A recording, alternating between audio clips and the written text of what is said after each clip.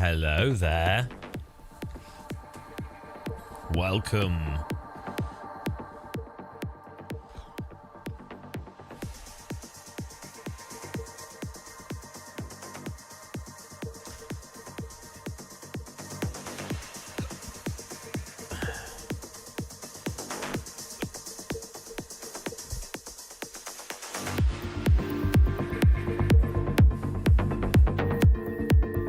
Hello, Algernon. Sour gravy. How's it going?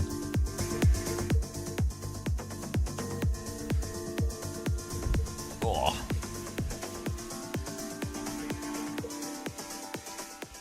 No life. Set you a second. Right, I'm wrecked.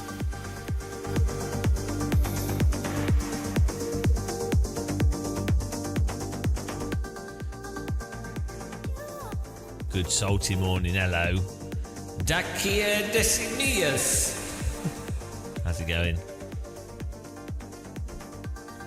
Started a bit earlier today. Might catch the New Zealanders. Oh, my stomach.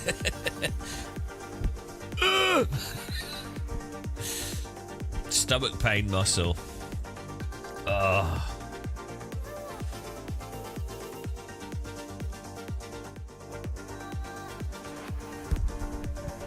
Good salty morning.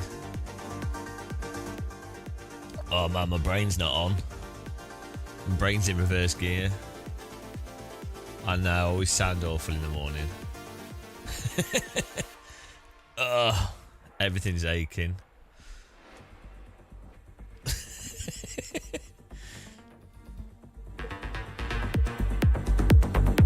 What the tunes though?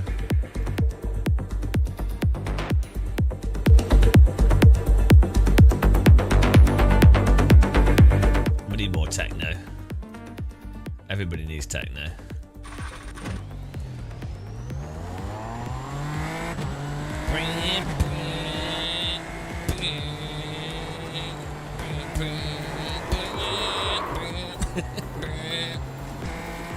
Textbook pick exit there.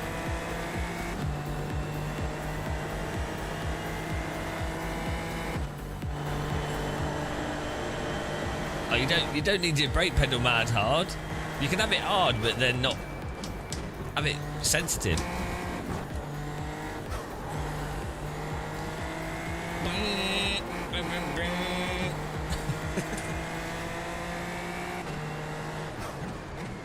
Brain.exe not found.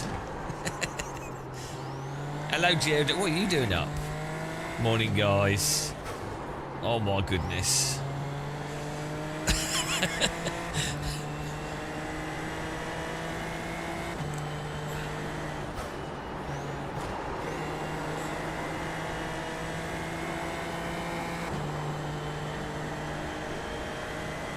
Yeah, thanks. Click the like button. Constantly beg for likes. I'm always begging for likes. Even worse, I beg for people to join my Patreon. Oh, hang on. Can't beg for my Patreon when my buttons aren't working. There we go, fix that. On the bus, a bus wanker.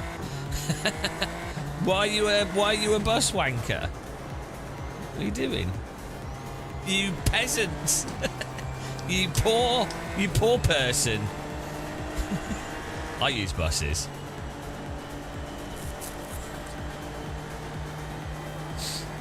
I don't mind buses actually that much, to be honest. I quite like trains. There you go, look. You can join our Patreon for free if you want to. Or support us directly. It's even worse than asking for likes. We're asking for Patreons. Look at that. That's how modest we are with adverts.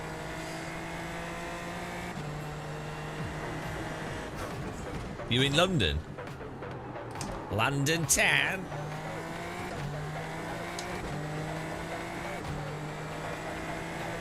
Or is it in? Are you in Holland or something?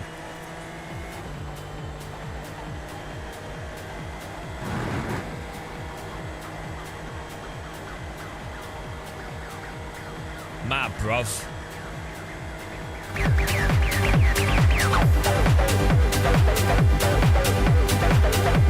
We need to make more techno. Yeah. I don't take compliments. I have like a mental condition where I can't accept compliments. You're in York? Didn't know York had that. Do you work in Whitmore-Gate? York's been ruined by tourists. York is just like a pure... It's like Harry Potter land.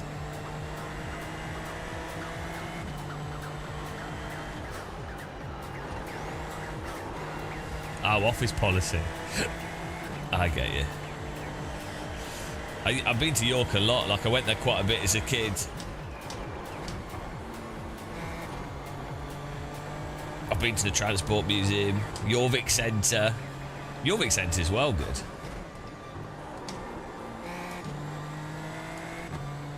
Smells funny, but it's good. I wonder if they still have the hologram helmet. Yeah, I've been around. I've even been around York on a boat. Walked around the castle walls. Last time I went there was years ago. I went with my sister, and even then, this was like 6-7 years ago. I went with my sister, and even then it was super tourist. Just packed full of tourists. Weird. It's like Paris actually, just full of tourists.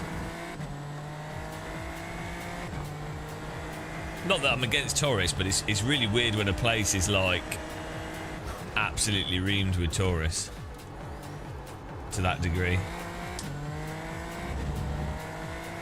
But it is what it is.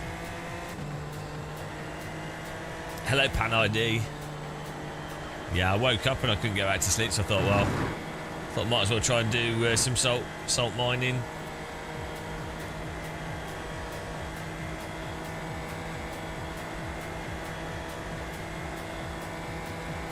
Nice countryside around York, though.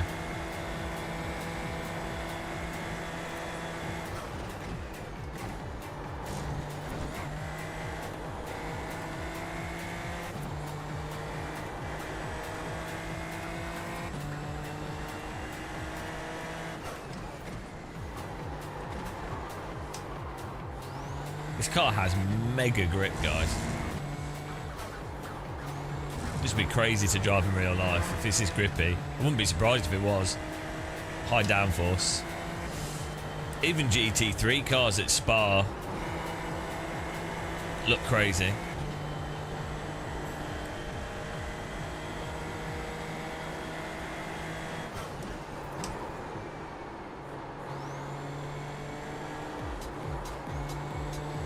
Why are you going to Le Mans? Are you Le Mans for the race? Are you going as a spectator?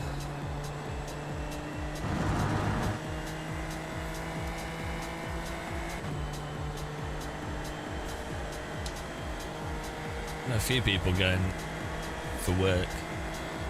So much stuff around motorsport. So many jobs. It's crazy.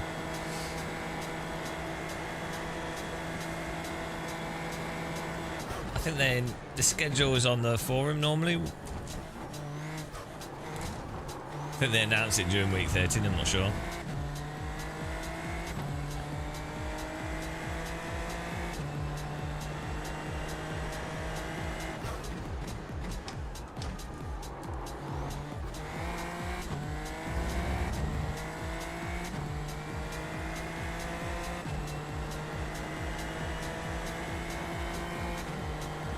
That was your fastest lap of the session. I've never been to Le Mans. Car stopped ahead. Go left. It'd be fun to go with a team. But I'm not a big spectator person for motorsport, to be honest. I quite like... I'd go with a team or whatever to help make a film or something, but I'm not... For me, I see like motorsport as work. Not in a bad way, like in a good way, but I think it is like a... I just see it as like a businessy thing.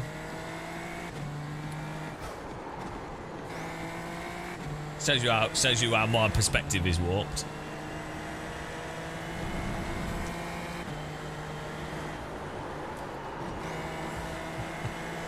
But then again, some stuff that people do for work I don't see as work at all, which is really weird. I guess it just depends what you spend most of your time doing. A lot of people would find editing and stuff to be work, but I don't find editing to be work. I find it really relaxing. Don't mind helping physically set stuff up either. Or like, yeah, like YouTube, yeah. I mean, I guess I've never really done stuff for money. I've been very lucky that I've never had to. Left side. Like, no, I need to make Still money. there, hold your line. I do need Clear, to make money. left side. But I've never Clear on the left.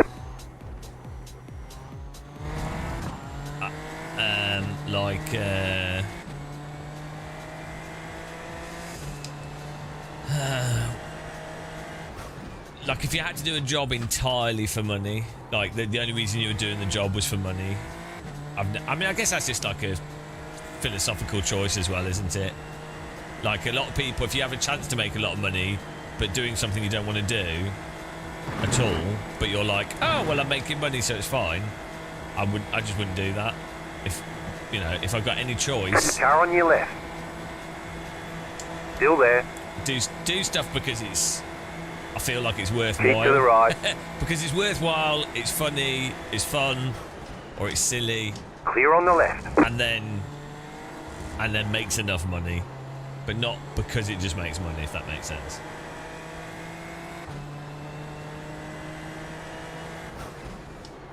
I'd be like that with everything.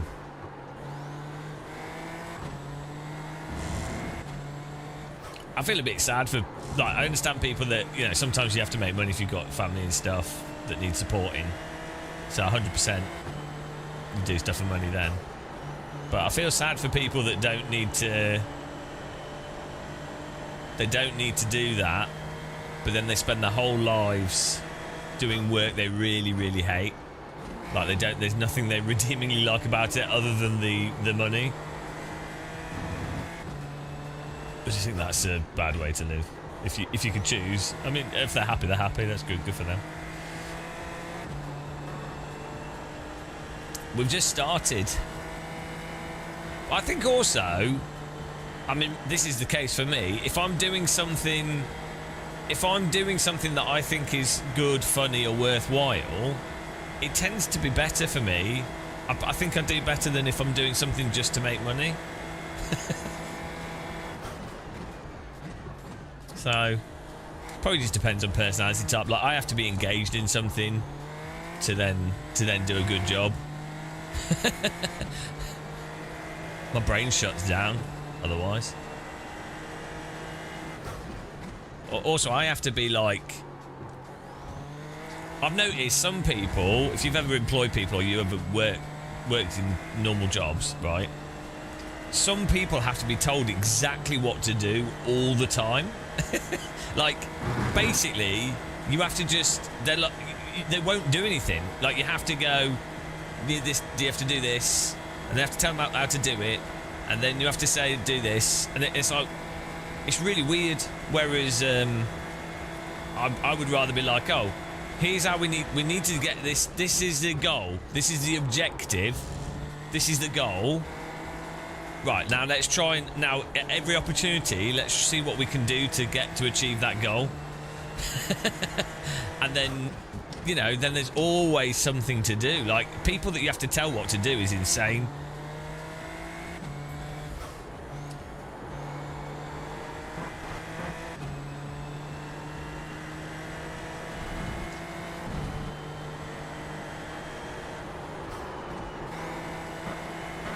I don't know, John. Don't know how to type in chat. I wouldn't do that. I never type in chat. Yeah, the LMU update looks like it'll be quite interesting.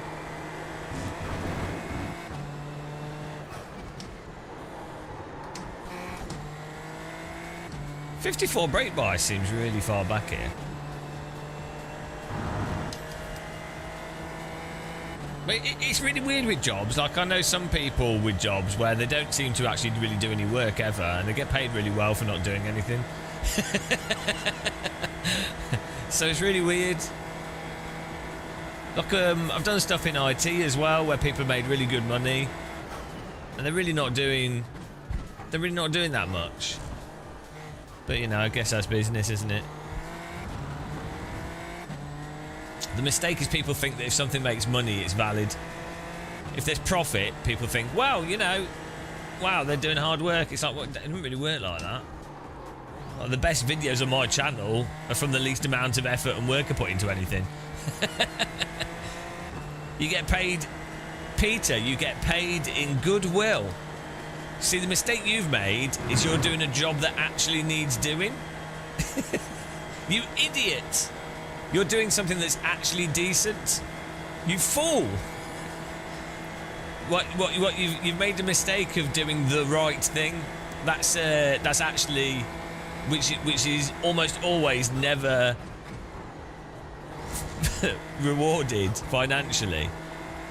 So, I mean, you've only got yourself to blame there. Yeah, you notice that when people do like really important jobs, it's like, oh yeah, well we can't pay you in money, but we'll give you a clap. Oh, it was really funny during the COVID stuff, and by funny I mean incredibly depressing. They're like, oh, thank you nurses and doctors for dying. We won't pay you anymore, but we'll give you. Oh, everyone can clap. Wow, that's a fair payment.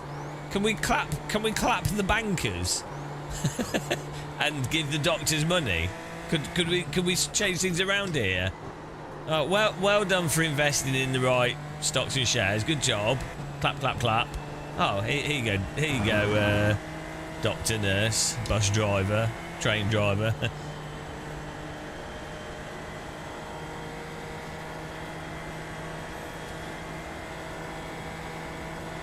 Tell you what it is, the nicer someone is, the more a system can take advantage of them. So what I'm saying is carers should they need to do what the French do. They should all protest. Sure, loads of people will die, but but sometimes that's the price other people have to pay, as long as it's not me that needs care. So do it when I'm not in care. As long as it's done when it doesn't affect me, that's fine.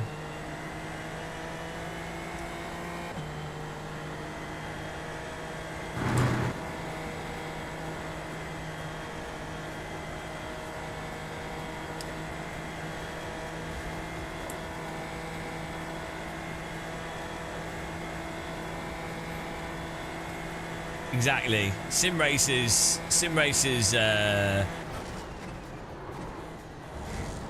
some of the most important people. Go right.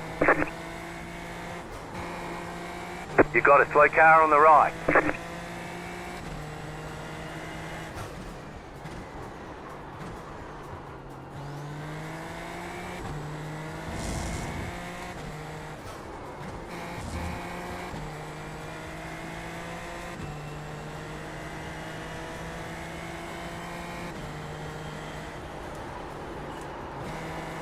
What DD would I buy today? Doesn't really matter. Ace Attack, Magic, Simucube. They're all pretty good, to be honest. It just depends on what wheel rims I liked and what other equipment I had, I guess. If I intended to also use console.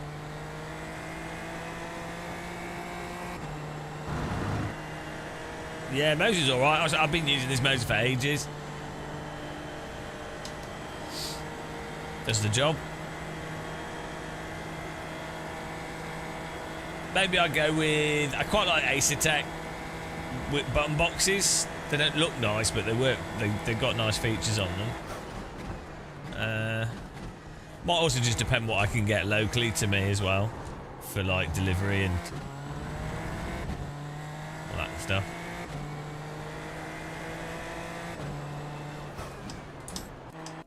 Oh, we're going.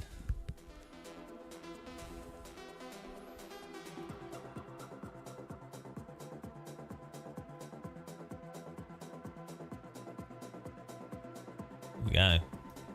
Yeah, guys, if you just joined us, we have a Patreon. You can follow it for free. We're trying to like build up some more users on our Patreon. But you can join it for free. But you can also, if you have a paid account, it will come up on the screen here. It's a good way of supporting us directly outside of the different websites and things. I don't expect people to support us, but it's appreciated and what it does. But just following there, as I say, with a free account, it's good. We put our music on there and stuff, and then we're not like trapped by rules of Twitch and YouTube. So there you go. That's it. That was that. Pay the Ron. Yeah, Magic stuff's alright.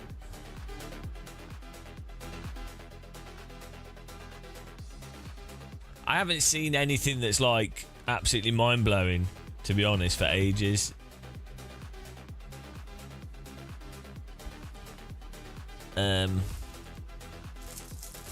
Still waiting for... It's the software needs to be better. It's not really the hardware. The hardware's been great for years.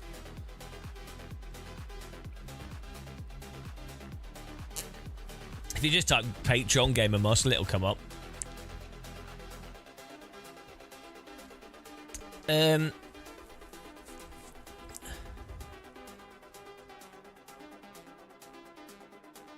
I know about VNM. They're based in Hanoi, Vietnam. And, yeah.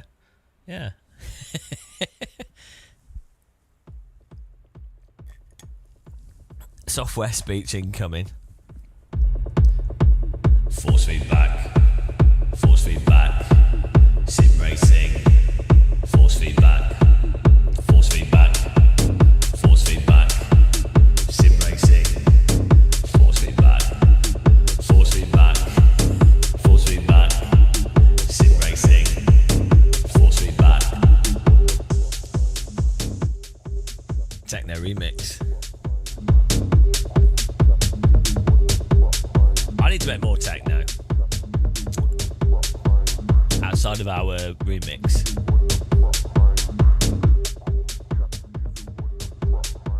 Do you like techno?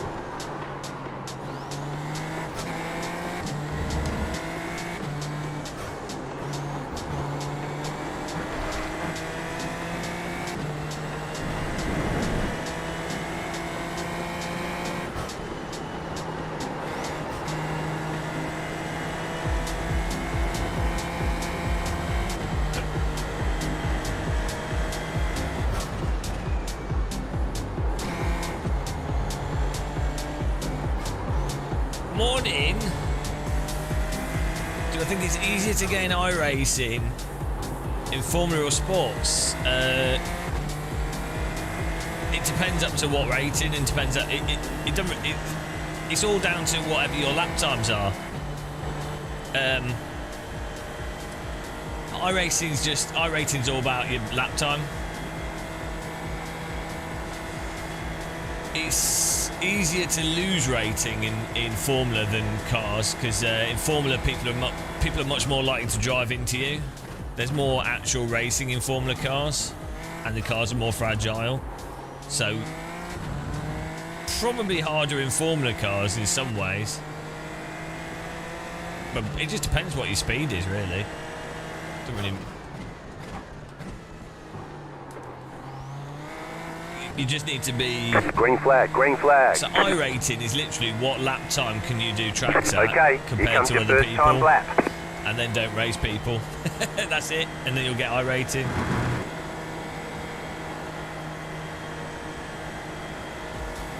I'm not racing.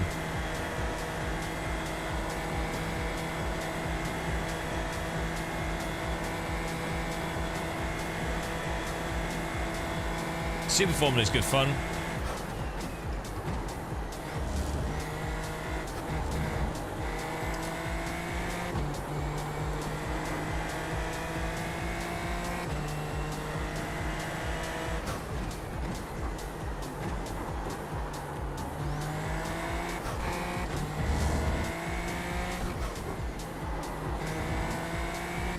Yeah, it's probably heavier cars are less nimble.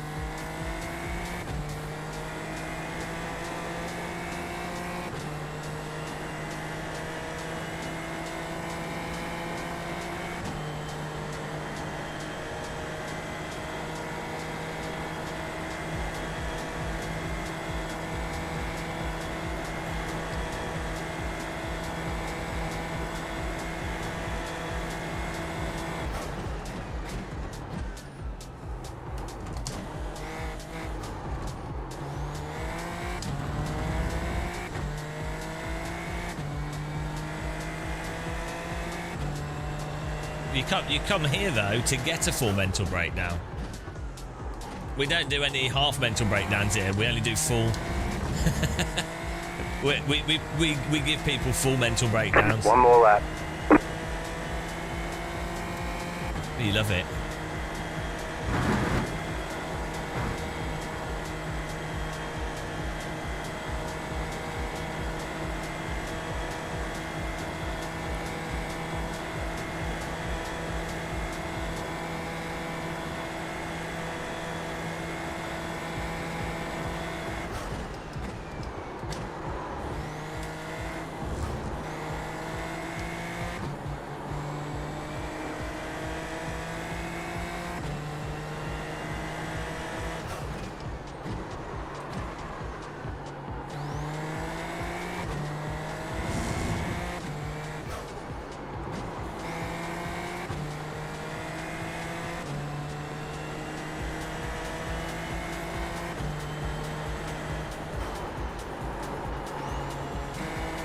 The pace car is out of control. Thanks for following. Welcome.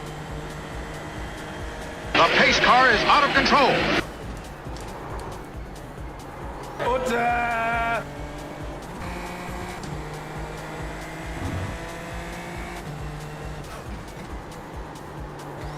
Don't know where the break points are, guys. I'm just guessing.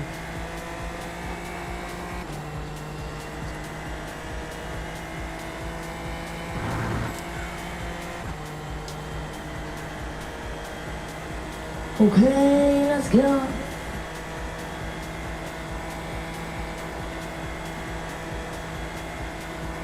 Hello, Extreme. Hello. I'm hot, and you're not.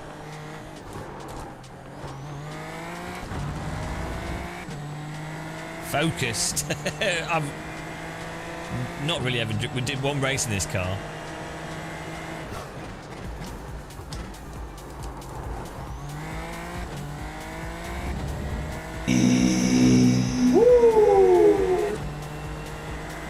No, we did. This is quality for the race, but I've never really. Chicken flag, chicken flag. Oh, apparently we're in 8th place. We're just. Oh dear, we're car number 2. Oh, we'll see how this goes.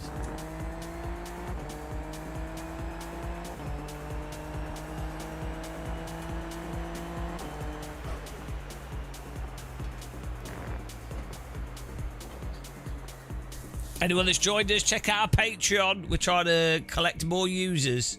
You can get a free account if you want, or you can support us. Simon Taylor just joined. Thank you, Simon. We'll put our techno remixes on there, and we'll do other posts on there. We're trying to build up our Patreon a bit. Hello, Australia. Strafe. Yeah. Wow, there's only 17 cars on the grid, so this is... Oh, we're not too far off. Like a second off pace. That's not too bad, actually. I don't really know the lines in this cut, you know, so...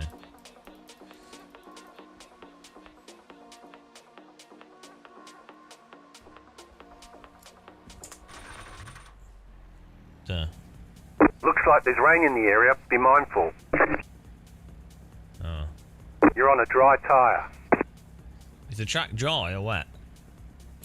The estimated strength of field is 2,600. Do they use the start so there's no pile-ups at turn 1? Track is dry. All right.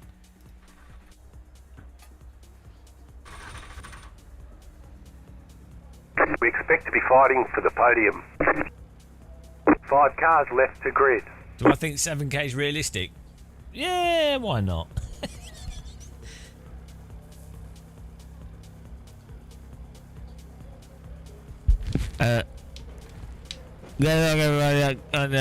Please, whatever you do, don't. I will do. Thank you. I didn't know the series could rain. What's my setup? My sim rig. Still waiting on 2 cars to grid. We're using a Place clean. Moser R12.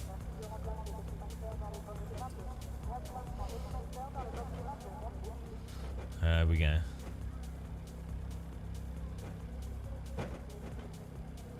Waiting on the final car to grid.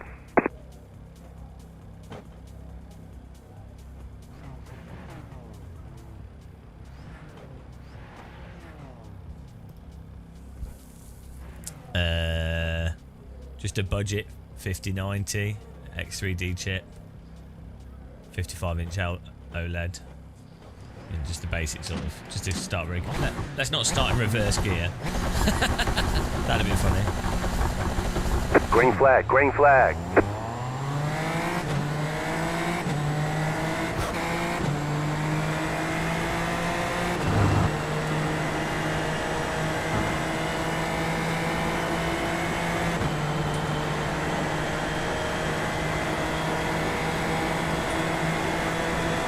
Car on your left. Still there, hold your line. Still there, hold your line. You're on the right, 3 wide. Car on your left, 2 wide. Clear on the left. There's an incident behind.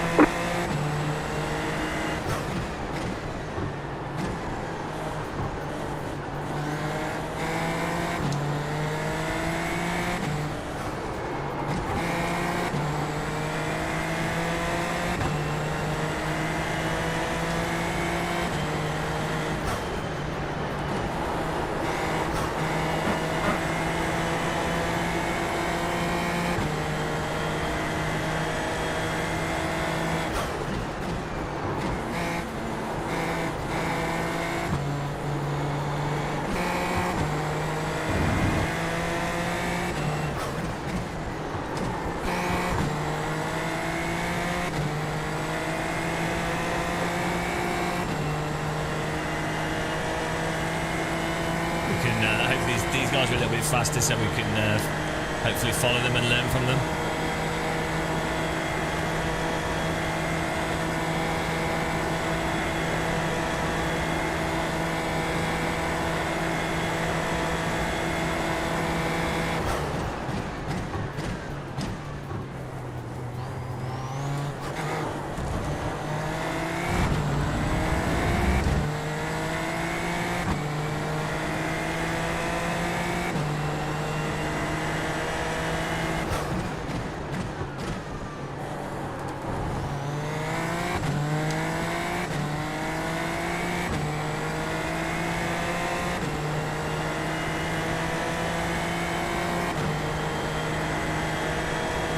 You're in fifth.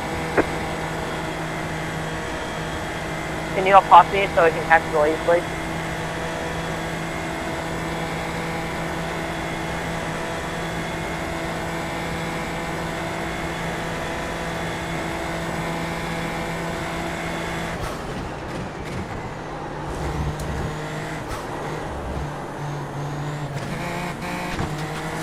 Thanks, mate.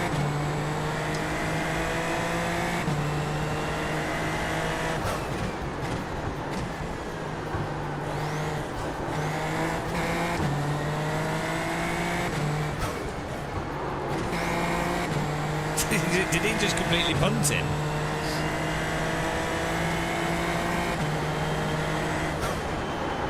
We expect light rain soon. Oh dear.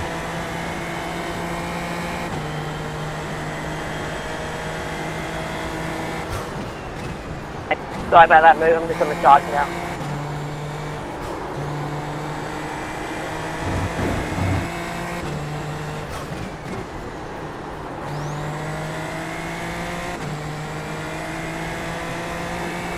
Going well slow through this section.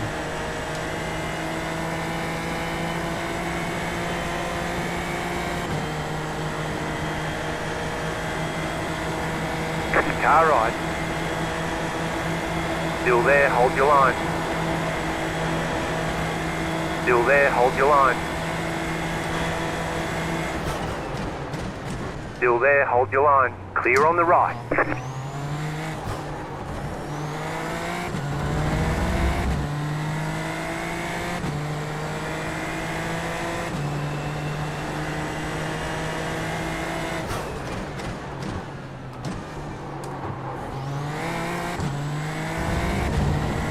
Yeah, hopefully. I'm still learning the track. I don't know the brake points with this car, or how much speed we can carry through corners.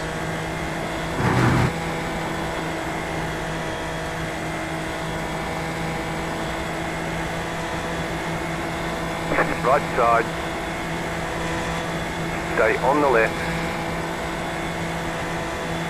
Still there. Still there. Clear on the right. Don't know why he didn't just let me past and then redraft me. Thanks for subscribing. Dude, what the fuck is that? Car right. Clear.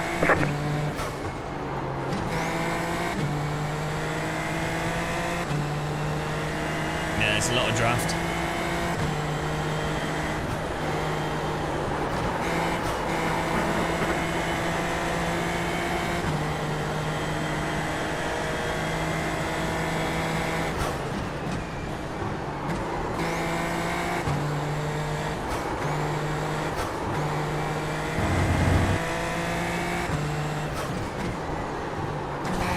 If you're quicker, Ryan, I'll let you through. Thanks, man.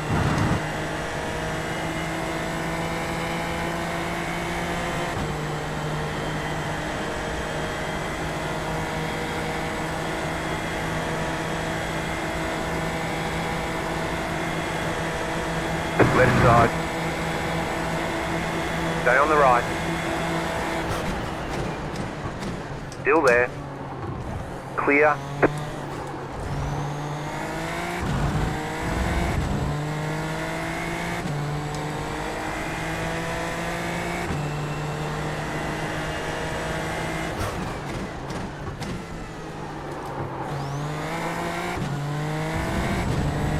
Unfortunately,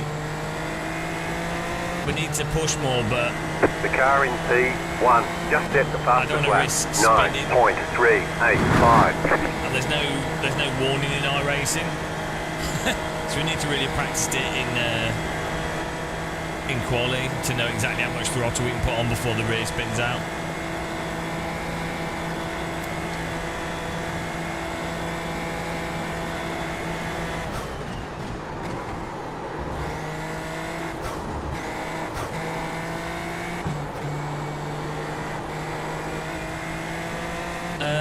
It's as far as iRacing cars go, it's alright.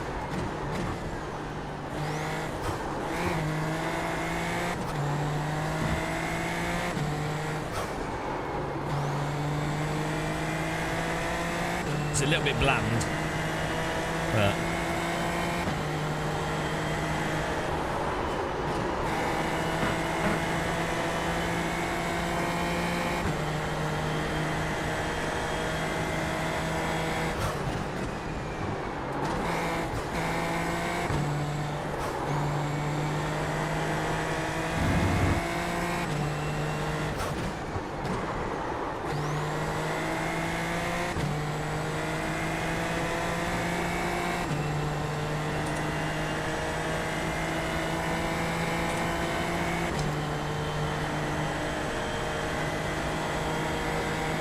We expect rain soon.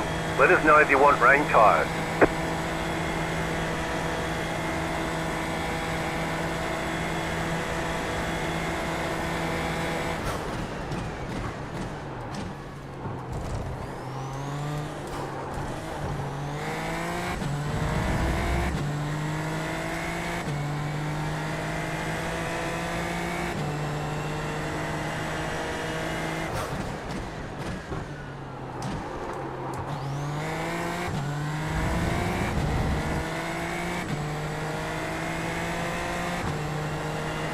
The car in P2 just set the fastest lap. 9.287. That was your fastest lap of the session. No, everyone's driving reasonably sensibly.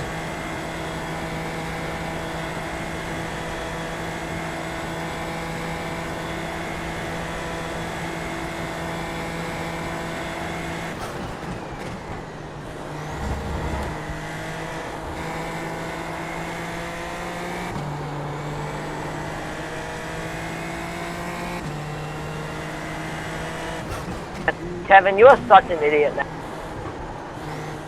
Okay, there's a bit of salt.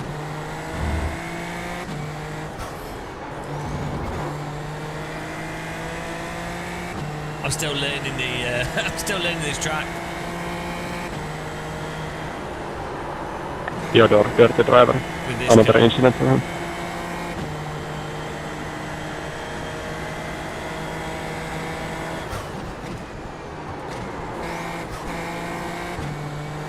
We can move up.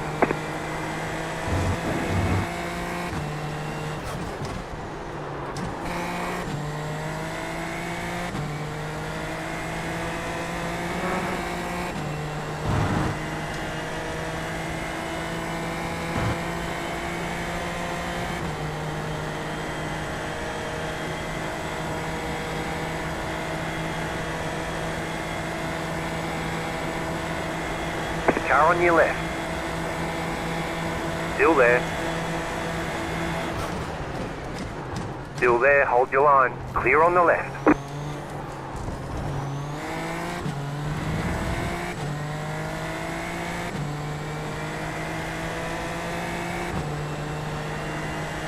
Head on contact.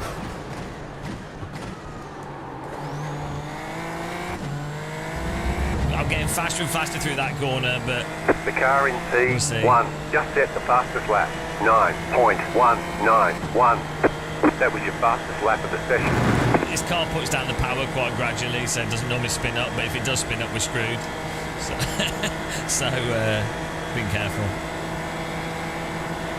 Left side. Still there. Clear.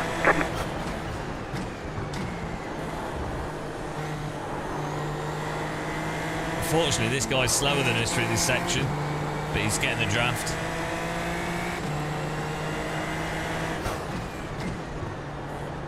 Oh, please don't block me. We were catching with the two cars in front as they battle. Come on, man. Think about the race. It's Nigel Mansell.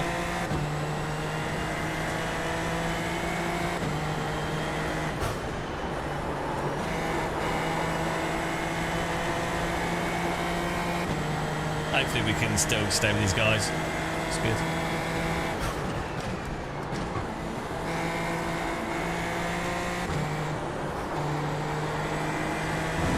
Well, his moustache blocked his eyes. You know.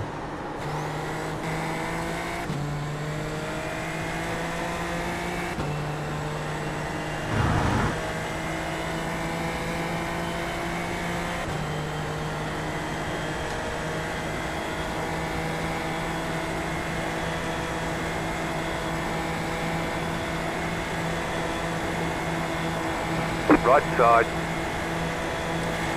Keep to the left. Clear.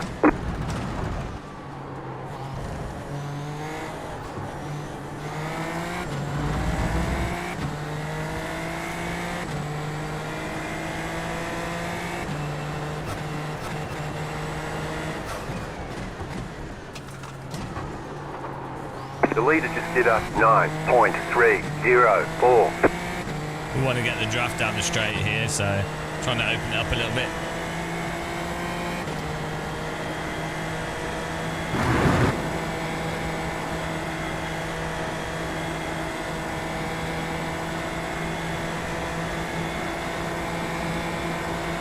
Right side. Stay on the left. Still there. Clear on the right.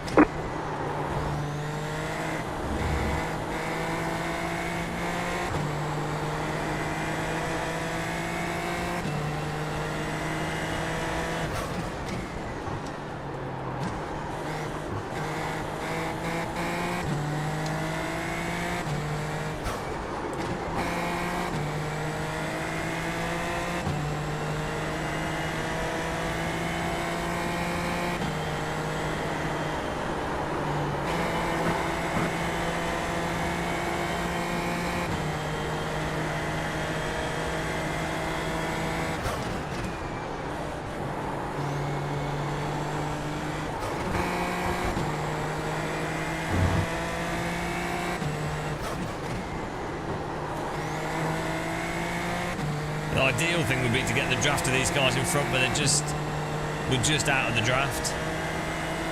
Car behind us is in our draft, so even though we escape him, he then redrafts us. There's not much I can do. And then that pushes us back again from these guys in front. If the car behind was thinking a bit more, they would just hold back 2 laps.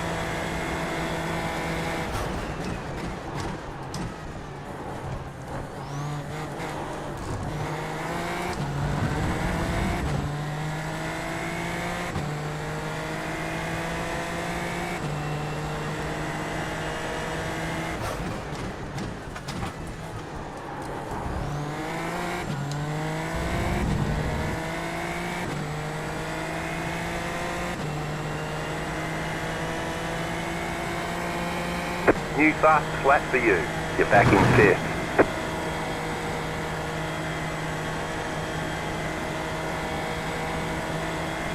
We could really do with not a battle here. If we can stay in front, we can take this chicane really quick.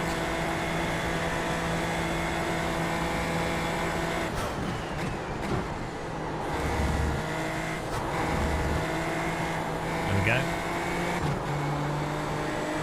Beautiful.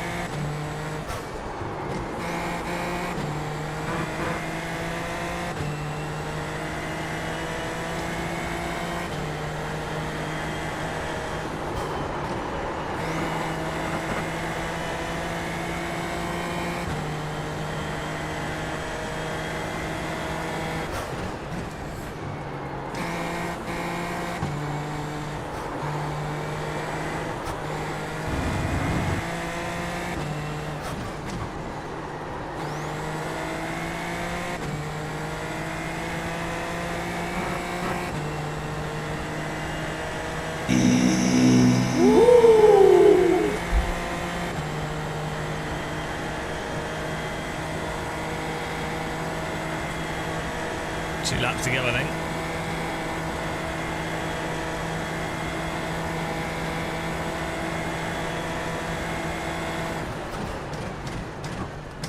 Right side. Clear on the right. Bloody hell. Almost got a car up the ass there.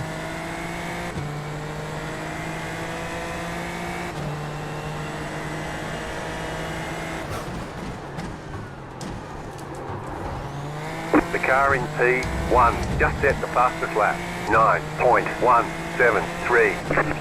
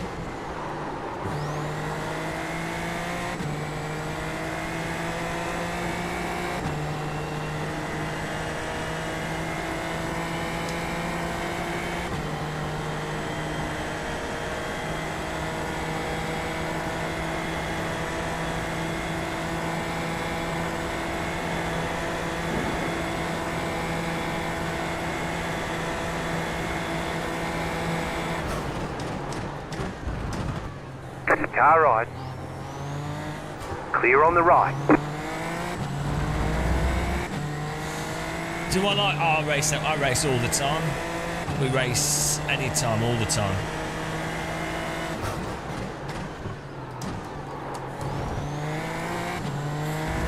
White flag, white flag.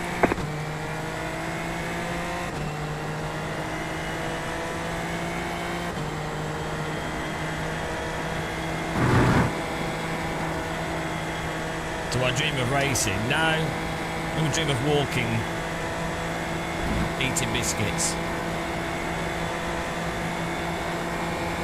Right side, you're pulling away from the car behind. The gap is 1 second. Still there. Still there, hold your line. Clear on the right. There's an incident behind. Thought he was going to slap my ass then.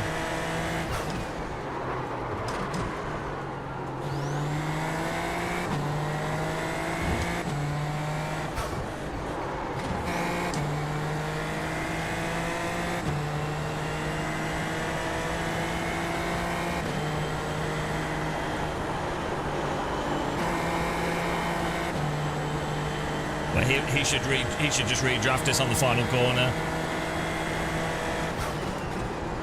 To be honest.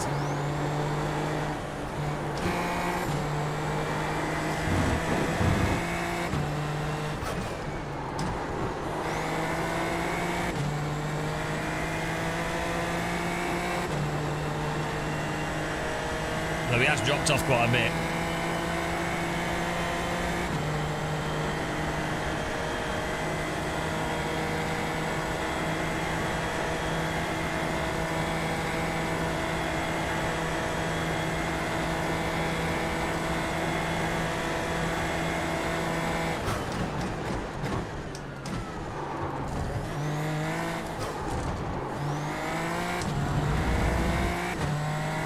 Worked out all right.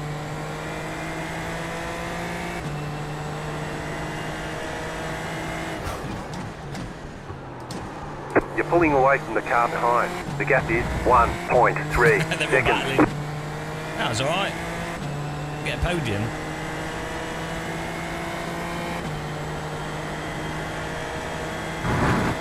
Oh, fourth. Checkered flag, checkered flag. It's all right. Nice run, solid work.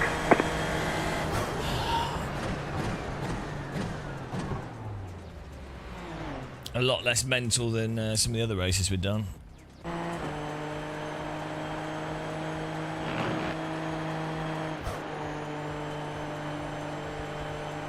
But we're getting a bit faster at that as well.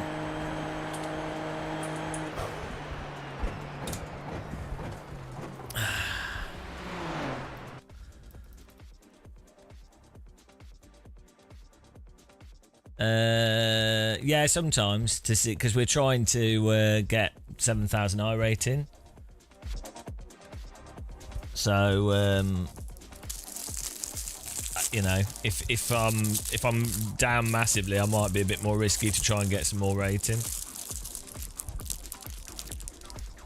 I'm well beyond stress. We've done so much racing. I don't feel nothing anymore. No.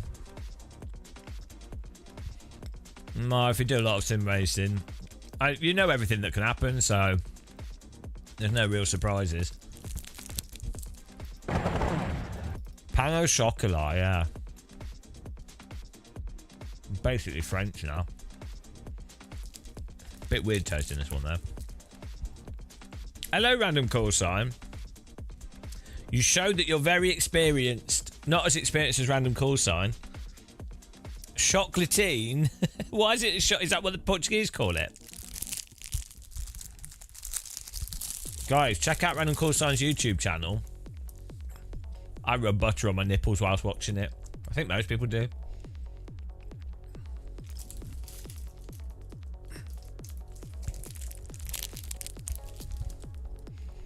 Yeah, his chocolate tastes a bit like licorice. I don't know what they're putting in it, but...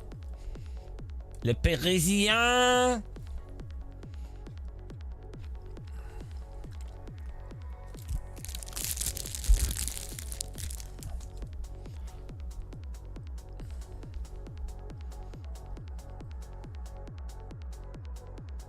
Well, that was all right. Didn't rain, did it? They lied. Maybe it's speckled.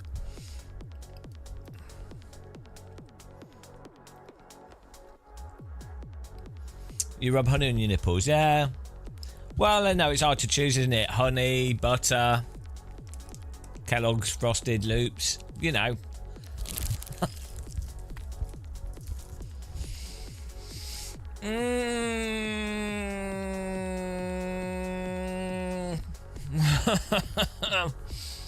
Feels weird. Feels weird getting up early.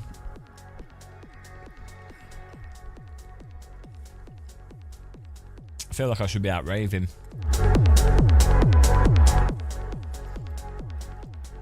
Would you guys like to hear where we're at with our remix?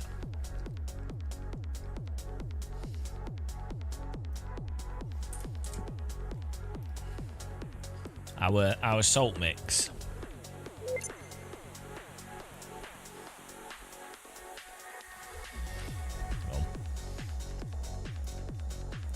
I want to make some more techno.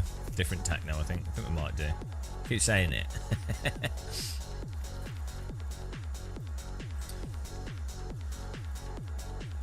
Well, we need some more salt. It's got there. iRacing Salt Techno. That's the name of the track. Here we go. We can have a listen here. You ready?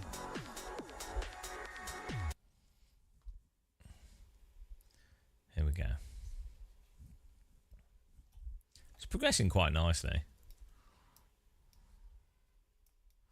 Idiot pilot.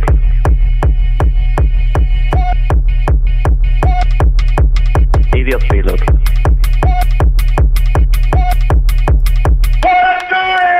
Idiot pilot.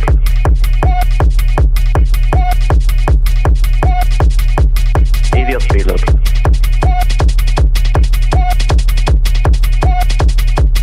Idiot pilot. What are you fucking doing? What are you fucking doing? What are you fucking doing? You just stopped in the middle of the fucking track. You fucking idiot! Victor, you fucking idiot! Dude, you're a moron, Victor! You just caused multiple crashes because you went too wide in that corner on the first lap because you're an idiot, Victor! You're absolutely fucking kidding! Too wide in the fucking kink, you idiot! What are you doing? What are you doing? Damn idiot. Fuck you. Forever amateur. Remember my words. Report for you. What the hell was that, mate? Fuck you. Trying to fucking let you go. Bad pilot, man. Bad pilot. Shut up, the bitch. Fuck you. Go home and play Tetris.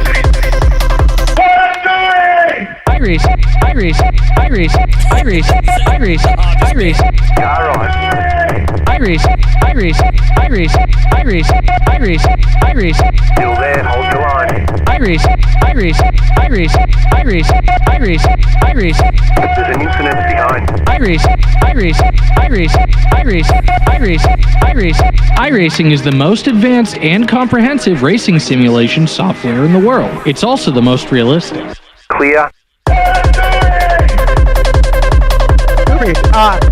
Me out, fuck you! Mate, you can't go for the right of the track to the fucking apex. Limit it up! Fuck's sake. What are you doing, fucking twat? Oh, you lot are just fucking like idiots, man, I swear. Trying to fucking let you go. Bad pilot, man. Bad pilot. Shut up, the bitch! Go home and play Tetris. 7 meters of track and you collision with me. It's incredible. 7 meters of drag. What the hell was that, mate? 7 meters of drag and you collision with me. It's incredible. Yeah, it's coming on quite nicely.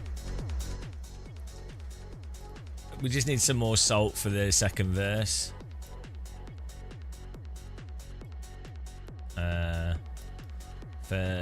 I mean, we could have another breakdown here. Because at the moment, I mean, technically you'd have like 3 verses of that. Say 2 minutes 30. So you'd have another one of these hard breakdown bits. And then another one of these. Then it'd be like 4-minute long track. Or the intro could be longer, to be fair. Idiot reload. I'm quite happy with the intro. Idiot Get reload. out there and collect that salt. Idiot reload.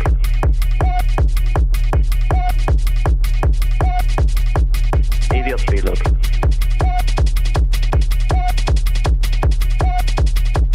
Idiot reload. What are you fucking doing? What are you fucking doing? What are you fucking doing? You just stopped in the middle of the... Yeah. Anyway. Beautiful. Beautiful. Very good.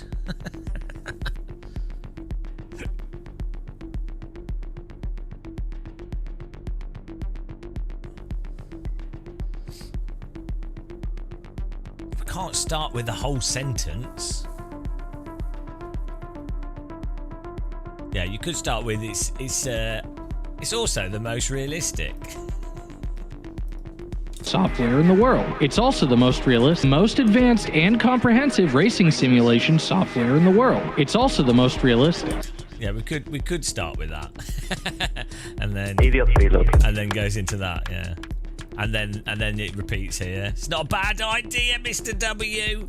It's not a bad idea. It's not a terrible idea, I'll give you that.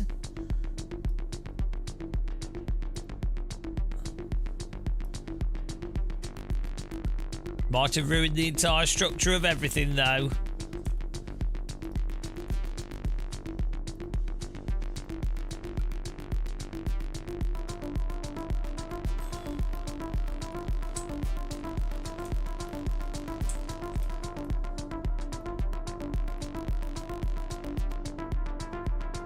iRacing is the most advanced.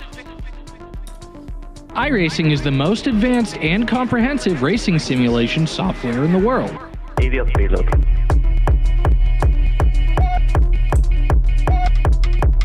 Idiot reload.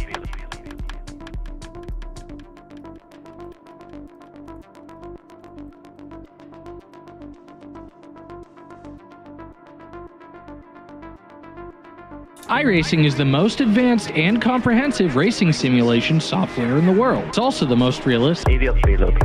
iRacing is the most advanced. iRacing is the most advanced and comprehensive racing simulation software in the world. Idiot reload. Yeah, maybe that's all right.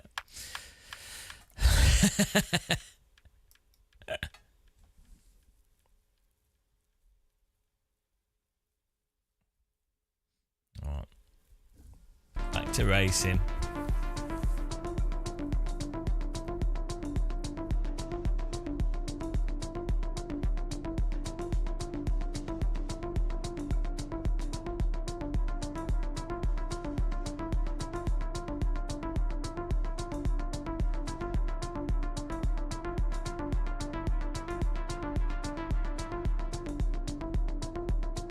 From one of their videos. One of their videos. It's also the most realistic. iRacing is the most advanced and comprehensive racing simulation software in the world. It's also the most realistic. By the way, guys, if you just joined us, check out the Game of Muscle Patreon. Wow, it's the place to be. Sexy men, sexy women, sexy times. What a place. You can join for free, or you can become a member and support us directly. Wow! Game of Muscle Patreon. Game of Muscle Patreon. Do you like to spend time on Patreon? Well, now you can. Right. Beautiful. Boo. Simon Taylor was our last Patreon victim.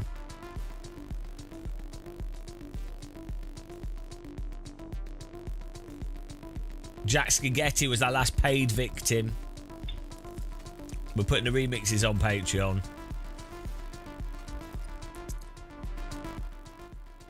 There we go.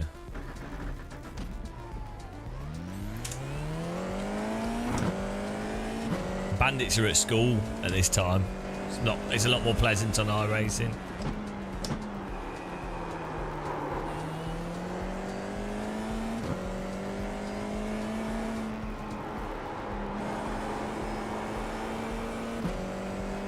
Hey, last card!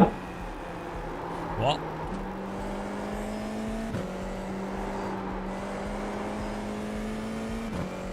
Oh no, well it's half term at the moment in the UK. Hello! But it's half term. But obviously it's too early for them. 9 AM in the morning. Teenagers can't get up before midday on the holiday, can they?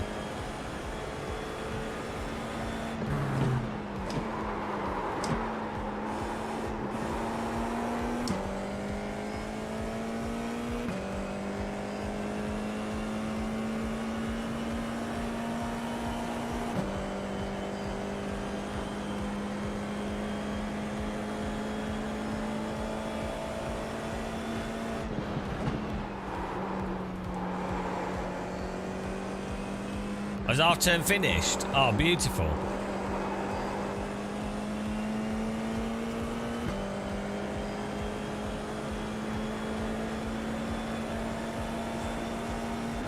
Get back to school, naughty children. Why, if you were a teenager, why would you be playing iRacing? You're going out embarrassing yourself with girls. Green flag, green flag. That's what I did. Being a teenager is the perfect time to completely here comes your first time black. make a complete tit of yourself.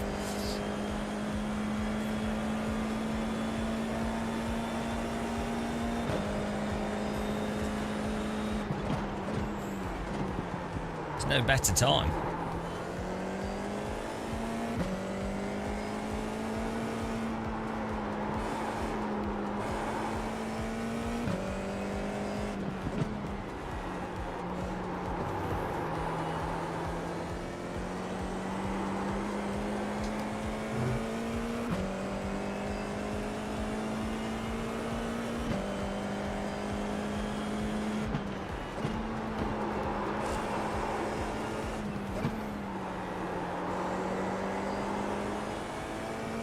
This car's nice and slidey.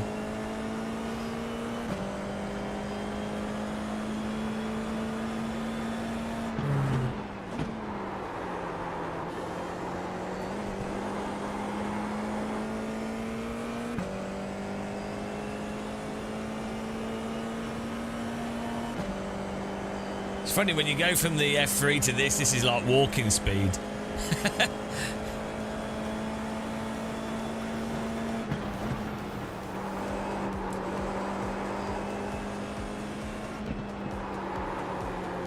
It's why if you ever get the chance to go in a fast car on a track, like I said, like a moderately quick car, a Radical or like I don't know, or F4 car or something, not F4 car, like a GT4 on a racetrack, it makes every road car just seem a bit farcical.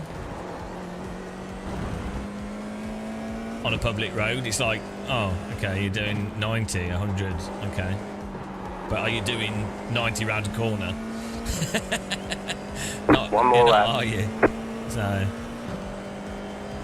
hello, filing account.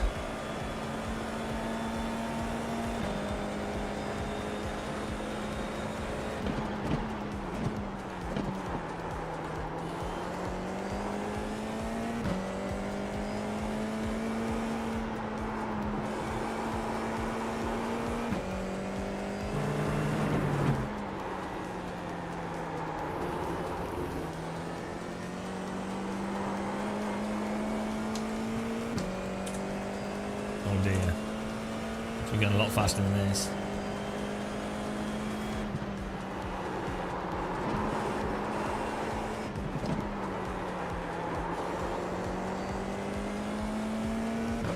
How can I be so slow?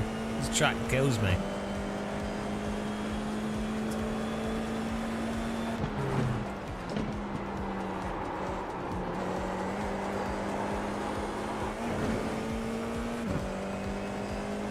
Yeah, we'll do an LMU live stream. Should be good. I was thinking of doing 24 hours of Nürburgring this weekend.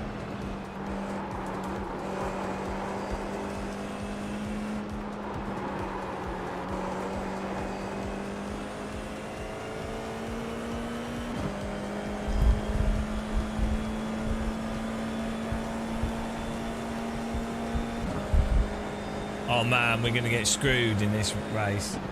Strength of field's terrible.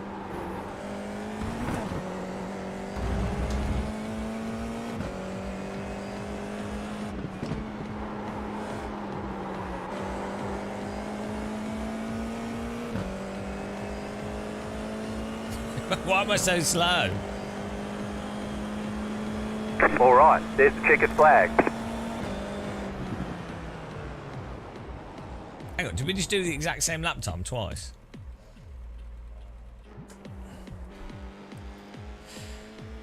How do you see your laps?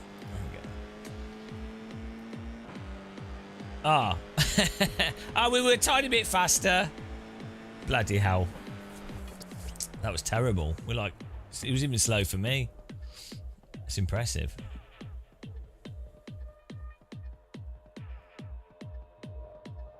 You're happy with 70 through the village chicanes?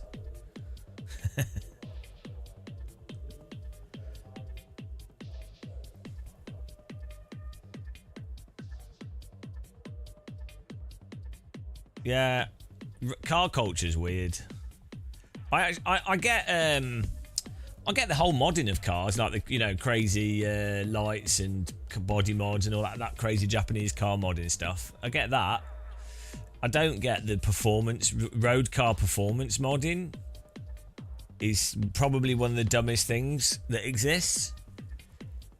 Because you might as well just take everything out of the car, and then you might as well just be driving a race car. Like, pretty much all the stuff that has performance does less than if you were to take everything out of a car and make it into a terrible road car. Like, take all the seats out, take all the sound damping out, take everything out of it, and it will sound better and it will respond faster. Then you need to put really stiff suspension, which will make it feel awful on a public road. On most public roads, it will just feel terrible.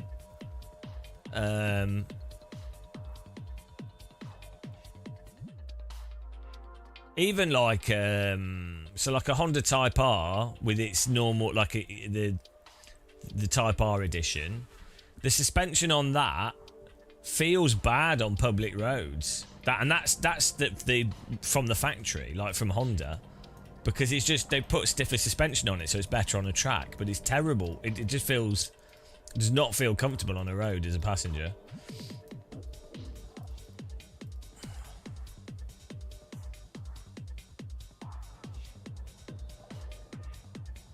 Yeah, but then the only thing that seems to really make sense to me is if you really want an exciting road car, then you need like a strength of field is 1,721. like a Caterham 7 or something that's low to the ground with no roof on it. Lotus Elise with no roof on it, but then they're not reliable and they're not practical. So, it's kind of 5 weird. cars left to grid. But then, so I don't really get it. It's like if and then you can't drive. So I can play Mario Kart. You can't drive fast on public roads anyway. Like if you're a moderately skilled driver, you can't drive in any way. Still waiting on 2 cars to grid. You can't drive in any way that really pushes Waiting on the final your car to ability grid. on road tyres on a public road. So then that's all pointless. So, yeah. But the car mods and like sound system mods and like truck stuff, that's awesome. That makes perfect sense. It's just a weird. Everyone's gridded. Yeah, in Germany you can drive down the motorway quickly at least, so that top speed thing makes sense. Yeah.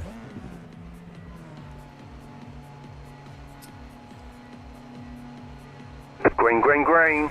You also have quite a few locations in Germany where you can see around the corners. There's some places in the UK like that, but like the Eifel region of Germany. Car on your left.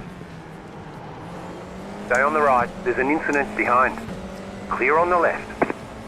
Eifel region of Germany is really good for motorbikes because you can see through all the corners and there's not much for you to fall off your bike into.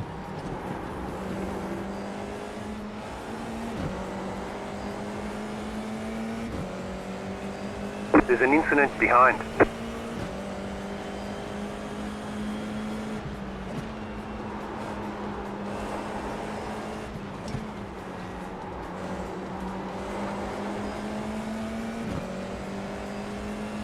Yeah, people cutting corners. Well, because I don't drive in real life. I mean, I have done, but I don't. And I used to ride my bike on public roads, pedal bike. I don't do that now. It's just too dangerous. I walk on roads quite a lot because there's no choice. In the countryside, there's no path. And the amount of times I have to jump into hedges due to cars just being stupid. It's ridiculous.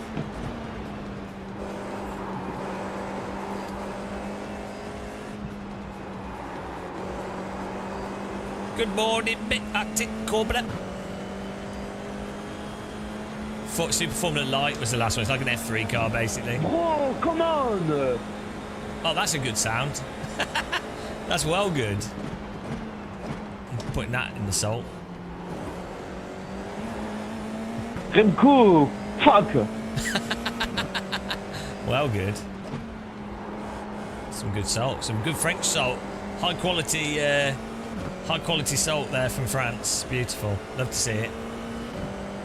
Stupid. You are stupid.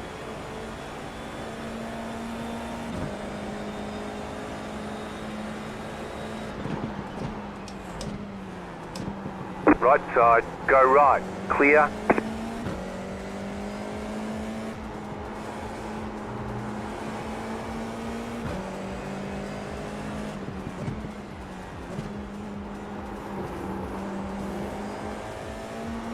There's an incident behind.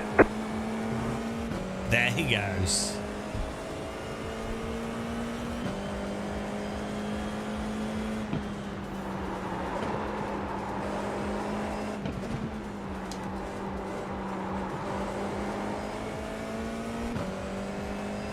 Michelin star. Beautiful, high quality French salt. The next, almost as good as Himalayan sea salt.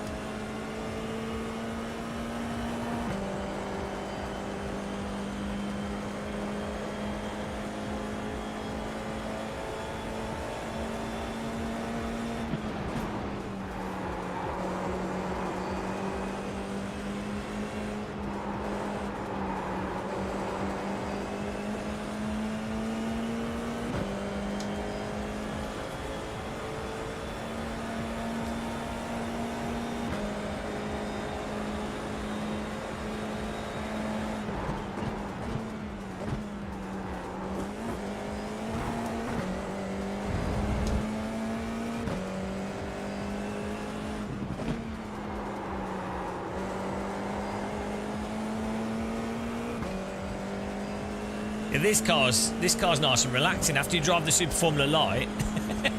This is like walking. You're in fifth. That's what's weird with speed in cars. Like if you, as I say, if you go in a fast car, you get used to it really quickly. It's actually, Left side. it's Clear actually on the left. It's bizarre how quickly There's an incident behind. the brain, human brain gets used to speed. Hello, Daddy Crude. Welcome, guys. Appreciate the raid. This is Daddy Crude dancing, by the way. I stuck a camera in his bedroom. He's got a very... He has a 1980s bedroom with two beautiful women. Bro, you are so stupid. It's amazing. Thank you very much for the raid. Welcome, guys. We're just doing F1. They're probably going to do another Super Formula Light. Oh, he's getting advertised too? Ah. Can someone type in chat, thanks for the raid? And also type, thanks for watching the advert. Très bien. That's every day in the UK BRT, I think. Well, it's been quite hot recently. Yeah, it's actually raining today. Makes a change.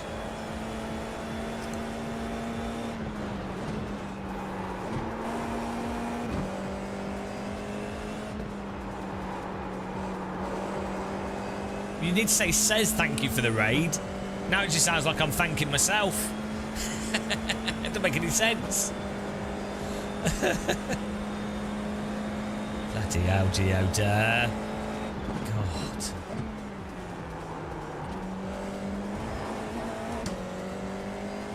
Yeah, that's the Midlands. The only thing Midlands is good for is coal mines.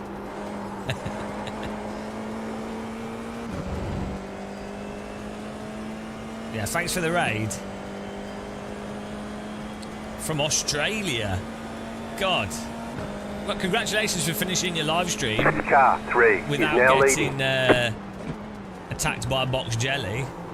Every live stream you complete without getting poisoned, you must be like, oh, thank God. Oh, God, thank God there was no spider in my pedals.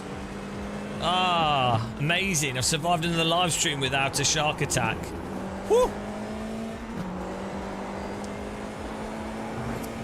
So Australians, they're not worried about the crashing in iRacing because that's the least of their worries. Like a possum, a rabid possum could attack them. Although actually possums can't get rabies, so it's unlikely. But everything's possible in Australia.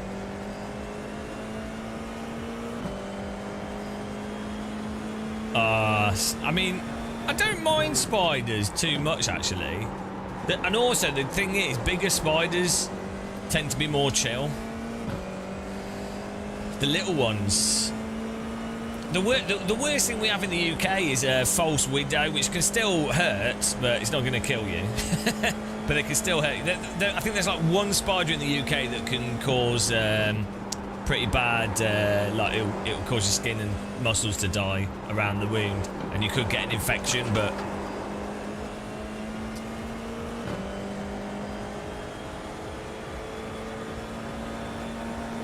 yeah.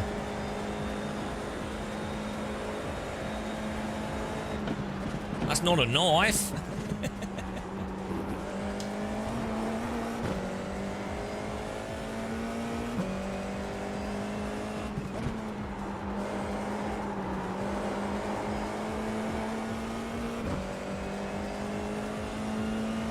Hit your cardio. Good luck. You got to be able to have enough cardio to outrun the kangaroos. It's important. You know, 1 minute you're shopping, the next minute kangaroo attack. Left side. Keep to the right. Still there, hold your line. Keep to the right. Clear on the left. We don't have those pressures in the UK.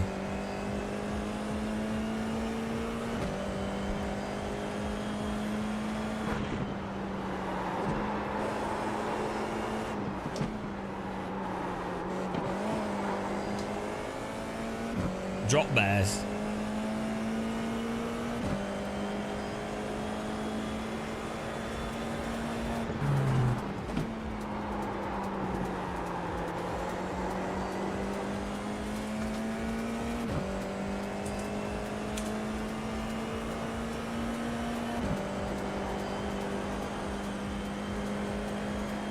Yeah, those are crazy, those road trains.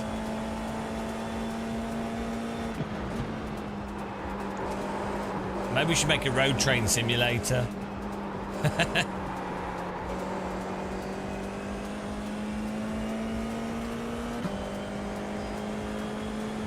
No, it's Seitenbacher. Fight the finest German muesli.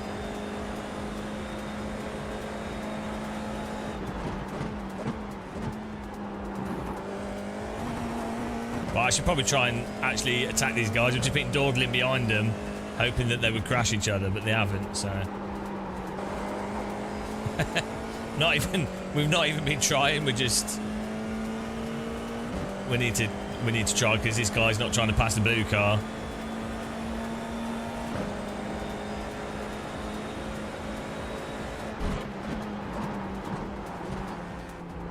Car on your left. Stay on the right. Clear.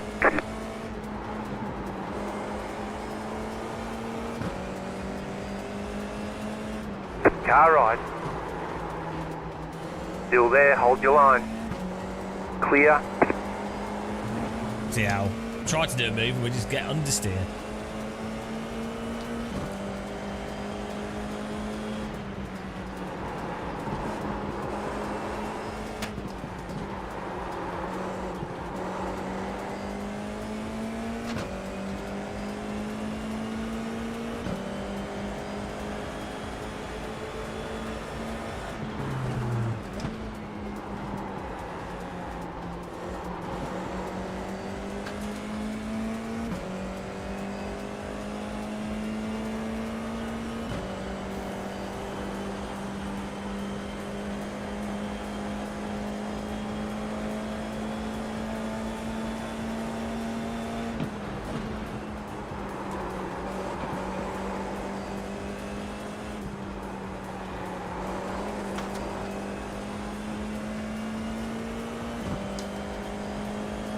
It's good. Yeah, it's good effect.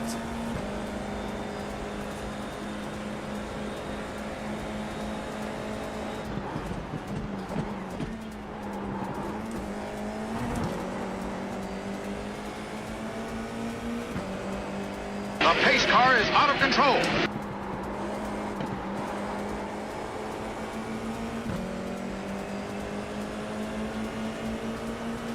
The leader is running 58.355. Car on your left.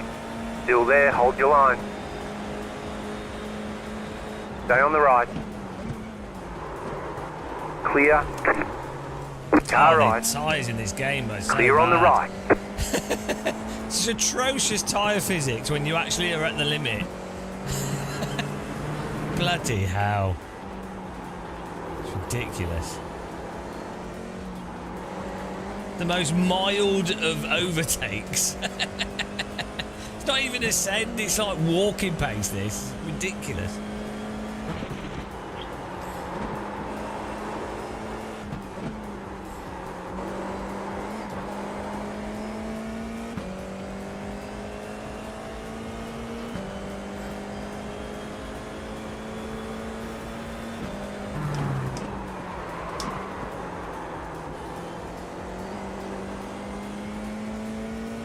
Probably should have attacked earlier.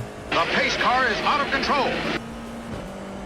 The problem is I didn't want him to. I don't want him to drive into me. So I'm like going deeper than I really want to, but then that makes you more likely to get issues with the tyres.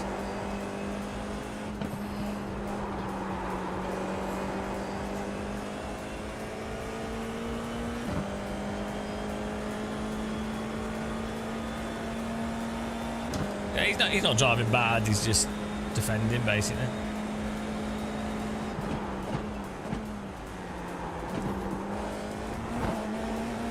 Car right. You have about 5 laps of fuel left. Stay on the left. White flag this time. Stay on the left. Clear on the right.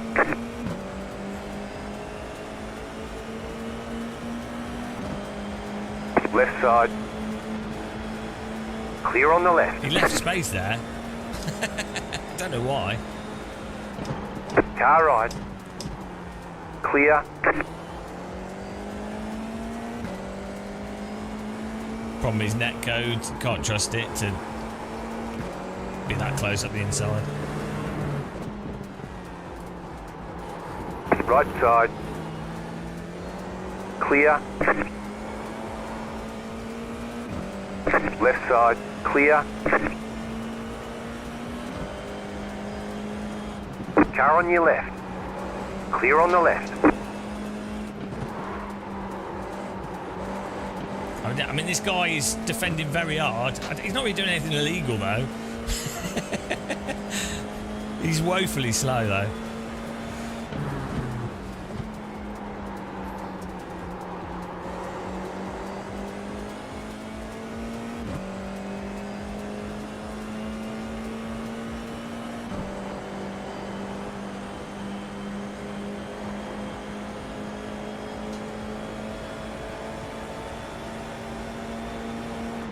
Right side. Clear. I mean, he's just going to turn in even when I'm there, so... Oh, well. This is the problem with iRacing. If someone defends, does very basic defending, the tyres don't allow you to actually race. It's just nothing you can do. Absolutely nothing you can do because the tyres just give out.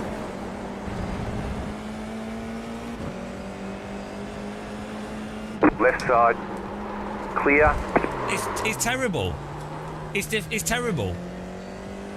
It's absolute terrible physics. You can't You're race. losing on the car in front. You cannot The gap race is in this game. 1.4 seconds. Good fun, Will. If you do any racing, flag, it doesn't support it. Great job. You did really well. It genuinely does not support racing. It's really weird. Like you do like proper good move, tyres give out because it's not the line. It's like proper move, plenty of space, safe for him, totally normal. You want to hold the slip The because pace it's car is on out the of control. inside. No, not allowed. Not allowed. Absolute ban. Total ban on.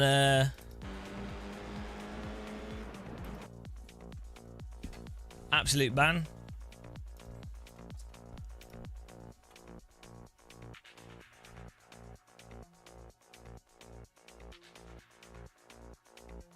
So,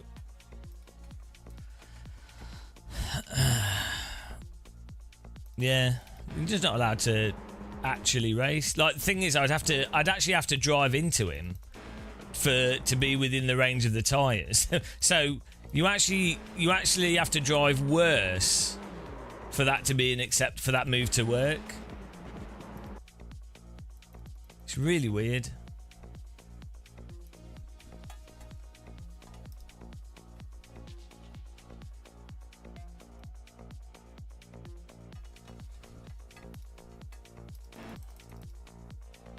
So it's like it's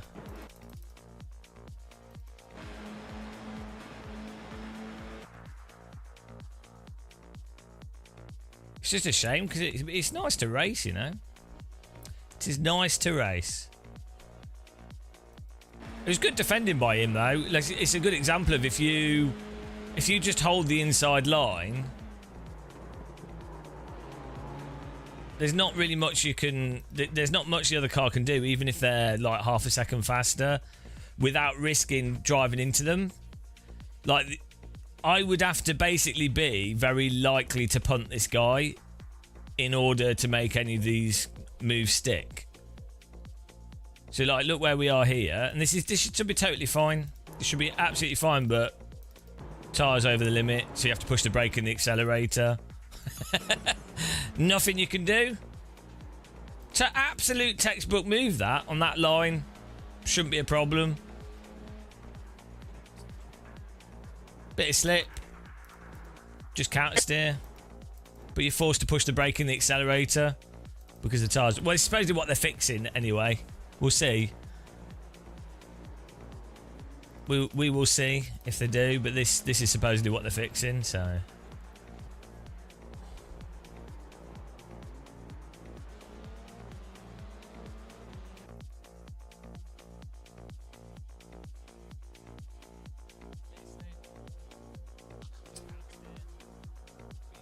It is frustrating with this game. Every time you try and actually race, you're punished. Either you have to drive so close to someone that you get netcoded, or you end up with the tyres turning off because you're driving into a situation where you're going to have a bit of slip, or the other car just moves out of the way and you're not actually racing them. I think a lot of iRacers aren't good enough to know or they haven't played the game enough to notice these issues. A lot of iRacers. Yeah, it's going to be really interesting. GT3 cars, though, will have TC and ABS, so they're less prone to these things. Anyway, because you don't really get the tyres onto the limit with those cars, regardless. So.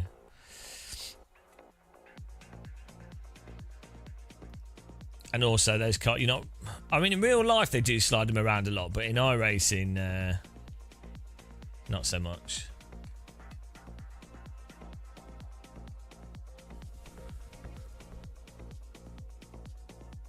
F4's getting the new tyre as well. It'll be interesting.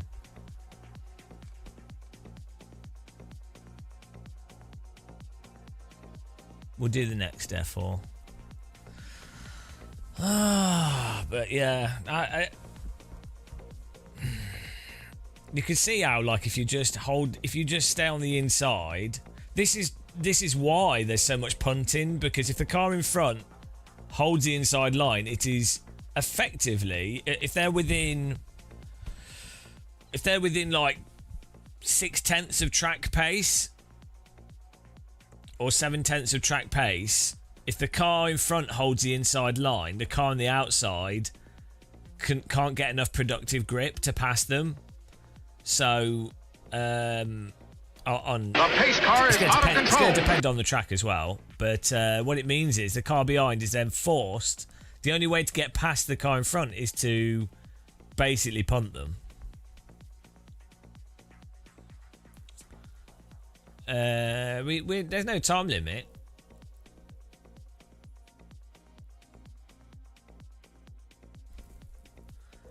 $7K is not a problem, to be honest. It's just hot lapping.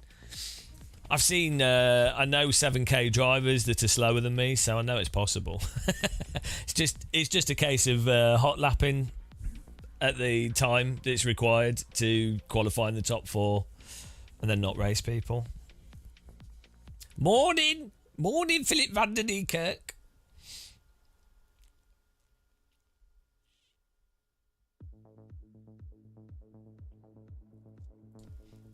It might be worth making a video explaining how tyres affect racing opportunities as well.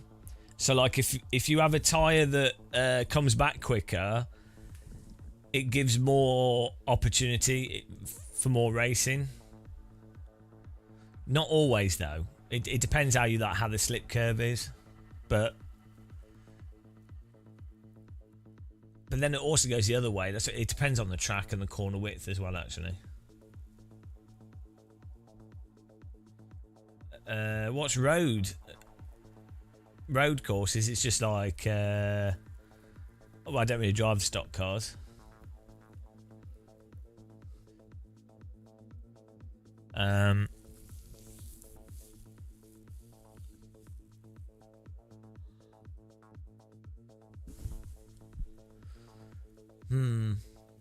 Yeah, like if you've got, because the thing is, if you have like dirt tires, they don't have much grip, but they have the same productive grip. It's low grip, but it's low productive grip.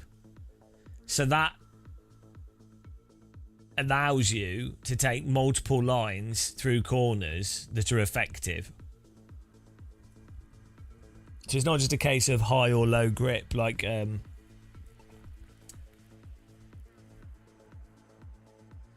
pace car is out of control. I guess a tyre that returns to grip faster should allow for more moves in a race. But then there's going to be, if it just snaps back instantly, there'll be a range of tyre. There'll be a specific amount of tyre grip relative to the speed of the car and the specific corner radius, and there'll be a specific slip behaviour that's the most conducive for side-by-side racing, which you could work out, and then you could just implement that for building the cars that are going to be the best for side-by-side racing.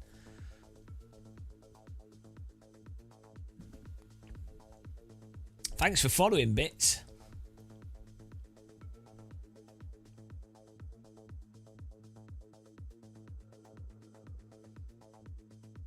Well, we have The pace car is out of control.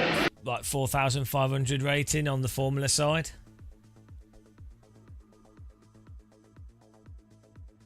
Yeah, that's just noise. You can just ignore that. How's the plan? Well, I don't. Yeah, we might do. I'm not sure.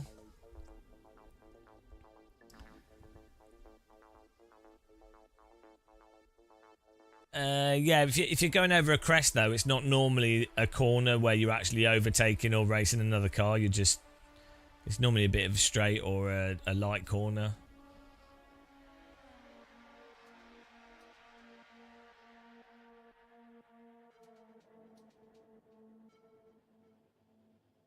Yeah, but even then, it's not. Yeah, even then, it's not really racecraft. It's just crash avoidance.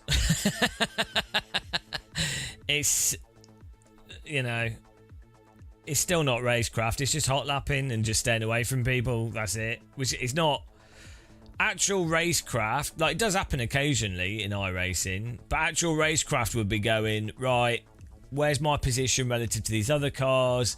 What are the actual lines through the corner? What skill level are they at?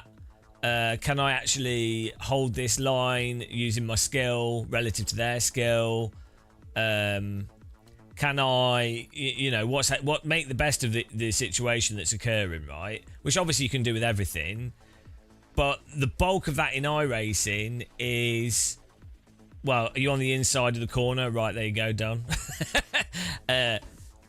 And then it's you can't even, so you can't use, like, you have to account for so much space for netcode in order to not get wrecked from that then means it's you're then limited in actual, like, driving skill racecraft, if that makes sense. It's more just you just go back to hot lapping basically.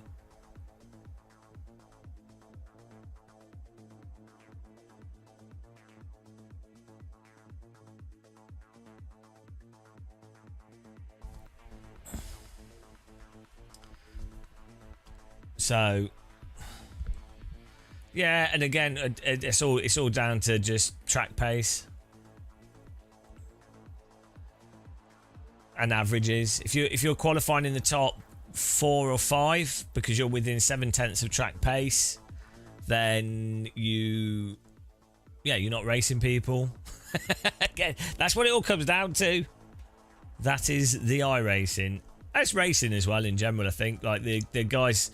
That's why in Formula 1 or any motorsport, car setup and qualifying has such a big impact.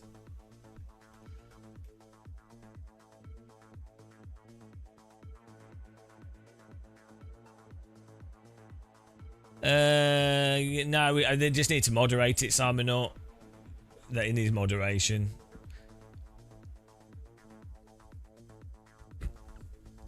More moderation is the solution. The safety rating's a bit weird because if you do like longer races, it's very easy to get safety rating. But you're not racing people. You're hot lapping again.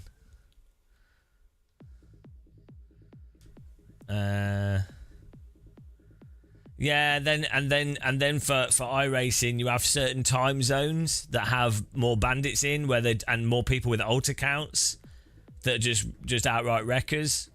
So that's a big effect on iRating, especially at like 4 to 5k.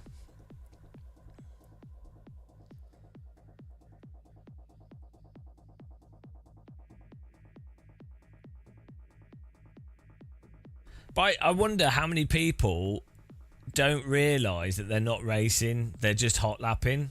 But I think they think they're racing. It is hard to define, like, what point are you racing, at what point are you hot lapping? Like, it's not a binary situation. But like, if you're on a track with other cars, and okay, you start at the same time, and the idea is to finish in front of them. But if they pull over whenever you get close to them, you're not racing, are you? You're just on the track at the same time as other people.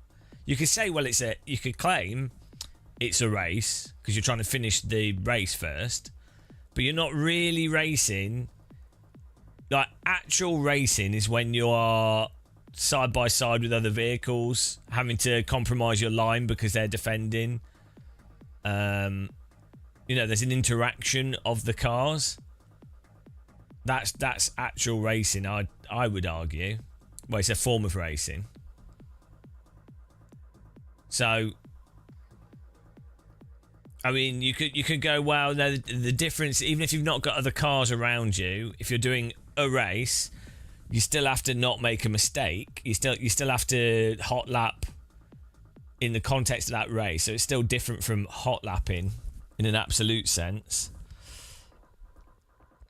But I think it's a different thing, isn't it? Too, if you're in a pack of cars, having to work out what to do, trying to position yourself strategically. That's a different thing, isn't it? Hello, Aussie28. WRC isn't racing. No, that's it. I wouldn't. That's rally driving. Yeah, so that's rally cross is racing, but WRC isn't racing. It's rally. That's precisely.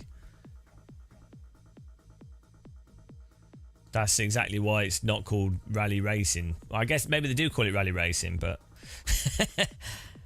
but yeah. So, but I think that definition. It's a time trial, I guess. Yeah, sometimes you have to overtake people, though, don't they? Or drive into spectators. But yeah, it's a lot of stuff in motorsport and sim racing is entirely imaginary to the person taking part because they don't realise. So they it's mind games. Like they think they're racing when they're not actually racing. Unless you are actively defending another car or actively attacking, balancing compromised racing lines, doing some kind of strategy or something, you are basically hot lapping.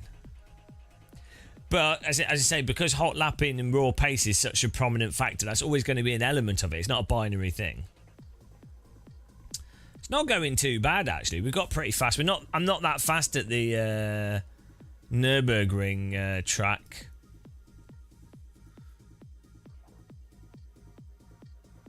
Oh, this is the other thing. So, on that Nürburgring track, the because the corners are so drawn out, it causes the tyre to heat up. Then you can't get productive grip. On Laguna Seca, the corners are tighter. So the tyres are not already warm as you're going through the corner. So it means that you can, if you are faster than the car in front, you can actually go on a different line because the cars are then not affected by the tyres overheating. So that's the corner radius. So this is the tyre temperature thing and the corner radius thing and how that affects racing in iRacing, which is why the update to the tyres could be quite significant. Even if the physics is still mostly the same, but they don't have the overheating issue, it could really affect racing on certain tracks. Yeah, Nordschleifer it only has 2 corners that really affect iRacing's tyre model, maybe 3 corners. Like the downhill right-hander, after the first sector, the downhill right-hander, if you enter that on the inside line, you probably understeer or the tyres get heated, to make a move on someone. And then you have the right-hander before the full uphill section, after you go down and then right and then up the hill. That is really limited by iRacing's tyres with most cars. And then the last left-hander and right-hander before the Dottinger Hoe. If you're first and you have more pace, you're not racing. No, well, as I said, it depends how you're defining it. But you're not racing the other cars directly. No, you're in a race.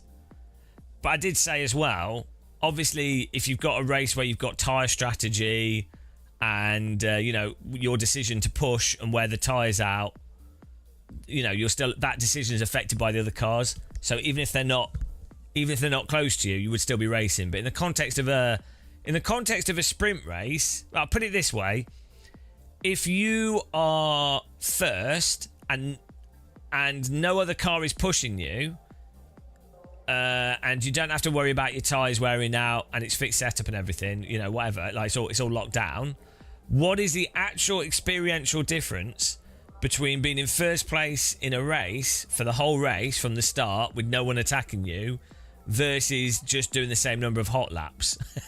It's not, there's no difference, is there? Like, sure, if you make a mistake in the race context, you'd lose positions. In a qualifying, you wouldn't. But let's assume you're not making a mistake in either scenario. It's the same thing, isn't it? It's not. There's no difference between those two situations from the driver's perspective. So that's the thing. The point of a race is a multitude of additional things, and that's what makes it different from just hot lapping.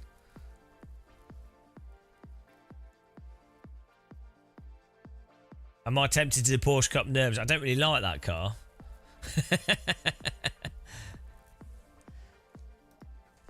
Is that getting a new tyre? That car could desperately do with it.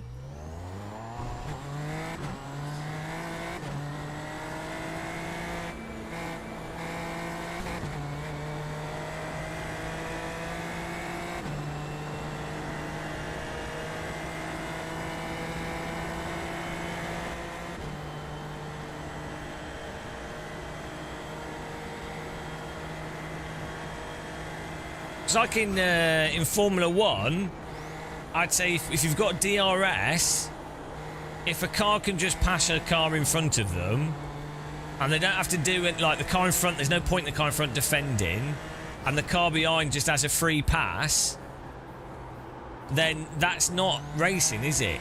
That's not an actual overtake. I mean, they have overtaken the car in front, but they've not done anything. They've just pushed a button and driven past them.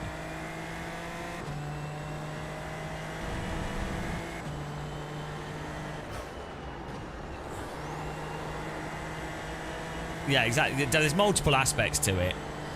I think iRacing does the overall strategy stuff quite well, but because of the physics and the netcode and the damage, it does the race, that side-by-side racing bit, probably the worst of all the simulators. But then it does have the netcode in terms of smoothing is quite good. That can help for actual racing. So AC, you can have the rowboating thing and ping ponging. So that ruins racing. That stops you from being able to race properly. So it's not like other sims are perfect either.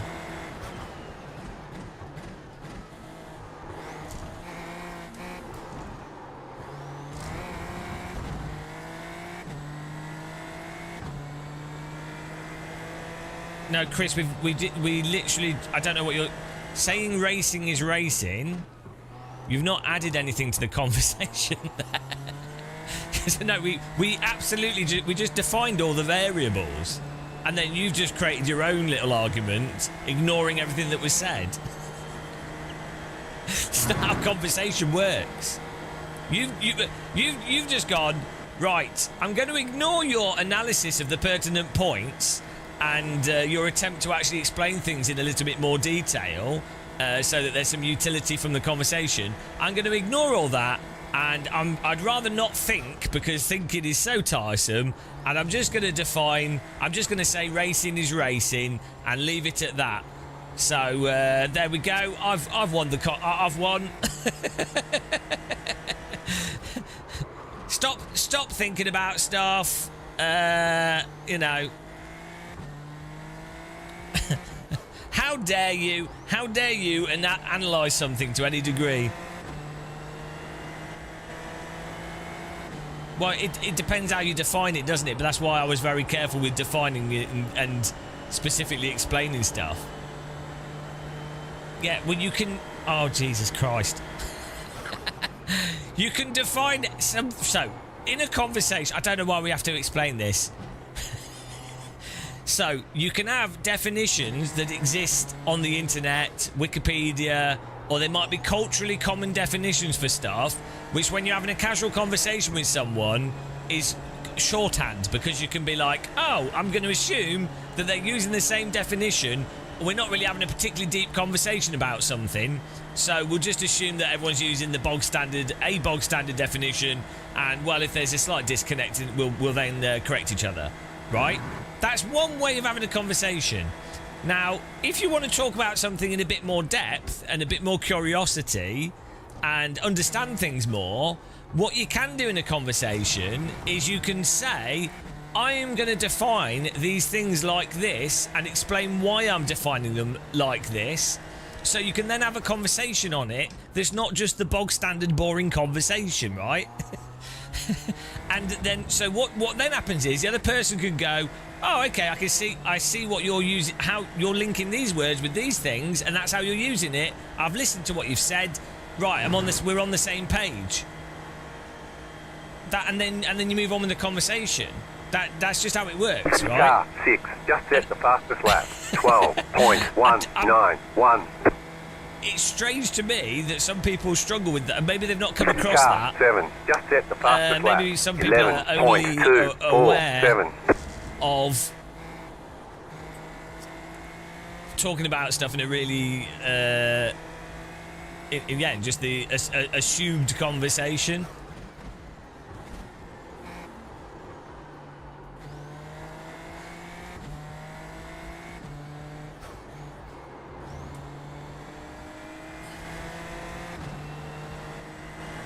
It's not for a while. There'll be more people signing up in a bit. What's really dumb is when you talk on, you do something online and you go into more detail about something, and then you have someone that strawmans what you said. So someone would listen to what we've said. Someone would go, Game of Muscle said that rally driving isn't racing. Game of Muscle, it's like, well, no, that's not what was actually said. You get it with every conversation. Like, people do it on purpose. They'll be like, this person said this country shouldn't exist. This person said these people are terrible. It's like, no, they probably didn't say that. That's me, Chris Noble. That's more to me. That's due to me getting fat and not wanting to buy new clothes.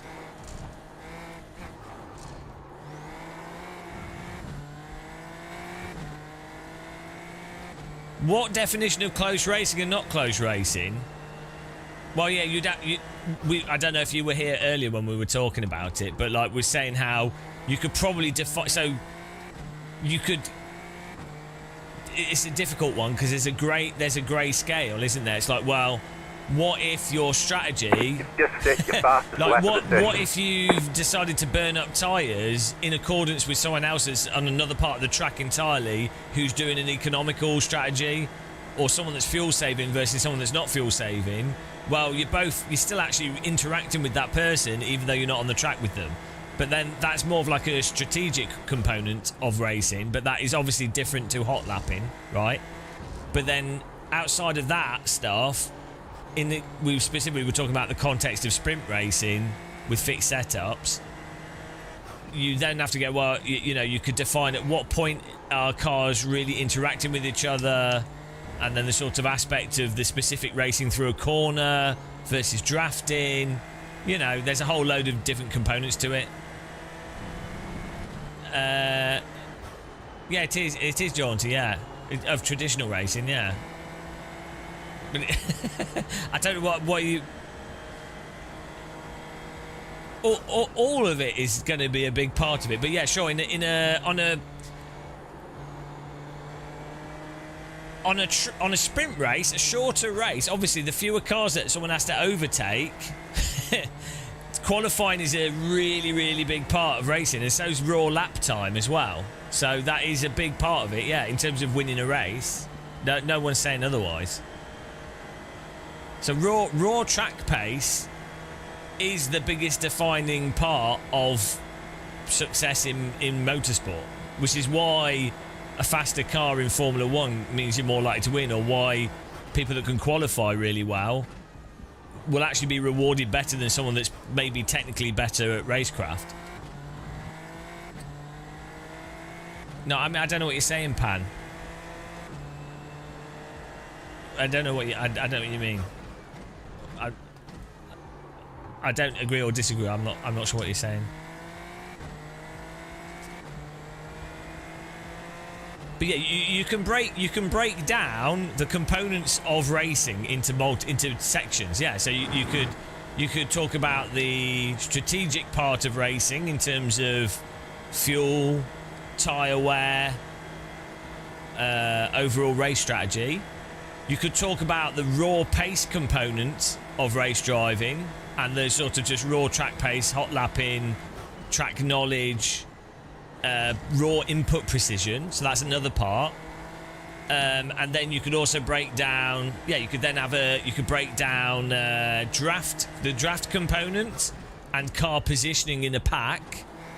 That could probably be another component, and then you could probably also have a component of, as you say, like wheel-to-wheel, side-by-side driving, unproductive line car balancing, productive line car balancing, management of the vehicle side-by-side, actual like defensive versus non-defensive driving, you know, actual side-by-side car interaction, right?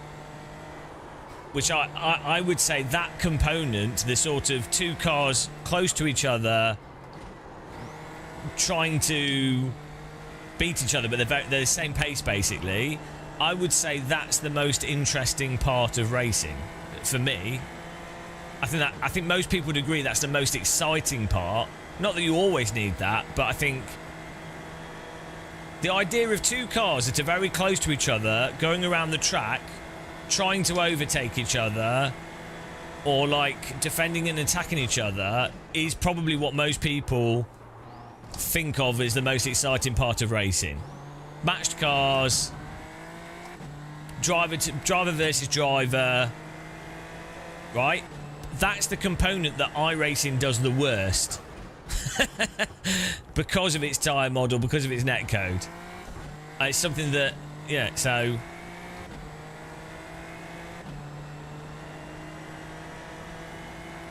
I am using the clutch pedals, but I just manually hold them at. I just hold the throttle at the right amount for me. It is the R12 base. You can set up the bite point, yeah, by doing it with the left and the right. Like both of them are 100%, and then you can just set one to be the bite point. But I just hold the. Bro, did clutch. It just start raining? I just hold the clutch down. Ah, crazy. No, it's not. No. It was. It definitely was.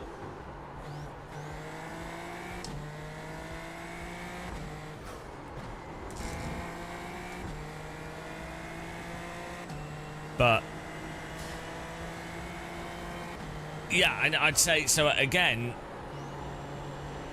Lower skilled drivers will imagine that they are driving closer with other cars and that they're at the limit of the vehicle well before they actually are at the limit of the vehicle, and they're imagining more interaction with the other vehicles than is actually happening in reality. So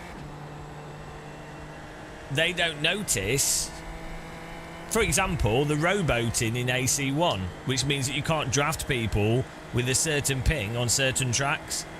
So they don't notice that because they're not consistently, you know, they're not at a skill level where they're behind someone drafting them to line it up for a pass on a corner. So they wouldn't notice it. Or they're not in the confidence of actually being at the limit into a corner, so they don't notice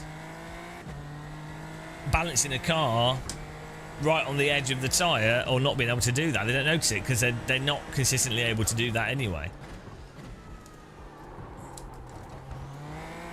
And with sims, you have to be at quite a high level to... Like, most people aren't even... I mean, I'm not even at a pace. And I do lots of sim racing. So, most people are miles off. If you think I'm top split in Formula cars in iRacing, right? And I'm like between 7/10 and 1.2 seconds off pace, right, normally. So, what on earth are other people are just absolutely terrible at sim racing? Because I'm driving bad. I can tell. I've got enough experience to know what I'm doing right or wrong. Yeah, they're so under the limit that they then don't notice the problems.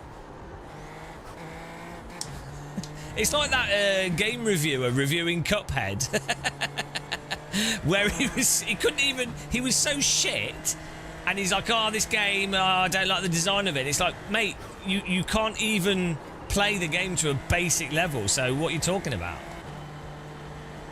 Trophy AI could help? No. I know what I'm doing right or wrong, I'm just shit. You could just watch. If you want to get better, just learn how to look at telemetry, follow some ghost cars of faster drivers, and then work on your fundamentals of like throttle application, brake application, and racing line. 10.447. It's actually relatively obvious compared to other stuff. Like a car, like the different tracks make it complicated, different conditions make it complicated, but the fundamentals are relatively obvious, you know.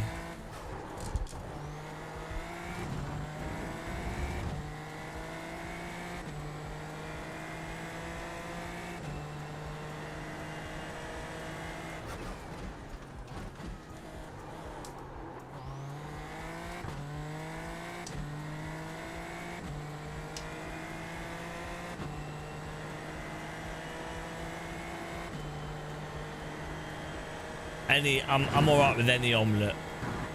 Any omelette's good omelette. Omelette de fromage. Perfect.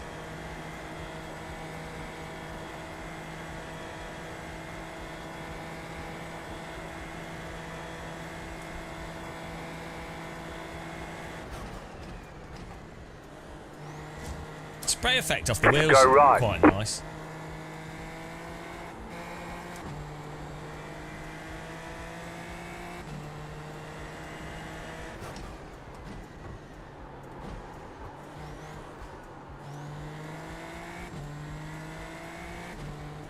They do have rain in this, yeah.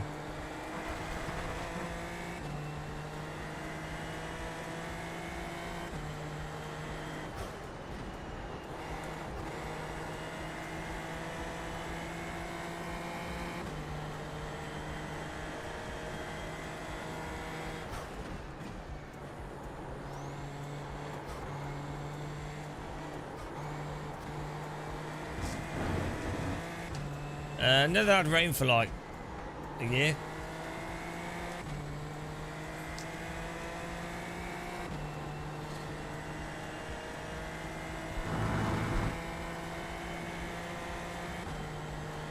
Looks nicest with the weather like this, with it getting sunny and cloudy and rainy.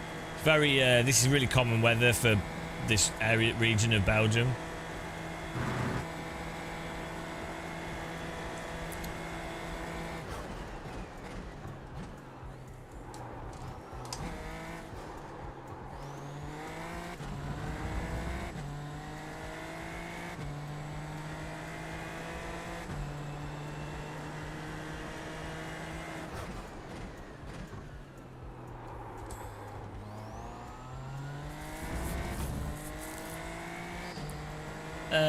It's only a little bit slide, yeah, because it's only a tiny bit of drizzle.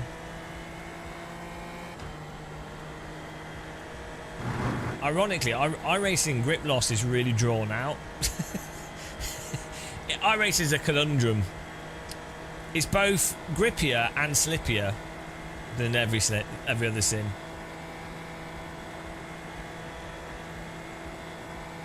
Pan ID, well, the force feedback should do that. So when you're actually at the limit, when tyres start to slip and you're actually getting peak grip, you actually feel the steering wheel lighten up a bit, or you should do.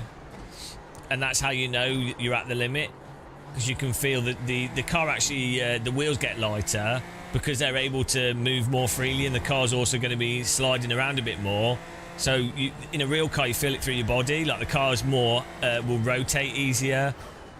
and so that's how you know you're at the limit as well. Like there's a specific feeling to it, and so driving sims can do it through the steering wheel by having it that the force feedback just gets a bit lighter. It like lines up with the slip of the front tires basically.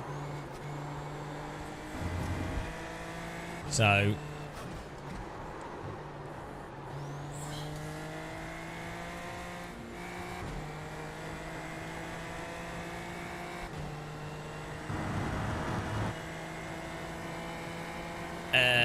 it depends, Jack Harrison, on the car, doesn't it?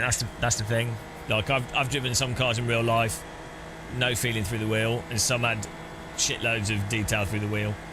Depends on the wheel geometry, if it's power steering, what type of power steering, a whole bunch of stuff. Car stopped on the right.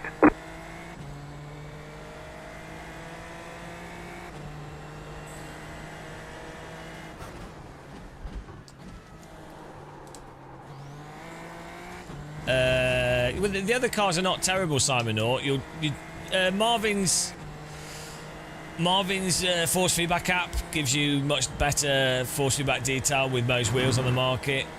Smooths it out, and then also compresses it, so you actually get pretty clear. You get what you can out of iRacing. The Skippy has road tyres on it, so it's going to have very progressive grip loss. They're more like road tyres are closer to like wet tyres. They're just more progressive.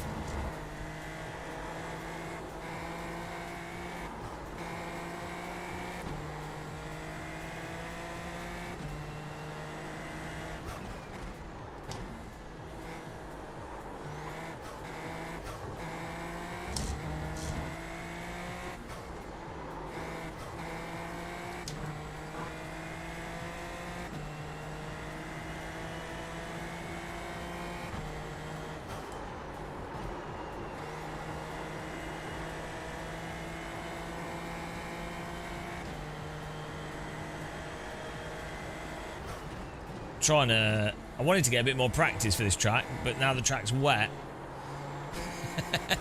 This practice is not going to be very good.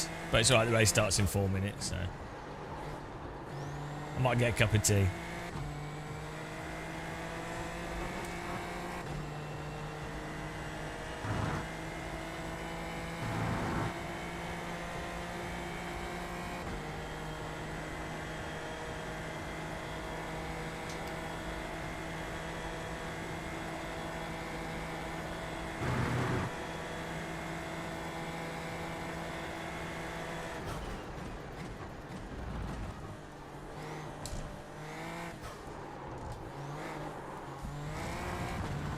No, it'll be dry but with a bit of spit. Speak. Why do you get worked up? It doesn't matter. It's just a video game. You find it difficult to look at telemetry and understand what's what. Well, what are you marketing Trophy? Why are you mentioning Trophy AI in particular? You sound like a marketing bot. You do realise there's like loads of guides and things. Are you a bot?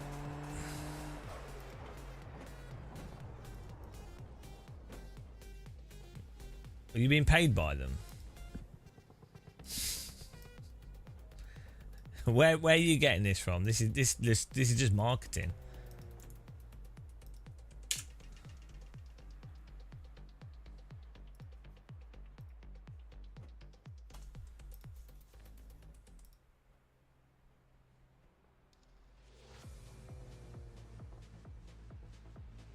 No, but why are you specifically mentioning one specific tool?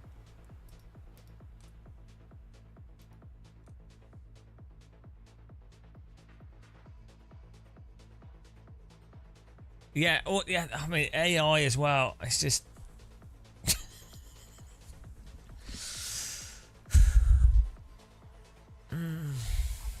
like honestly, just right. So look at I can't.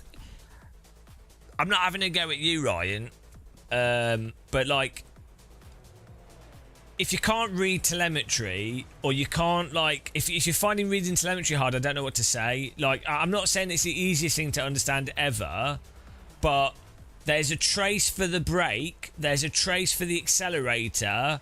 There's so many apps now that show exactly where the car is on the track. Even a video of the car, or even a ghost of the car.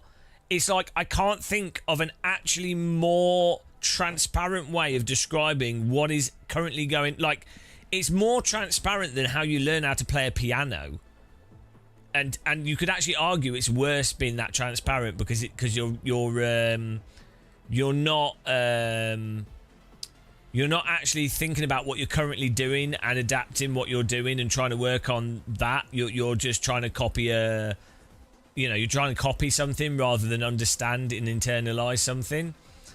So, but the other thing is, with all this coaching stuff in general, I know I go on about this a lot, but it's so ridiculous with driving sims, which are video games that people are playing for fun, for the most part. Some people are using driving sims to train for real driving, and they need to get as good as fast as possible because they're trying to save money and all the other stuff. It's a business and what have you. Fine, okay. Or esports drivers, great. Nothing against that. But most people, 99.9% of people, are playing a driving sim as a video game for the fun of the video game. That's why they're doing it, unless they're completely deluded, which is quite possible because they're sim racing. But if you're doing it for the fun of doing it, your process should be, generally, this is how most people play games or play. I'm going to explain playing here. I don't know why I have to explain playing to sim races, but apparently you do. So the way playing works is you try stuff out. You're like, oh, I wonder if that will work. I don't know if it'll work, but it seems fun to try. Oh, that did this. That did that. This did this. Oh, I want to drive faster in this video game. What's more fun? Going to like a guide online and being told what to do, or, I don't know, just try different things for yourself and go, oh, that didn't work how I expected, or this did work how I expected, or this worked better, or this worked worse. And then each time you try it and you see the result of what you did, your experimentation, you can then be like, oh, I now understand this and I've learnt more and I have a greater context of how things work. If you literally just watch like the billion trail braking guides, the billion AI tools out there, the billion books and stuff, and then you're like, I'm going to be a robot and do it like that, and I'm only going to drive the hotline, and I'm only going to do this, and I've got faster, I'm Delta. You are completely missing the point. Well, maybe not missing the point. You might enjoy doing that. I'm happy. Do whatever you want. But I would argue you're depriving yourself of play and the point of a video game for most people. I'd argue you're missing out on the essence of experiencing being alive. Like, why bother being alive if you're just going to copy something? Do it for yourself, and then be critical and think about what's happening and why what's happening, and try different things. The whole driver coaching thing, like, I'm not completely against it, don't get me wrong. If you want to be a real driver, be rich. That's what the coaching should really focus on, because that's all that actually matters. I get it. You might have done quite a bit of sim racing. You might have got stuck somewhere, and having someone go, oh, you've run out. You've got tired of trying to work things out. You need someone to tell you. But there's all the guides are there online. Everything's been there. So you could read Skip Barber going faster, and you would basically have all the information you need to be able to work on the fundamentals. And then sure, each video game has its own things. But ironically, the driver coaches don't say iRacing's tyre model's completely bollocksed. AC1 has like weirdo rowboating shit and the specific curbing issue. They don't say R-Factor 2 specific exploitable slip angle. They don't say, oh yeah, actually ignore realistic settings and use a weirdo brake cap in these games. They don't say oh yeah, actually the setups are completely bollocksed in this simulator, and so actually you need to exploit this or just get this set up for free from here. They don't say those things because they undermine the delusion and the idea that a simulator is somewhat is you know, a real thing. And the whole thing, guys. That's a Game of Muscle rant.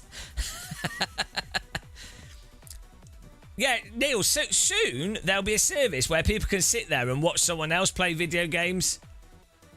They could call it something like bitch or tit or like, oh, I don't know what they call it. So, yeah, I don't know. I say this all the time. And you can see how successful have I been? Not very. So that's the price. That's the punishment you get for being real. Don't be real. You're on a dry tyre. Is the track wet or dry? It was... we didn't get a cup of tea. I was too busy ranting. Overcast. Track is very lightly wet. Let's try it on the dry tyre. You're on a dry tyre. Or do we need the wet tyre? We'll see what happens.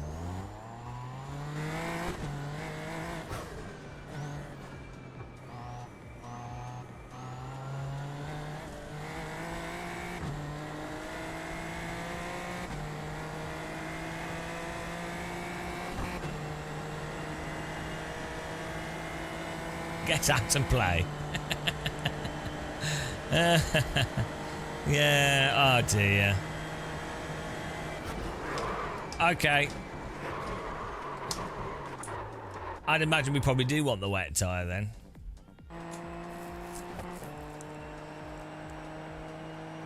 Yeah, I'm not saying not to look at guides though. Like, track guides can be really helpful for specific games. So, for example,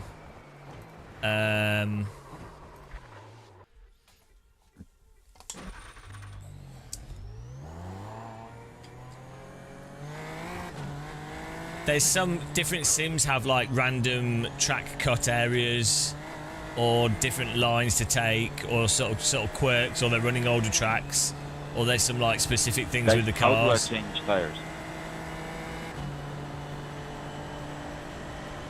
You go to garage and then you select wet tires. Yeah, but it doesn't change the tires. I just select wet and hard. The pace car is out of control. The track looks dry. It's ridiculous.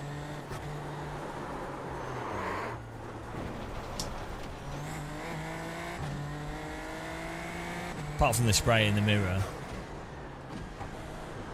Why do these wet tires work? You have no grip as well. Yeah. I think the track's totally waterlogged, and iRacing are probably one of the most incompetent developers. Right, yeah, like I can't even drive like as if I'm on wet tires. It's like I'm on slicks.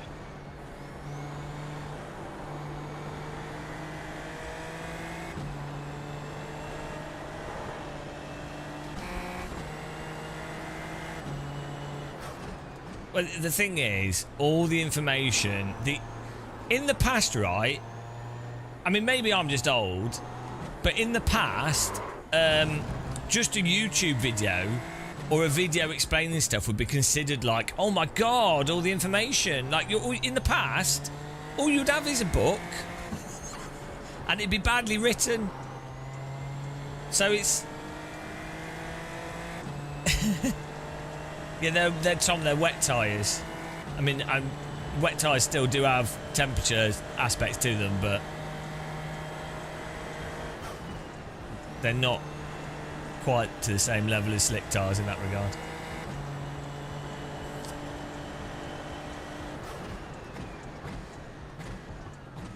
But also, even outside of videos, coaching, all this stuff, you can watch onboards of people driving in sims. Like,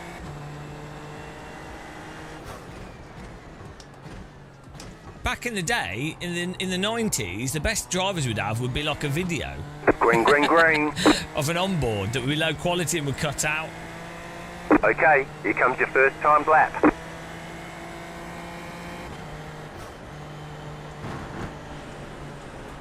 I mean, it's actually ridiculous. You can't see that there's a puddle there. You cut the course, you've got to slow down and give up that this time. This is so dumb and it's just random. Oh, bloody hell. I say iRacing tests my patience. It tests my patience. This is what makes this challenge so hard. This is honestly one of the stupidest games. But that's the challenge, guys. This is making me a better person.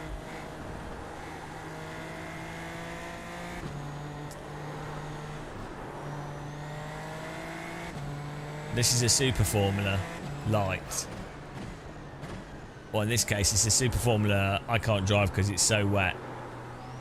Look at the grip coming and going. It's like a baked slide.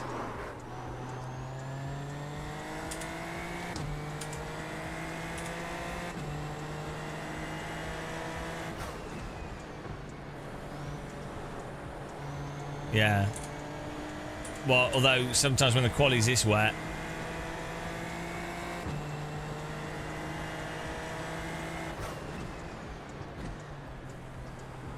No, the great thing with iRacing is, if you can put up with the aspects of iRacing that, shall we say, are interesting. Yeah, it.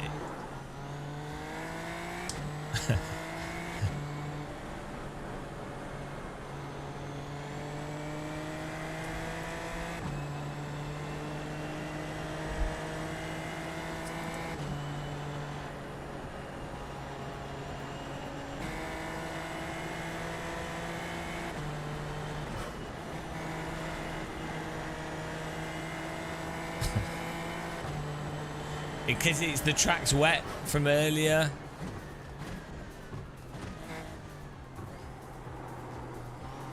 But you can't see that it's wet because their wet track shaders are terrible because iRacing have tried to make it realistic, and unfortunately you're looking at on a monitor and it's too subtle for the reality of a video game. Like, the thing is, a wet road is actually quite subtle. One more lap. Yeah, when you've got the wet tyres are a lot more forgiving.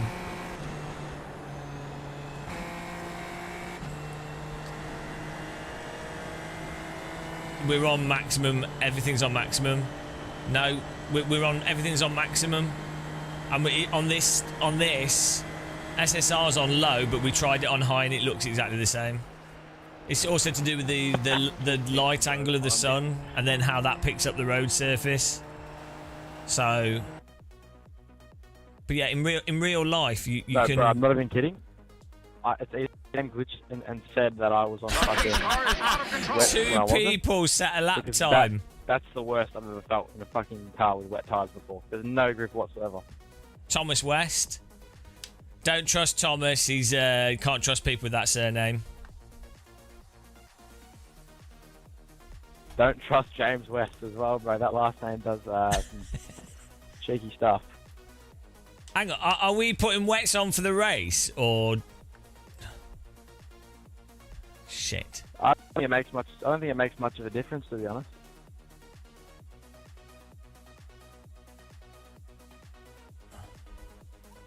Guys, let's go all with wet.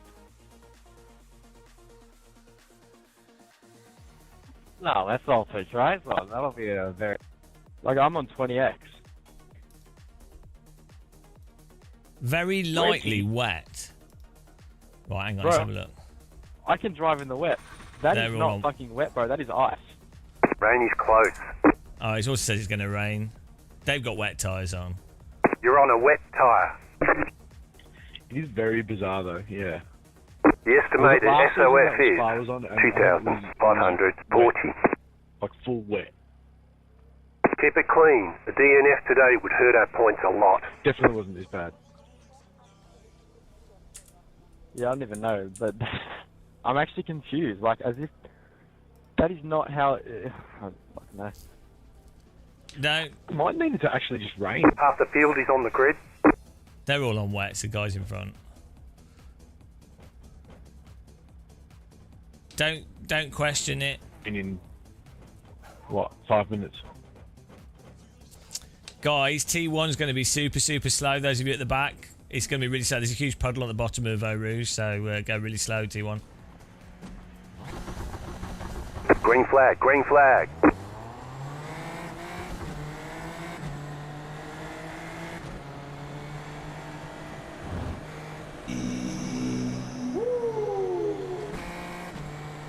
Yeah, I mean, this is wet, full wet condition.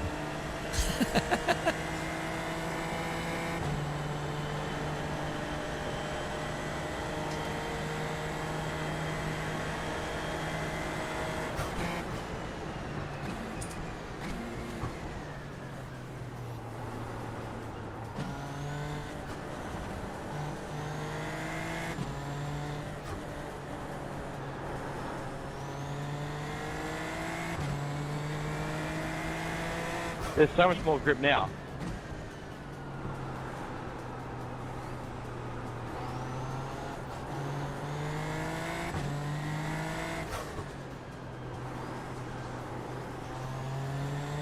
The problem is, so you have to drive entirely preemptively, which is not ideal for wet driving. Like, wet driving, obviously you have to... Go left. Obviously you have to drive preemptive to a degree in all conditions. The car behind has gone off. That's driving. But in iRacing, you have to drive preemptively because there's so little margin once you're in the corner, and then the wet just magnifies that, and then you don't... In a real car and in other sims, if you make a mistake, you counter steer, or you balance the throttle, you balance the brake, and there's quite a bit of margin. There's more margin in real life than any other simulator in most scenarios, unless something's broken or whatever. So that's what's ridiculous, is like iRacing's worse than other sims, and worse than, which are already worse than real life. So it's so ridiculously it is what it is, but it's just absurd. If the goal, if they're it's realistic, which iRacing is the most advanced and comprehensive racing simulation software in the world. It's also the most realistic.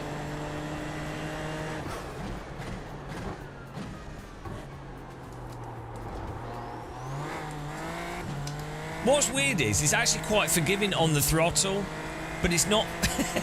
It's so back to front in so many ways. It's really bizarre. You're now in third. Like, where the water is there, where it's giving up grip there, is not where you'd expect it to. It's so arbitrary. Tis what it is. Tis what it is. Take it on the chin. Don't put it in the bin. No, it wasn't a nice catch. Just push the brake and the accelerator at the same time, which is a valid technique in real life, but it's a bit dumb. You would just counter steer in real life, unless you completely lost it.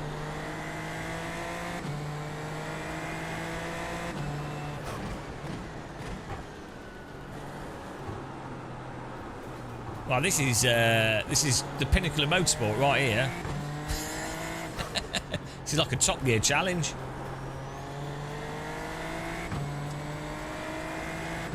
Yeah, Celtic Golf. And, well, but the thing is, we know that iRacing are on the ball and they typically fix stuff very quickly, which is why the tyres totally haven't had the same issue for 15 years.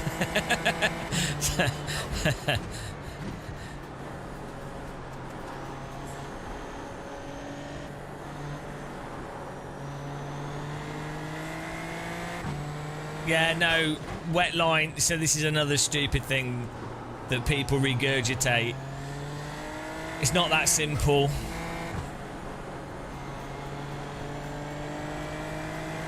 Dry line, wet line.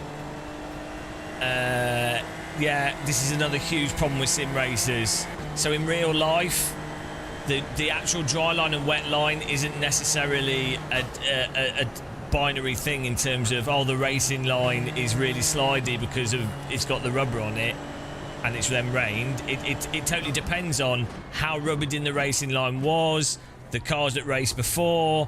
Then it depends on the corner radius, the downforce of the vehicle. Sometimes the wet line's actually the dry line is actually better than the wet line. Then it depends on the tyre temperature, how much water is also on the track. But because iRacing put out some marketing material, and and a lot of sim racers are absolutely incapable of anything new with nuanced thinking, it's like, oh, don't drive on the racing line in the wet because it's slippy.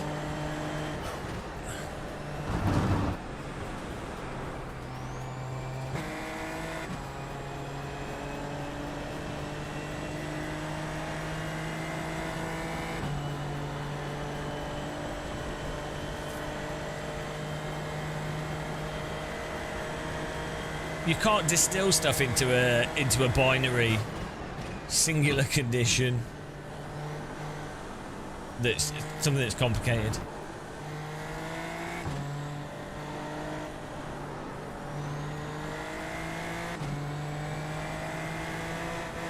The dreaded marketing material. You would have thought, of all hobbies, sim racing, you would have thought would attract people with critical thinking skills, like, because it's so beneficial for actually having fun in a sim. You'd have thought, oh, yeah, of all things, but no, apparently, apparently not.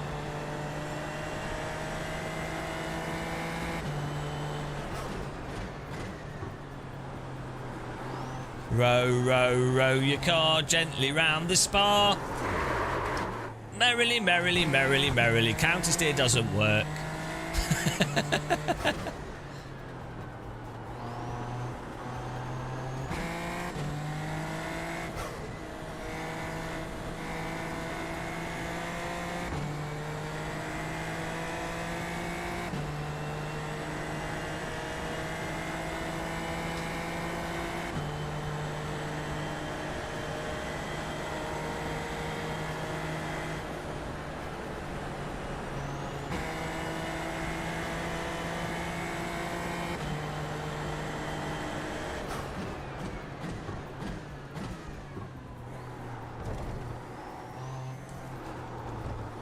The car in P1 just set the fastest lap, 23.382.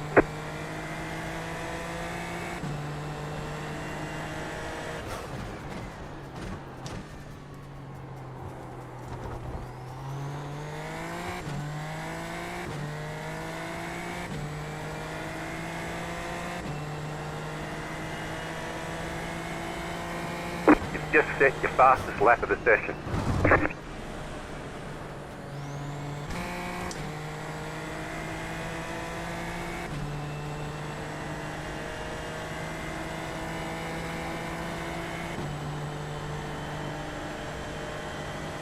There's no way to fix AI in AC.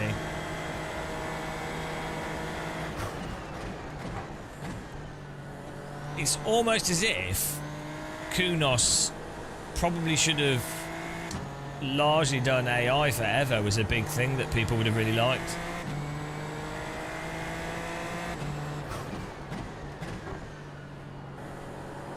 Rather than stuff that nobody asked for.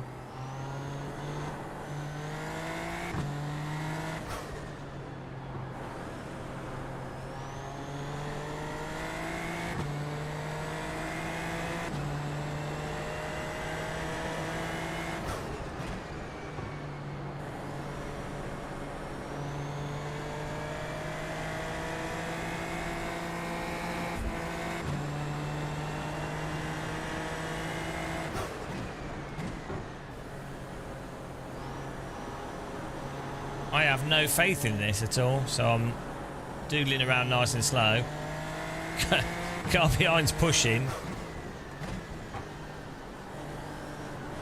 As long as we've got a 7-second gap to the 4th place, I'm happy.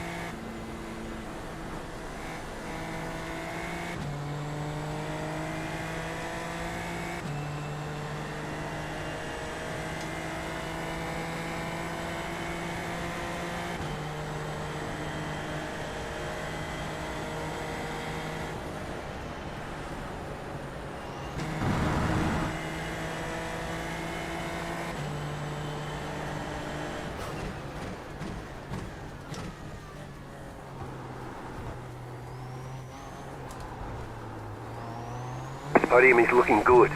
I don't think it is. 9 minutes of this torture to go.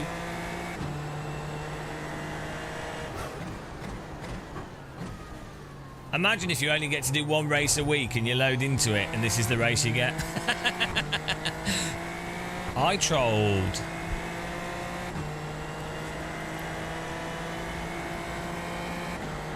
You've just set your fastest lap of the session.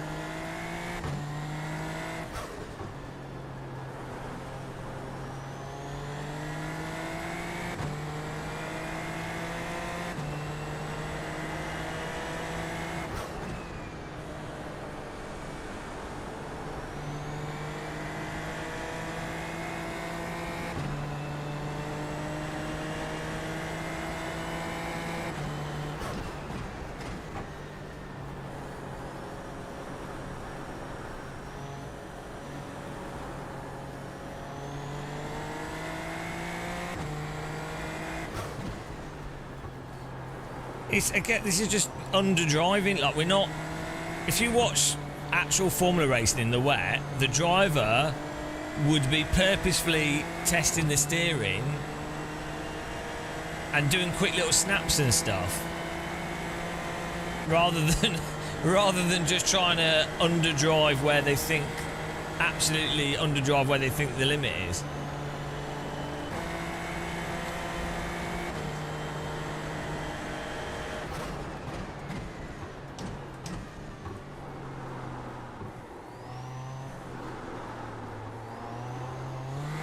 It is what it is.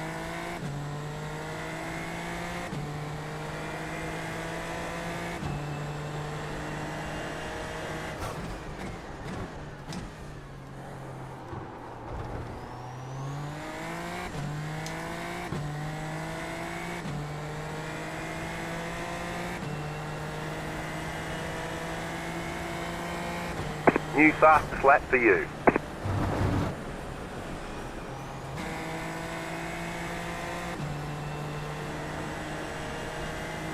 I really hope the car behind doesn't just drive into me. They're just following me. Left side. Still there, hold your line. Clear.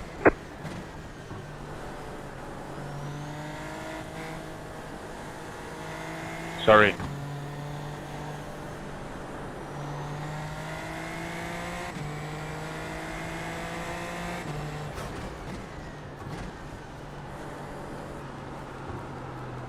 Do you know sim racers ask for rain in games? They actually ask for it. Why developers listen to sim racers, I do not know.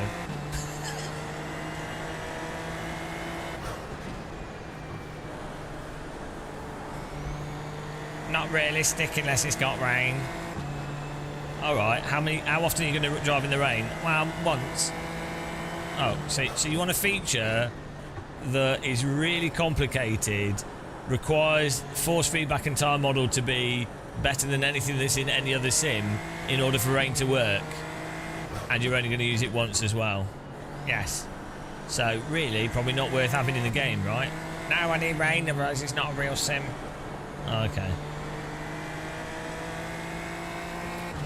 Can't be Einspun. Because he tried... The car in P1 he tried to match... just set the fastest lap. He tried to match my 23.226. phenomenal underdriving skill. The car in P2 just set the fastest lap. 23.107. Project Cars 2 actually had snow, and it was actually really fun. It was actually really fun doing snow Nordschleife. Because you could drive everywhere with the off-road tyre.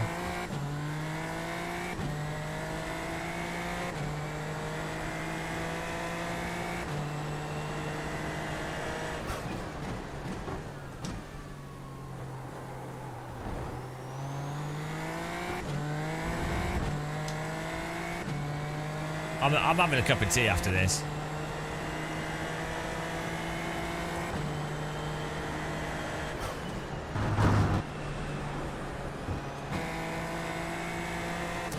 I've earned a cup of tea.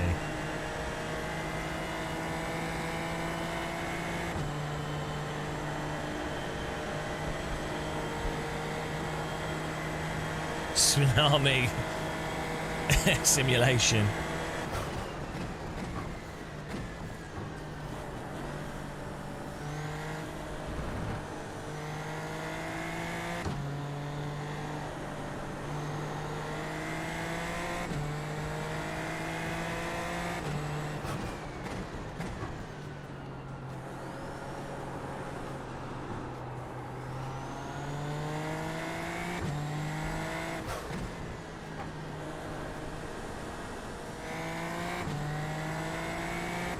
Catching up with back markers. This is not going to be good for me.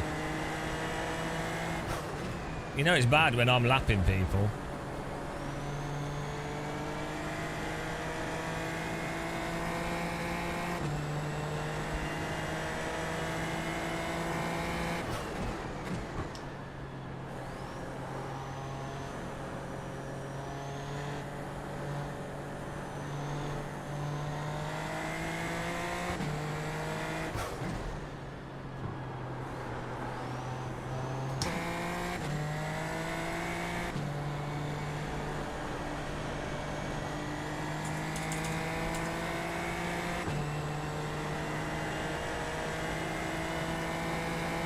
Salt's been diluted by the water.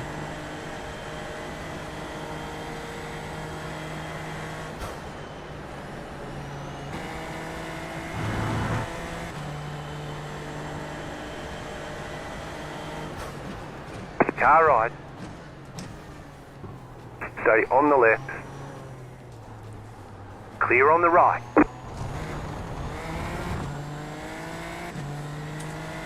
Two minutes to go here. What was the lap? Oh, last lap maybe. No, 2 more laps. Car on your left. Oh, here's the race, guys, that you all wanted Clear. to see. I really hope this Right guy doesn't side. wreck me. Clear on the right. I think he might do, though. After all that.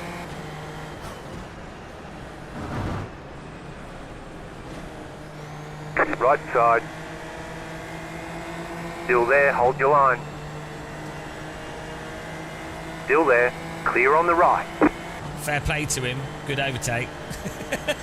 Nigel Mansell. He's using his moustache to keep the water off his face. I can't compete with that.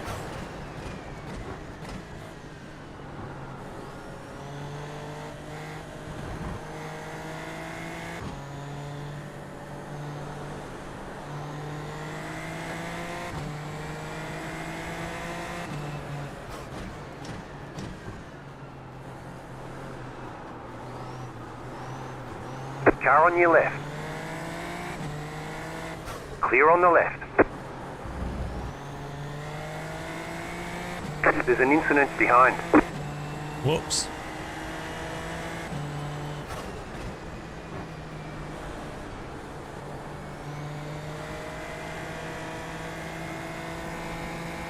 This is honestly the worst racing ever.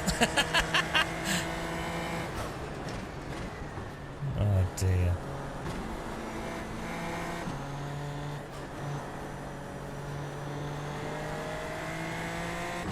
Car stopped on the right.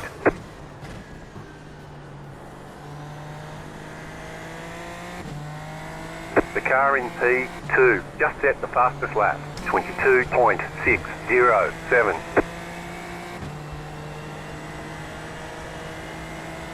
What happened? iRacing still haven't learnt game design. That's what's happened. You're losing on the car in front. The gap is 1.1 seconds.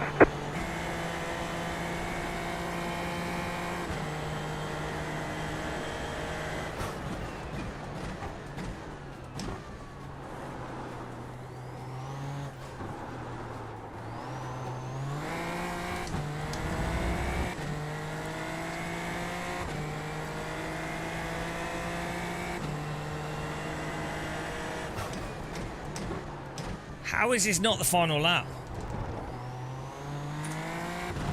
White flag. Oh, there it One is. more lap to go. I was gonna say, bloody hell.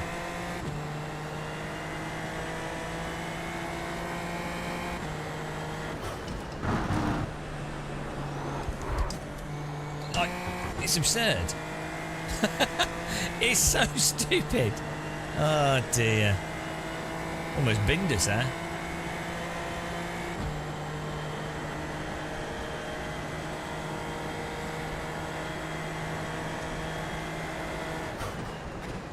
Why would you sign up to this race if this is the potential race that you're going to get? You'll be like, well, actually, no. Like,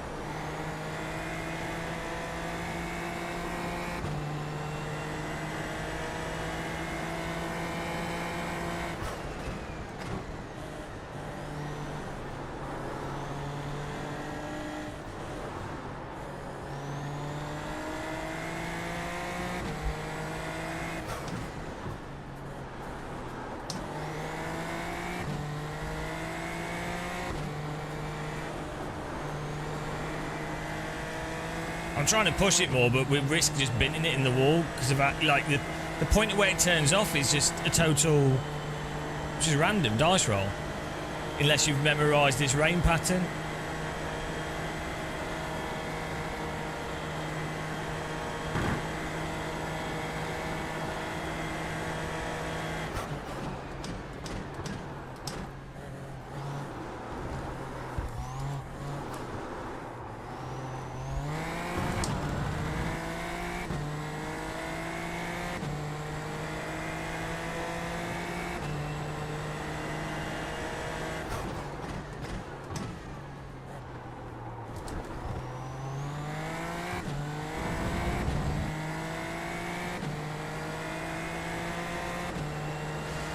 Well, wasn't that a thriller? Woo! Woo! There's the flag. It's over. Wow. Wow. Good job. Boy, Very good I think job. we can all agree that rain was a great feature for iRacing. Can't believe we got through that unscathed. Bloody hell. Cup of tea and a brick to the forehead. Well done, Leaf. Yeah, well done, Leaf. Great race again.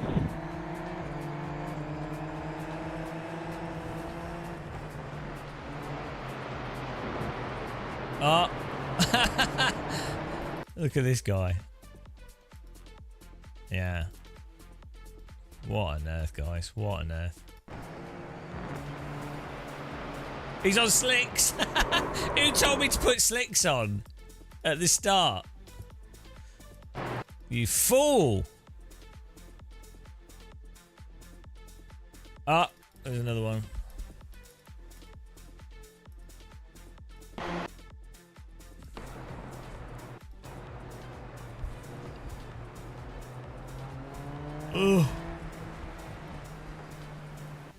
see where he spawned.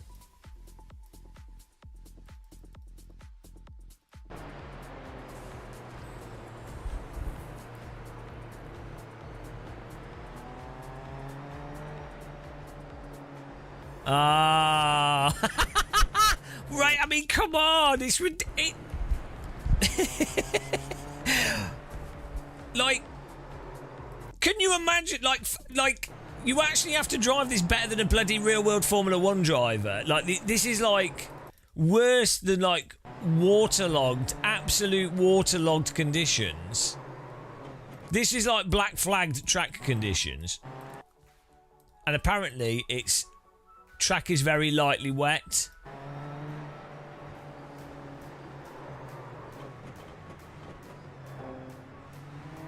It's insane. It's honestly, the rain came out like a year ago.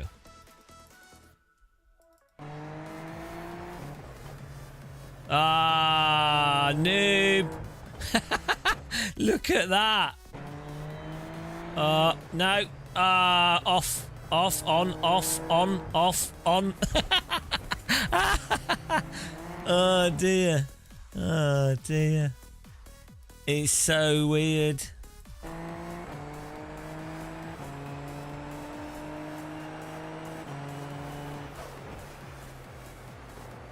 Whee! Jameson. Let's see what happened to him.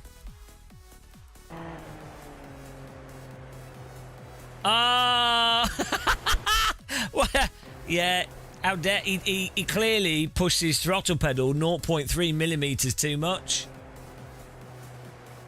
Noob. Should have been under driving like the rest of us. Look at his steering. I mean, honestly, guys, the sensitivity. No, we didn't even downshift. It's like the sensitivity of I don't. If any of you have ever watched an onboard, by the way, guys, I do enjoy iRacing. I'm sorry that every stream descends into like an epic rant.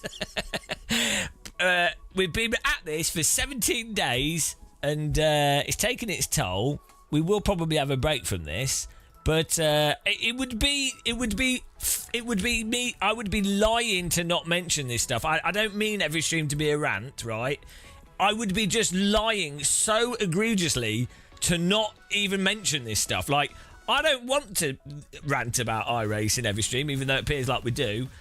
It would literally just be lying. I would be lying so egregiously to not mention this stuff. Like, what is this? Like, watch any onboard of any race car, and the driver's like, it's a normal technique in a real car to test the limit and do like little movements to feel the grip out, right? That's a basic thing that you can do in a car, especially in the wet. You know, you still would want to be really as smooth as possible, but the degree to which you have to be smooth in this is like insane. Like, it's so insane. This is like completely waterlogged track conditions. Or if you got slicks, if you had slick tyres in the wet, every 5 minutes, every incident. Well, it would just be lying to not say the underlying thing, though. This is the problem. It would. You can do the thing of going, oh, they've spun, oh, we haven't spun, oh, we've overtaken, we haven't, right? But if you know the underlying reason to stuff, Jaunty, you're making excuses for... Yeah. Oh, Jesus. Obviously, it's too much speed for that corner, for the grip that's available in iRacing, which is why he spun. We all saw that happen. So, yes, congratulations. You did work out that he went too fast for that corner for the grip that was available within iRacing's rules. Great. We all saw that. However, that's really beside the point. No. That's all really beside the point.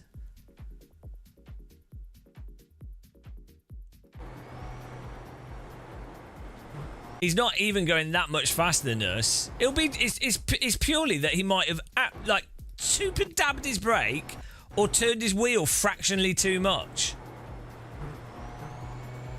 That's it.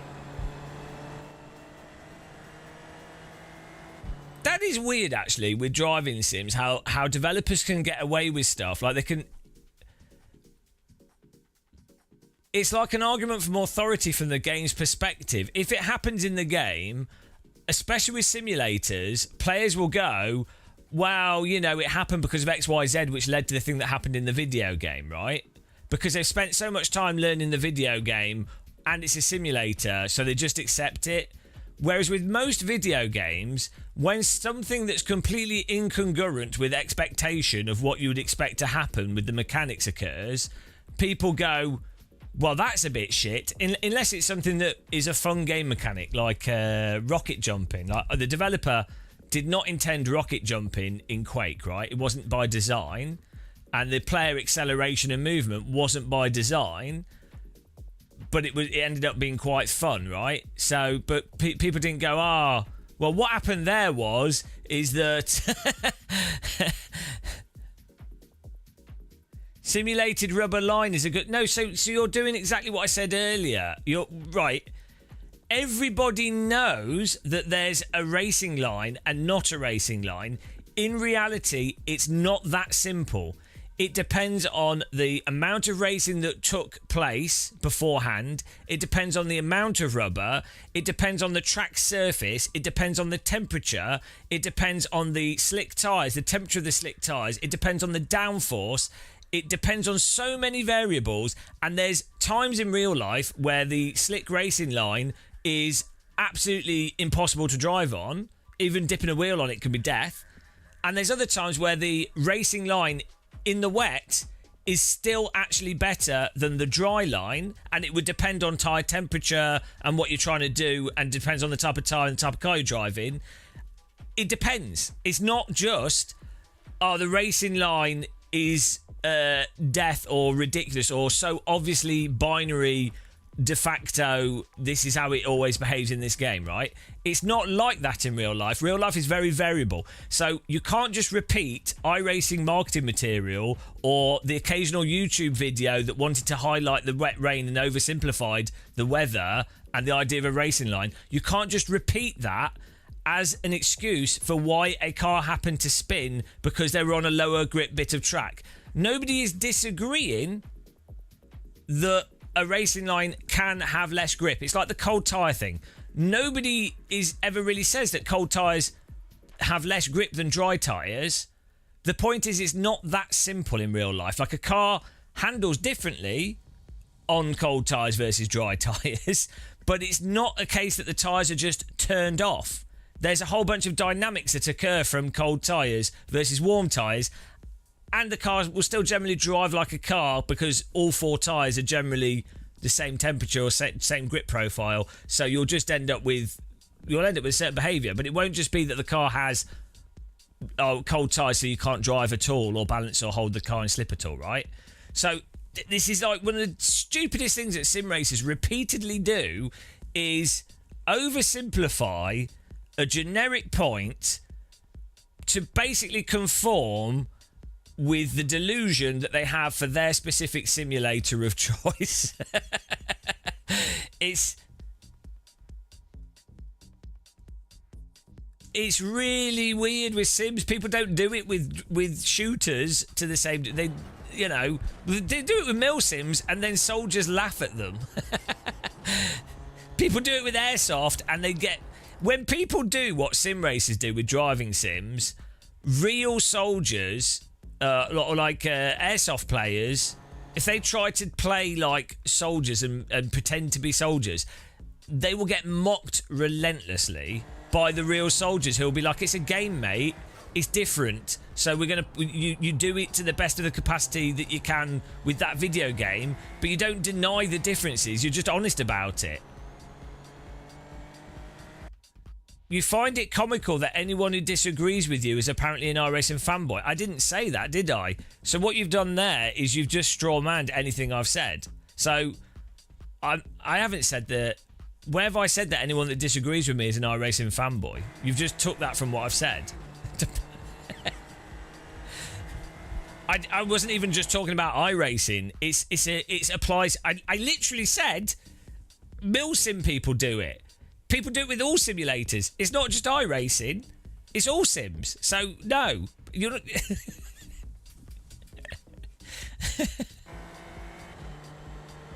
People do it with all driving sims. They do it. We had the. That's why I brought up the tyre thing, because I was explaining that when we were playing R Factor 2 LMU, and I was explaining to them that the cold tyres are insane, and people are like, "Well, no, they've got lower grip." It's exactly the same thing. That's why I brought that up. It's not just iRacing. It's sim. Flight simmers do it as well. It's like some like disorder that people that play sims have. Oh, gee, like, I'm just going to time you out because you're repeating the same comments that other people make over and over again that are really dull. I'm not in a mental state. I'm just being honest. This is how we are all the time. We're always in a mental state. I'm just being honest because I don't like lying. I don't like dishonesty. And unfortunately, I have to be honest. It pains me. Yeah, a mental state of just being transparent and to the point.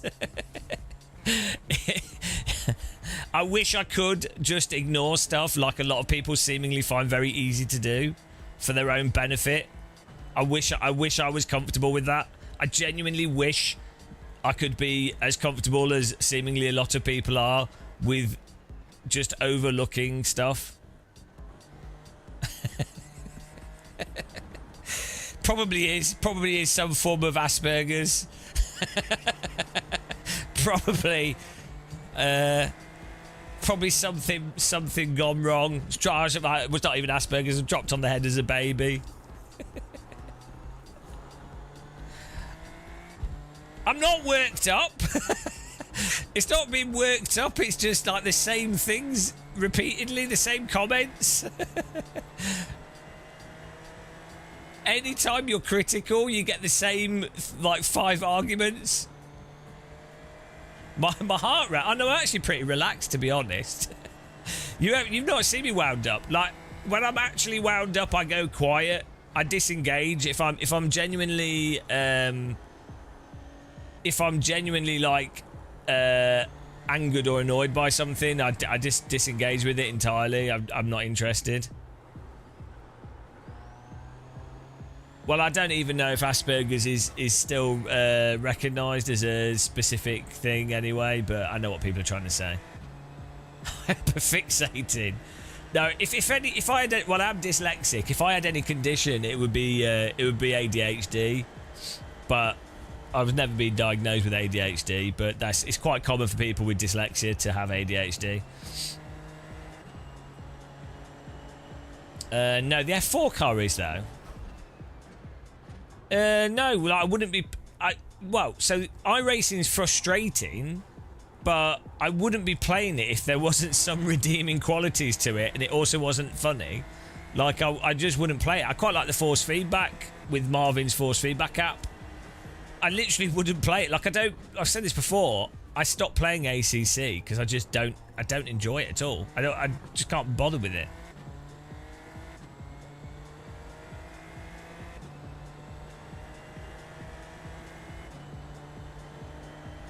Yeah, I give the benefit of doubt to certain people, though. Like, some people are new to the chat and some people aren't. So,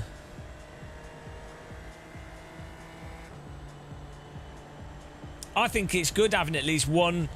It's good having at least one streamer that's annoyingly vocal about video game issues. You know... It might be annoying, but then you can go and watch other streamers if you want just them to talk about other stuff. So having one, even if I have no credibility and everyone hates me, but having one streamer out there that's just to the point, I think it's worthwhile. And it's not just iRacing. It's all the Sims. It's everything. Like it's good to be. you know.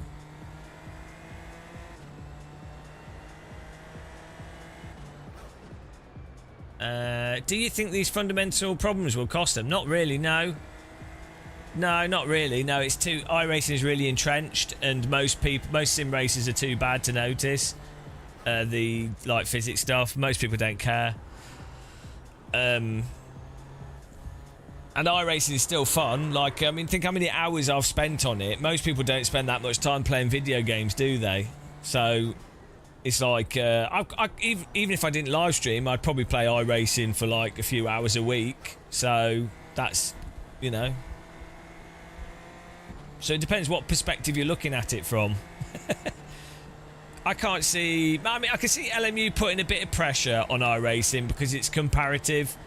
You know, people be like, oh, hang on, why is this sim so much easier to drive? And then I think the pressure from LMU is more that a lot of the esports... so iRacing does have a degree of prestige due to real-world drivers using it and a lot of esports stuff using it, right?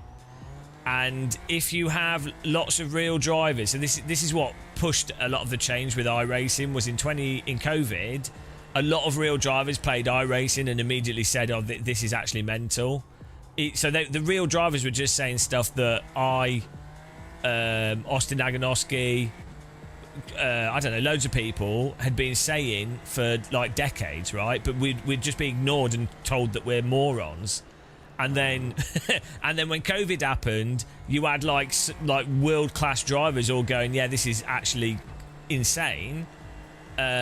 It's a fun game, but it's insane. And so iRacing had to then react to that, because it's all motorsport in particular, and simulators in particular, and a lot of things in life, is an argument from authority. So it doesn't matter, the political reality of life is framed by whatever the authority or what the perceived authority is saying. That's how reality operates, because most people aren't critically thinking.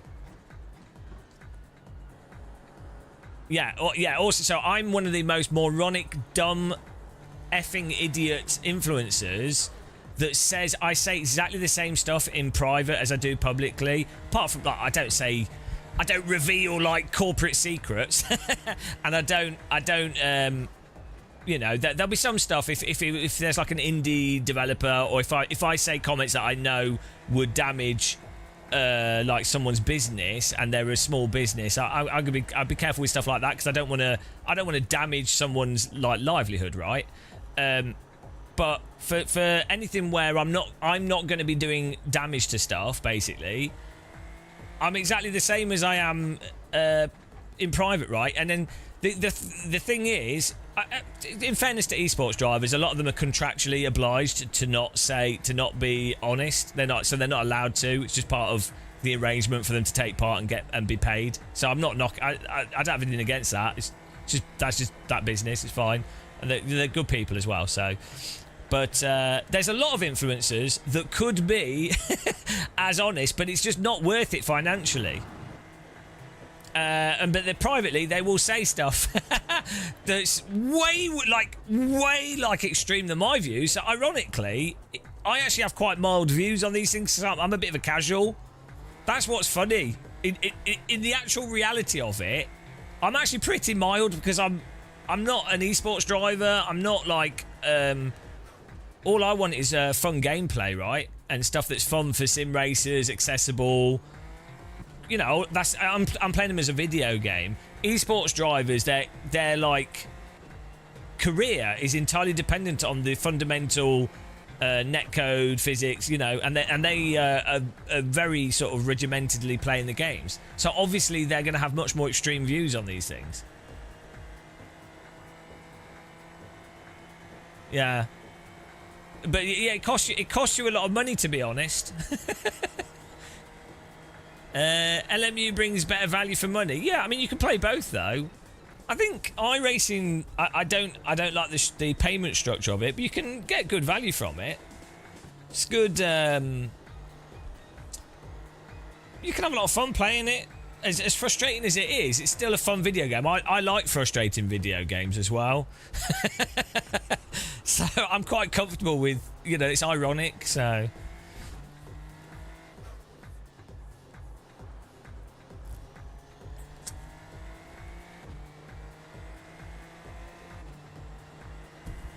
iRacing is the most entertaining sim to watch for live streams as well.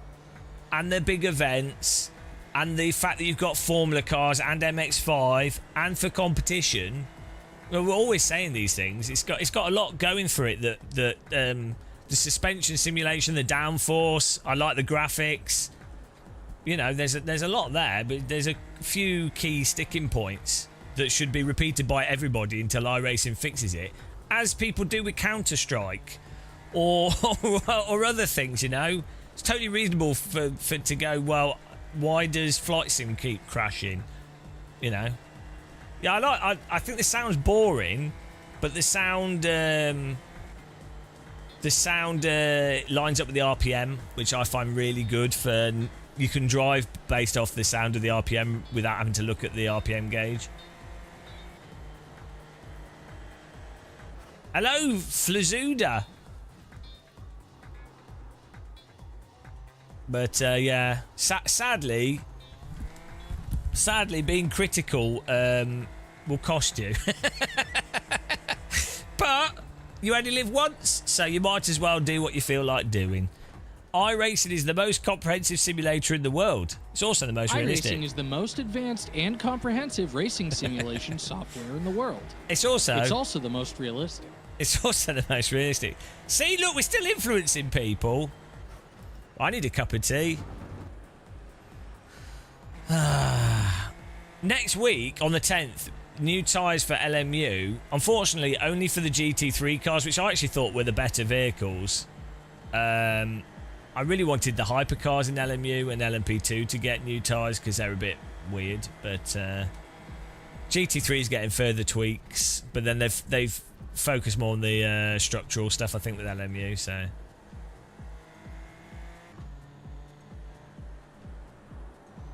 Why Brazilians always need to say they're Brazilian? Well, they probably want to be regarded as separate to Spanish or Portuguese, maybe. Like Portuguese that would not like to be called Spanish, and I imagine the Irish would rather not be called British.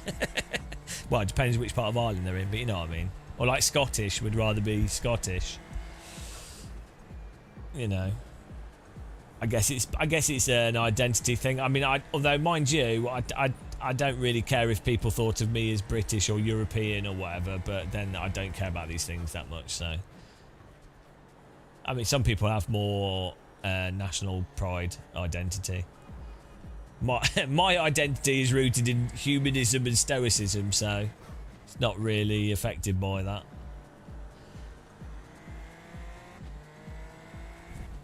Right.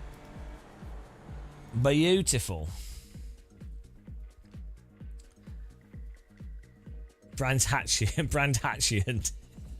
Although Alton Park's grown on me, to be honest. I do like a bit of Alton Park.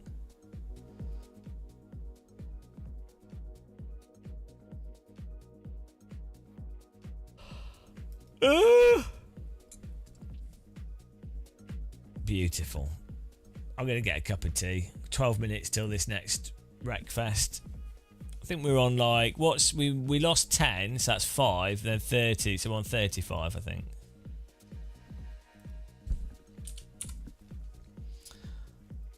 If you don't talk, you could be from almost any country. Yeah, I have a very average face, sort of a bit Turkish. If I get a suntan, I look more Middle Eastern. You could find me in a kebab shop in Turkey. I would have a kebab shop. I'd cook people kebab.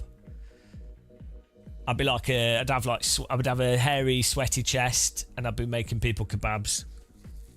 Sultan of mustard. I've got a big nose. Look at that. I've got a bit. It's like a French nose. Crow nose. Yeah.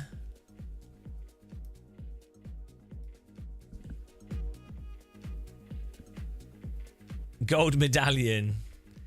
Yeah, proper. I'd have to be a bit fatter and then I could be a proper Turkish kebab shop. There's some. If you're ever in Cologne, near the Cologne, there's like an arch, medieval wall arch, but like not in the centre, sort of a bit out of the. Well, it is still in the central Cologne, but like not by the river. There's a Turkish area of like just amazing kebab shops. It's amazing, and it's full of guys like that. Cologne. You can find proper Turkish kebab shops there. I don't know how I'd imagine a kebab rotisserie uses a chain and a standard like a washing machine motor or something. Right, I'm just going to get a cup of tea. I'll be back in a second, guys. We're about to suffer some more F4.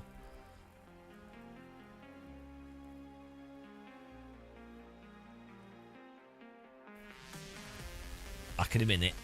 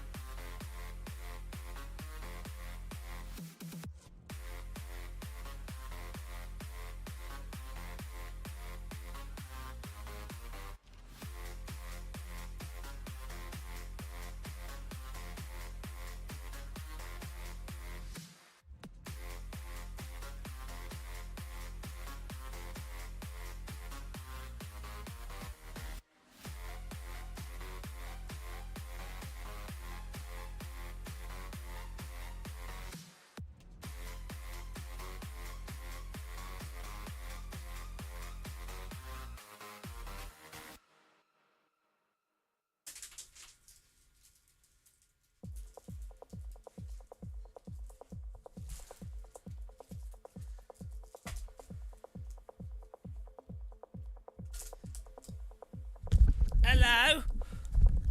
Hello? Hello there? Oh.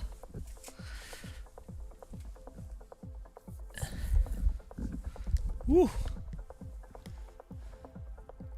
Let's have a banana.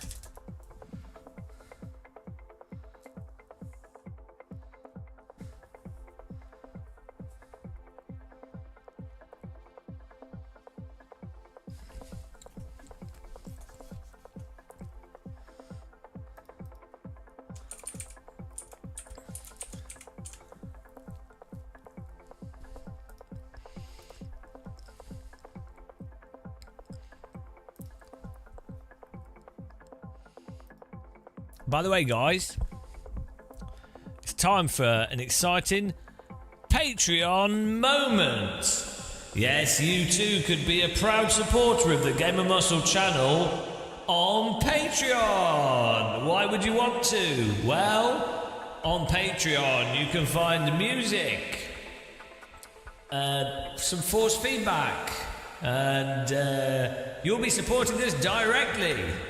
Wow, wee wah,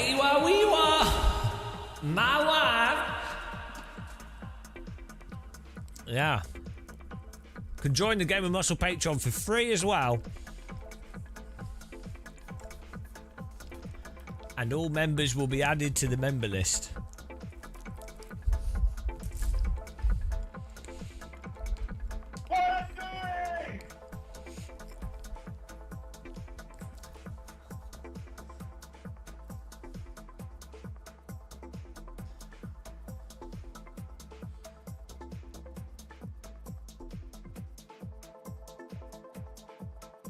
What a time to be alive.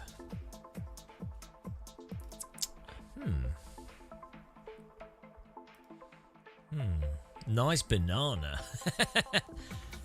Nice banana. Boonana.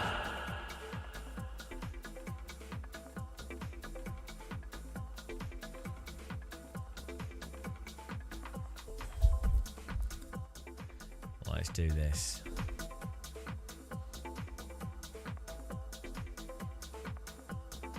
I can show you a banana. Beautiful, amazing banana. It's all about the quality, this, guys. All about the quality.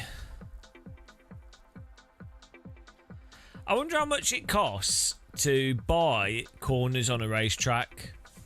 Like, you have the AMG Arena here. I wonder how much...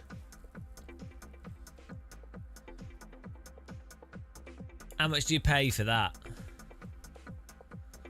Like, we could have the Game of Muscle hairpin.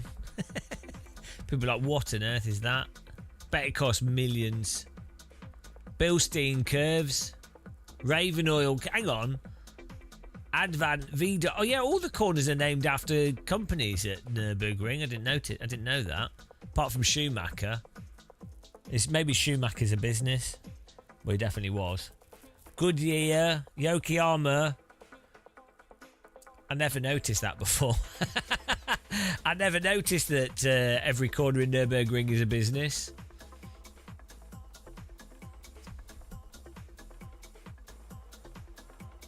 How corporate. Wasn't the Nürburgring GP track all about money laundering? Wasn't that the whole thing? It was like a big money laundering exercise. Didn't they have loads of Russian money as well? And the whole roller coaster thing.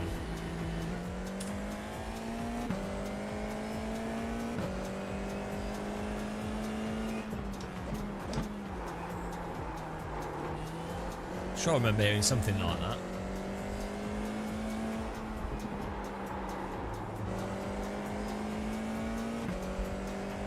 I'd like to drive an F4 car around here in real life. It's a pretty good amount of runoff.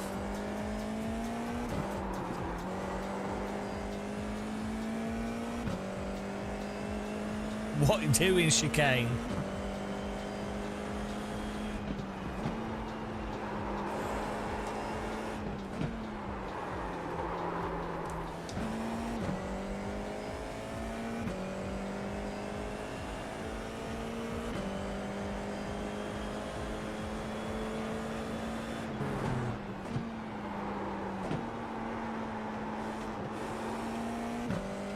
What doing? What you doing?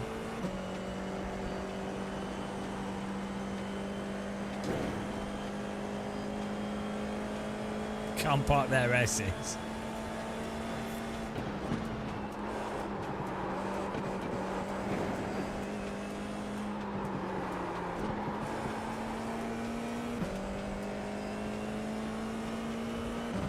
What you doing? Man, it's well humid today.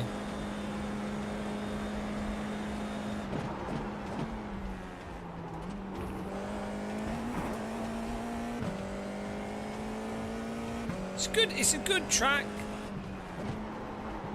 It's got plenty of runoff and interesting corners. Bad pilot.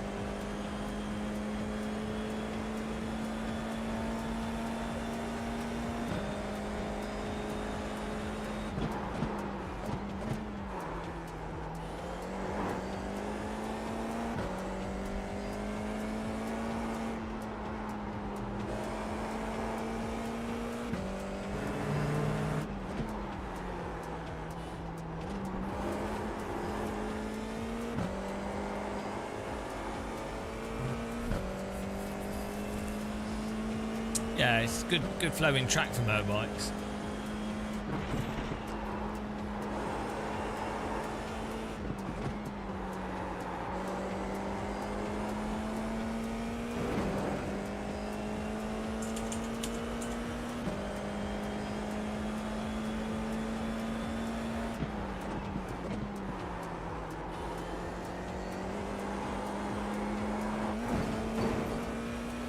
We need to go deeper into that corner.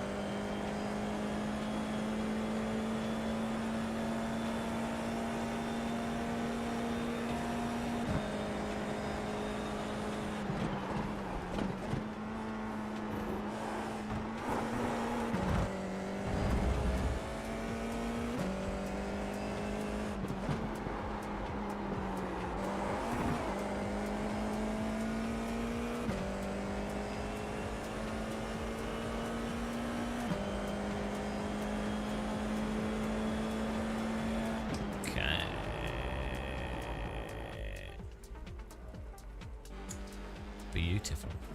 I need to put some aircon on. It's so hot today. Well, it's humid rather than hot.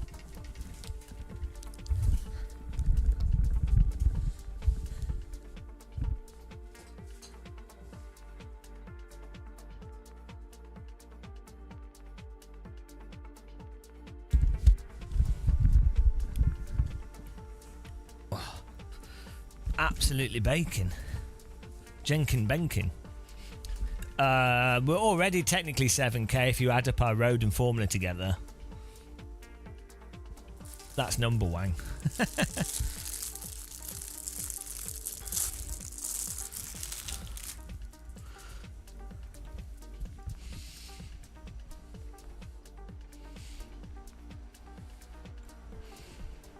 What is VDOL?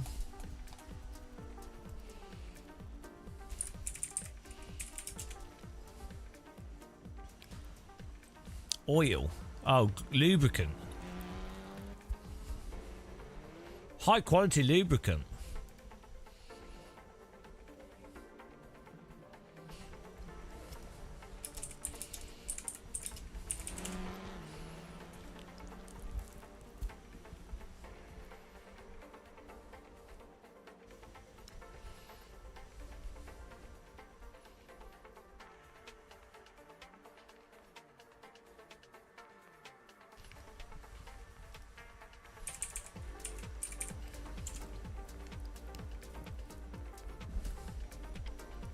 You can do whatever you want.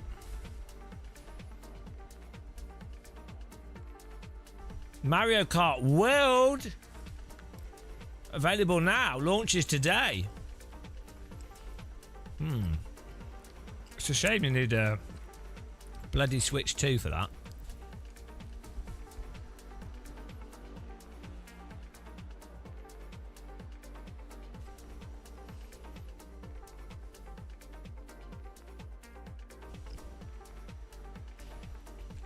Everyone in the UK must prepare for missile attacks, warns top general. Okay, I'm preparing. Oh, hang on a minute. Wow, that information is really useful. Prepare for missiles. Oh, what does that preparation involve?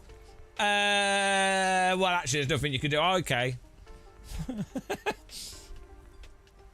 Oh, yeah. What, build an air raid shelter? Prepare for missile attack. An imminent missile attack or a potential one in the future?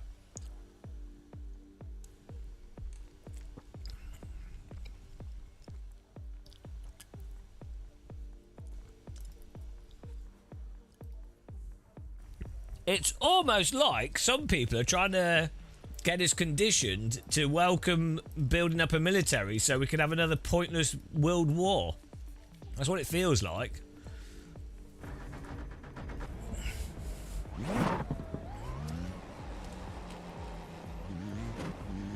Die for the rich people.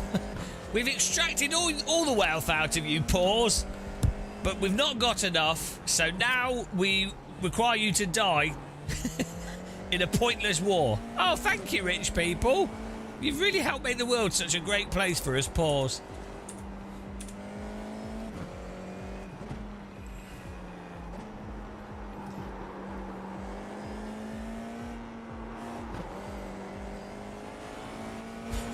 Prepare!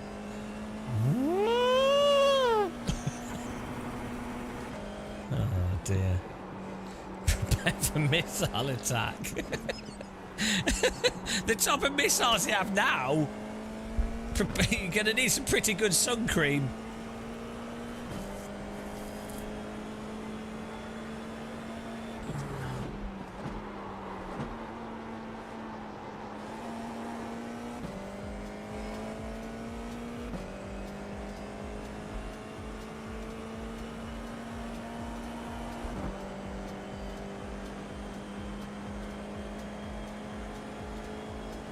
I can hide in my sim rig. Pretty good, Anderson shelter.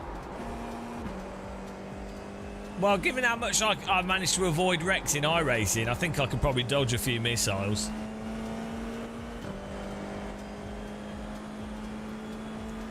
Going down drunk.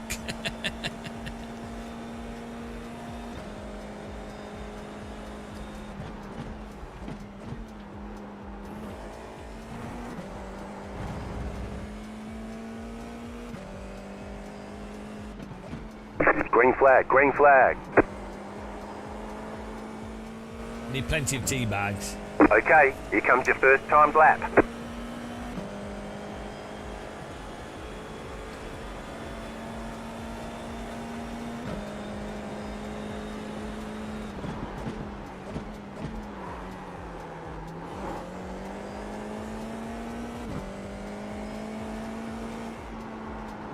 This is such an awesome track. I know it's a bit chalk and cheese for people, but I like it.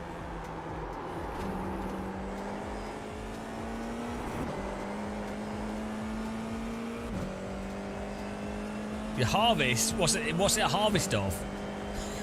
Is it a weed harvest?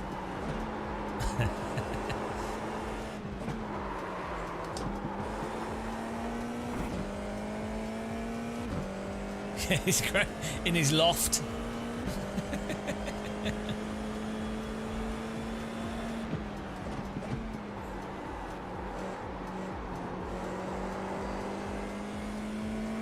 Yeah, see, we knew it.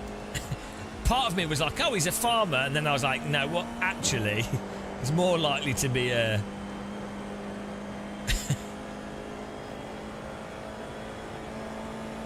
an herb specialist.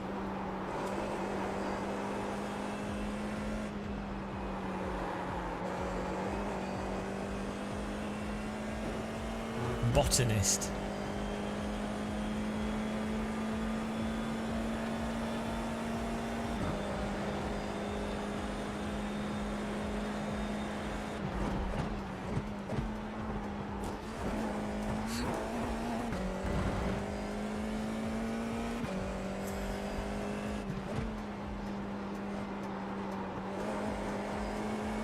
Still not legal in the UK. We're not to be trusted. One more lap. We're allowed to go around stabbing each other, and we're allowed to. You're allowed to get drunk, but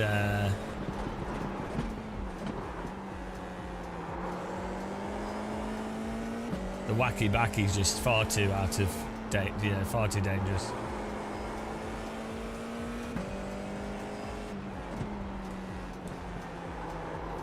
You're allowed to defraud the general population of millions of pounds. That's fine.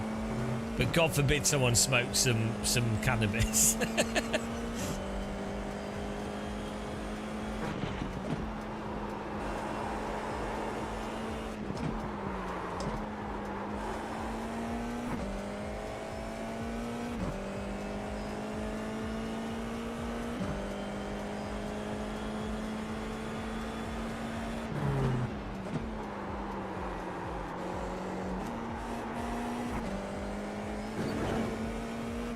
Man, I'm too slow.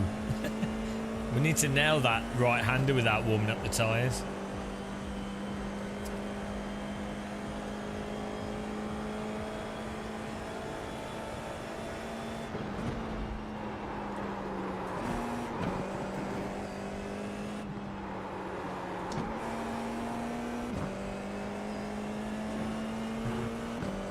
Oh dear, what a terrible lap, guys. Why do I make it so bad for myself? Every time.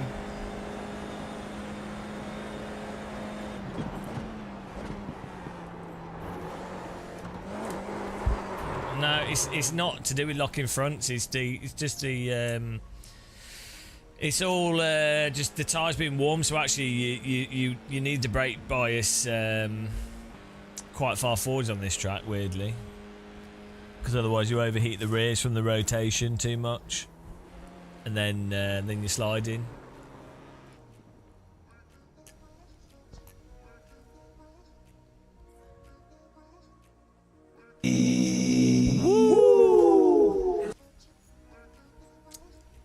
Yeah, we need to just underdrive it more.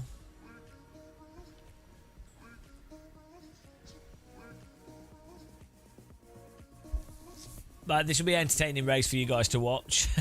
We're starting so far back. Oh dear. Oh wow.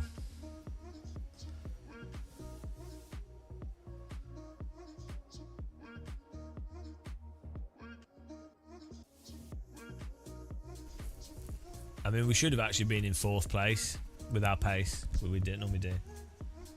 I will do Vishnu. This is getting new tyres as well. Checkered flag, checkered flag.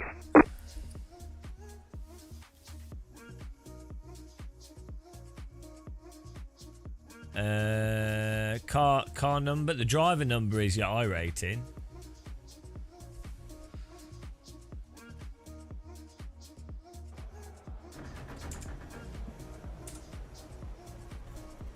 The estimated SOF is 2,218. Well, this is a disaster. Half the field is on the grid.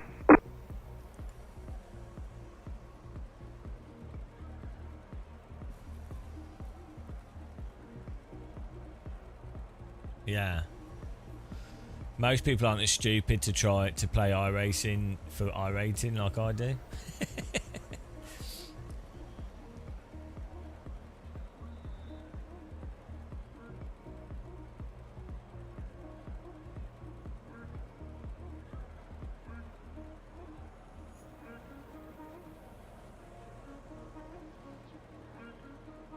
That's true. If I'm car number 1, I'm allowed to just dive bomb, right? 5 cars left to grid.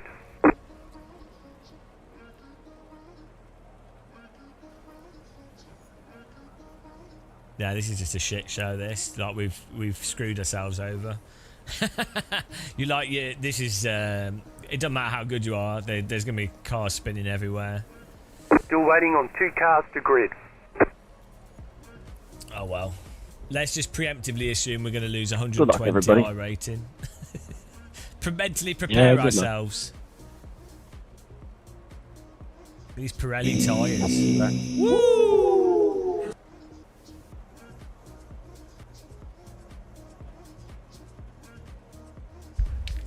Hello everybody, I'm taking this out and really good. I can have fun. I can good job with the T1.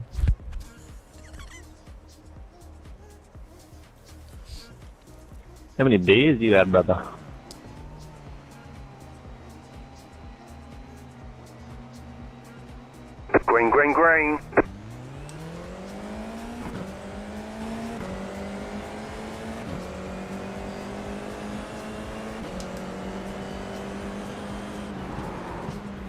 Left side.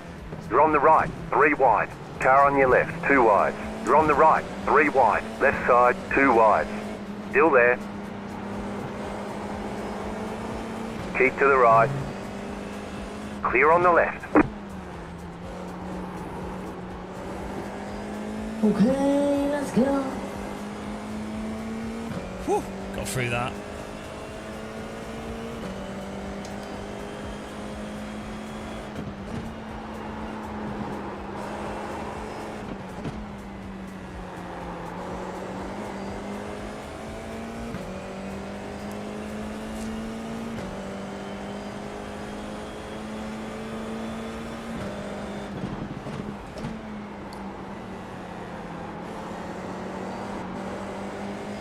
They look like they're going to wreck those 2 cars.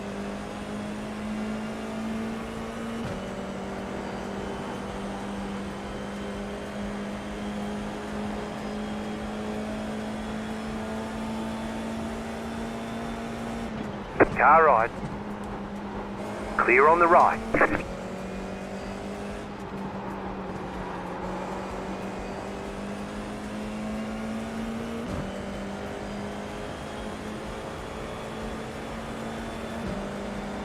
Right side. Still there. Clear on the right. Slow car ahead. There's an incident ahead. You got a slow car on the left.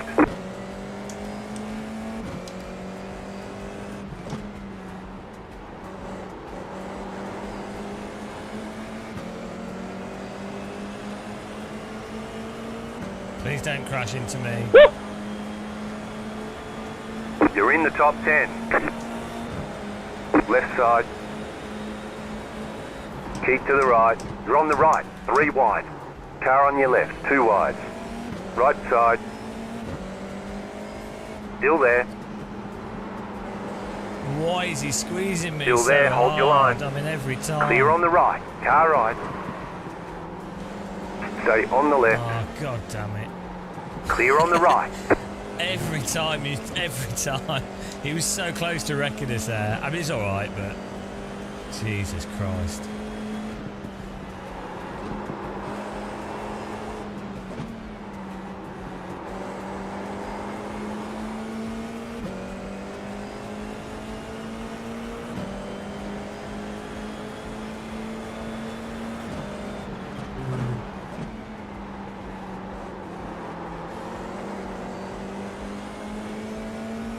Uh-oh.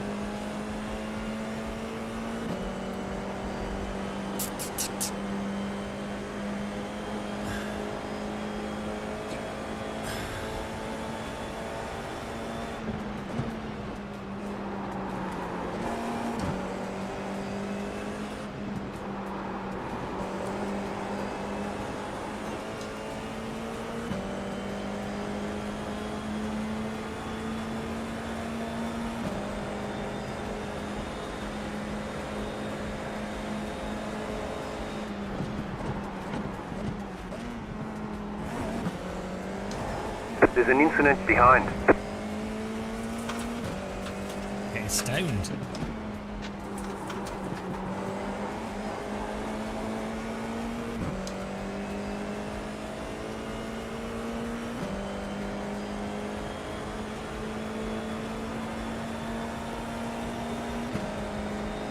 Sorry, Car man. stop on the left. Slow car ahead.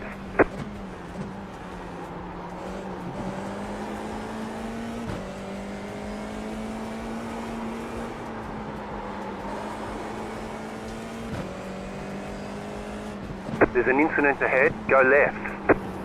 We got binned.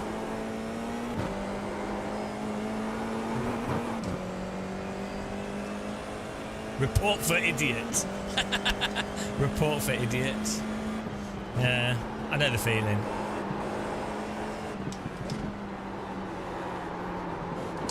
Go right. Go right. Some interesting. Yeah, that's fucking smart. Great tyre moves there. You could have just waited, you know. It just... You need to have some kind of patience.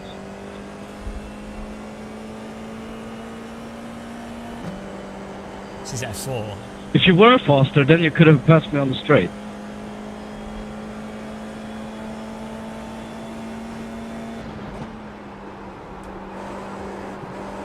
It's just so dumb. It's just so dumb.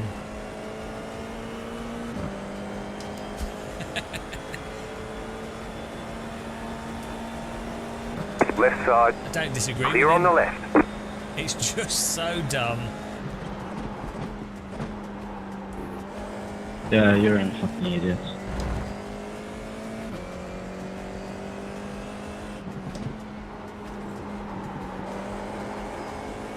Salt, salt, salt, salt. Salt, salt, salt.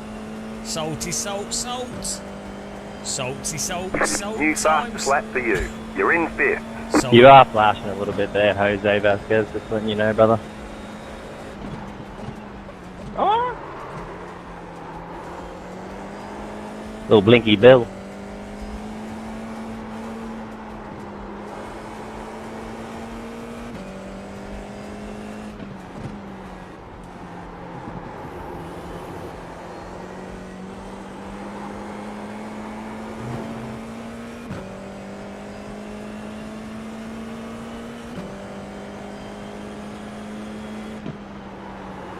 So fucking dumb.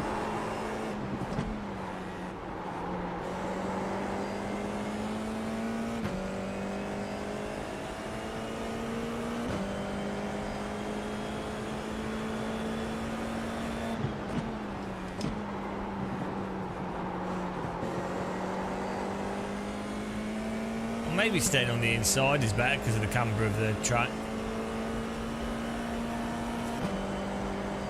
Because sadly we're quite good. Unfortunately, John, we're actually all right, which is really depressing. When I get relatively quick at sim racing, it's the end of the world. UK is definitely getting bombed. These are truly the end times.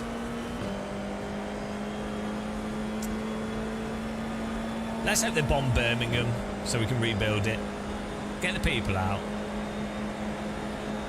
Car right. Clear on the right.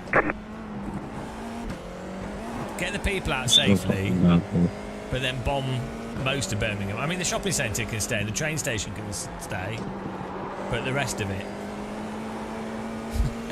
The pace car is out of control.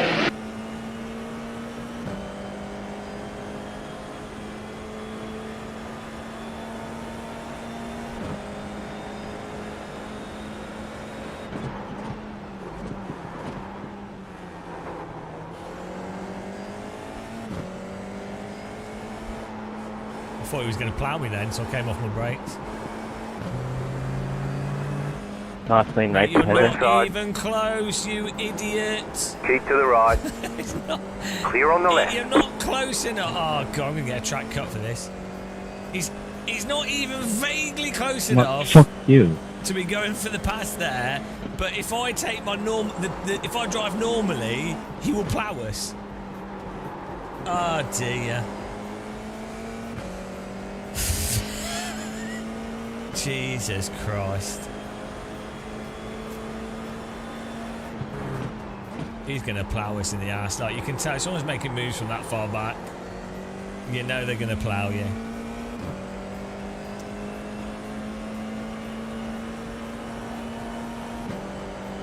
It is the tale of the plough. Didn't end well for both of us, did it?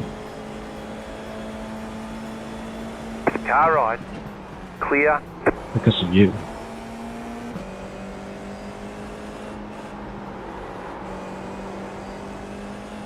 Well, we're not catching up with the cars in front if we're defending this. Oh well.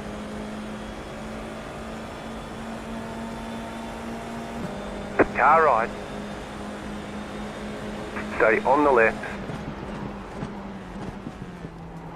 Clear.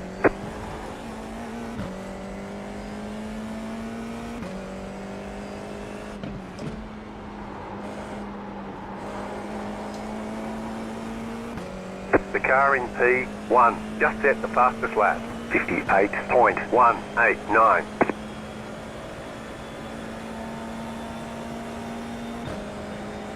You got a slow car on the left.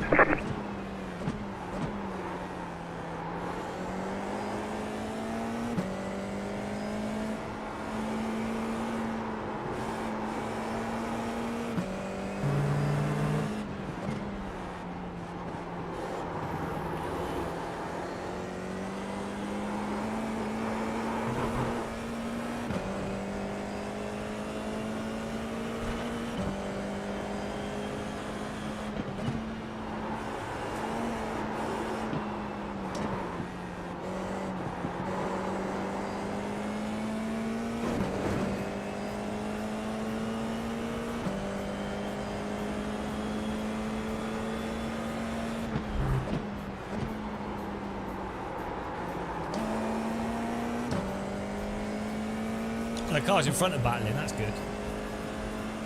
I'll take it.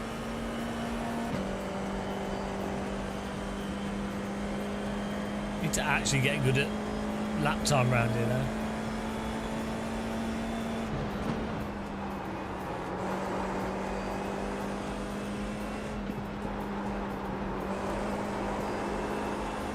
That's a bit better.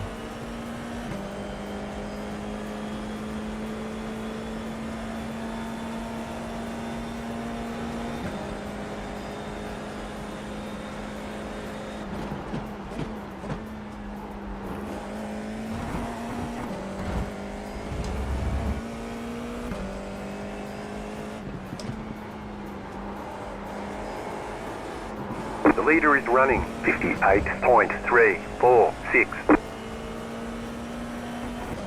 That's better. 58. New fastest lap for you. 58.4. You only got me at the again, Ashley. Go right. The next car's the leader.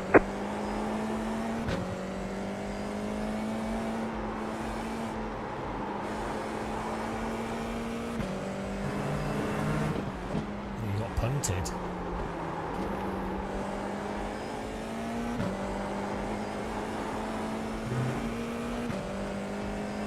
This is good. He's got a good pace. Oh, there's only a few laps left. But, oh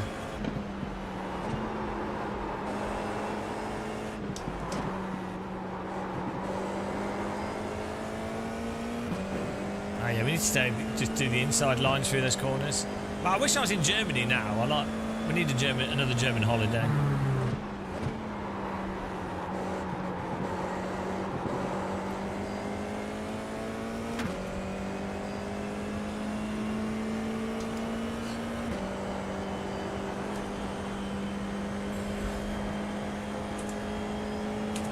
Two laps left. You have about 5 laps of fuel left.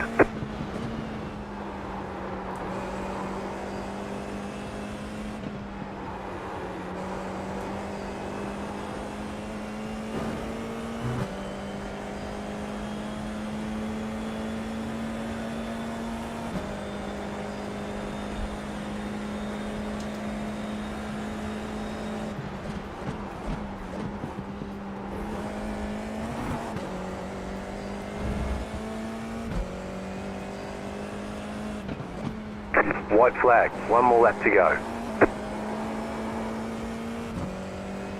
I wonder if there's much sim racing in China, actually. China! You've got the fastest lap. That'd be good to go to. Be really interesting to see the Chinese sim racing scene. Car 2 is now leading. China! China! China! Oh dear. The way Trump says China is so dumb. China!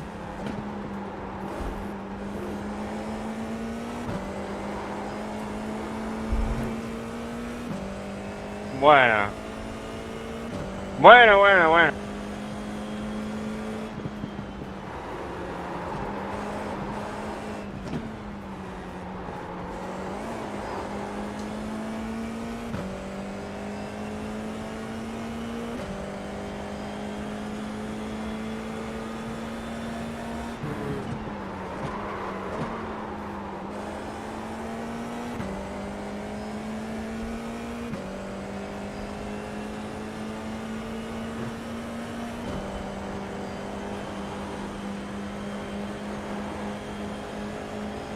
Fucking idiot.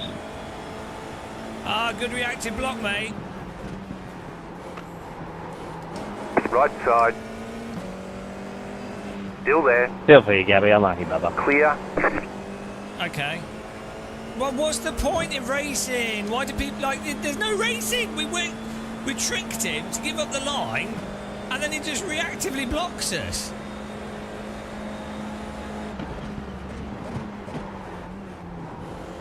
Yeah, nice donut. It's ridiculous. Stupid. Stupid.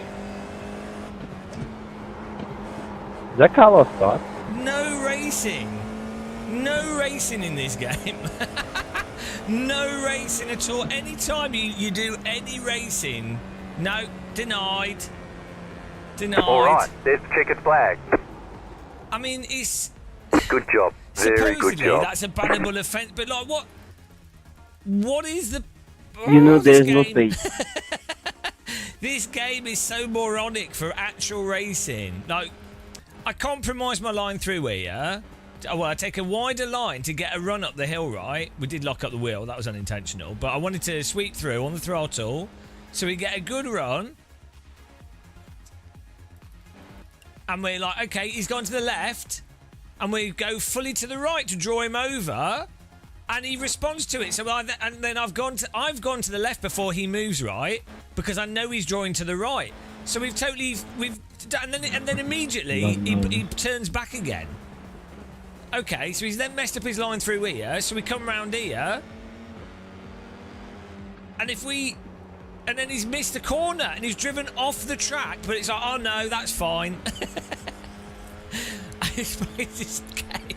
This game, it's like so the only way to actually pass would be to just drive into him.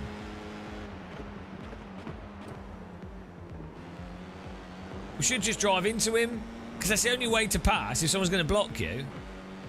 He left a whole lane open. What are you talking about? You don't know what you're talking about. You have no idea.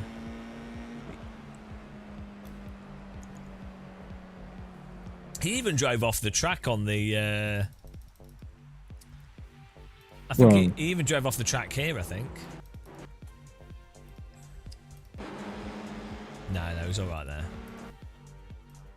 But the other thing is, if I was actually racing normally, I would actually squeeze this on the right. But if I do that, he's wrecking me, 100%. So... if you do what you're supposed to do, you're wrecked. If what I should do coming off this corner, I should squeeze him to the right, but the netcode and contact is too erratic to allow for that.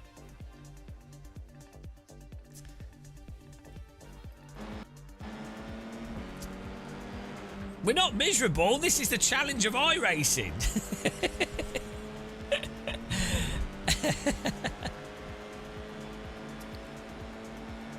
This is the iRacing challenge. Can you be subjected to the suffering?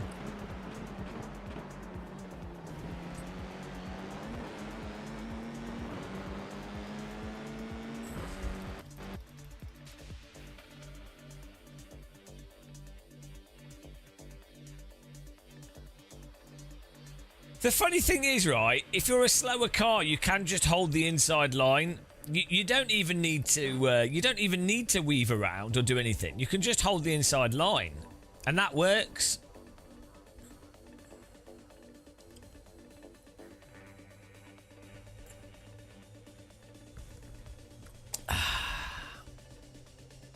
It was good. We finished with 4 wheels though. It was my fault was not qualifying better, so I've only got myself to blame. We messed up quali.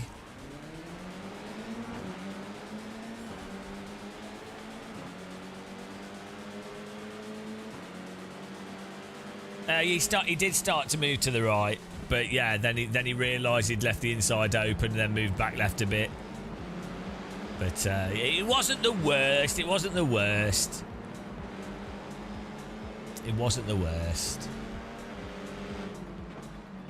The problem is, I can't afford to attack him properly because the risk of getting damage is too great. If I didn't have 4K iRating, we could have just squeezed him, and then if we'd have crashed, it'd be fine. We wouldn't lose anything.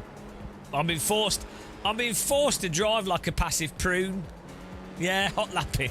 I've been forced to drive like a hot lapper. It's the antithesis of my driving. That's the challenge of this, guys. That's the difficulty. It's not actually what you think it would be.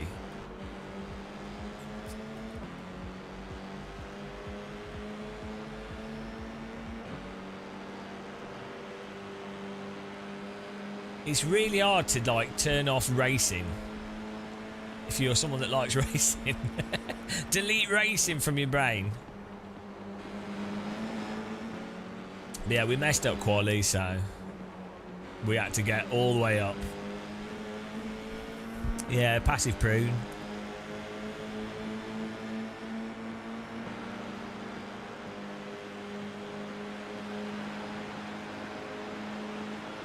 We have got better lines through some of these corners though, which is nice. Oh, he got ploughed.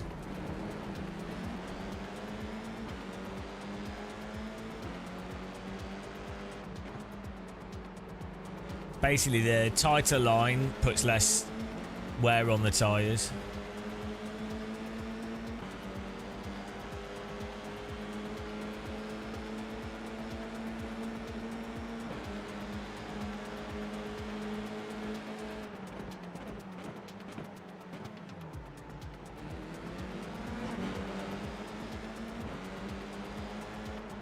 Well, we'll probably have a break. Well, there's on the 10th new tyres for this car, so that should help with being able to actually race properly, which would be good.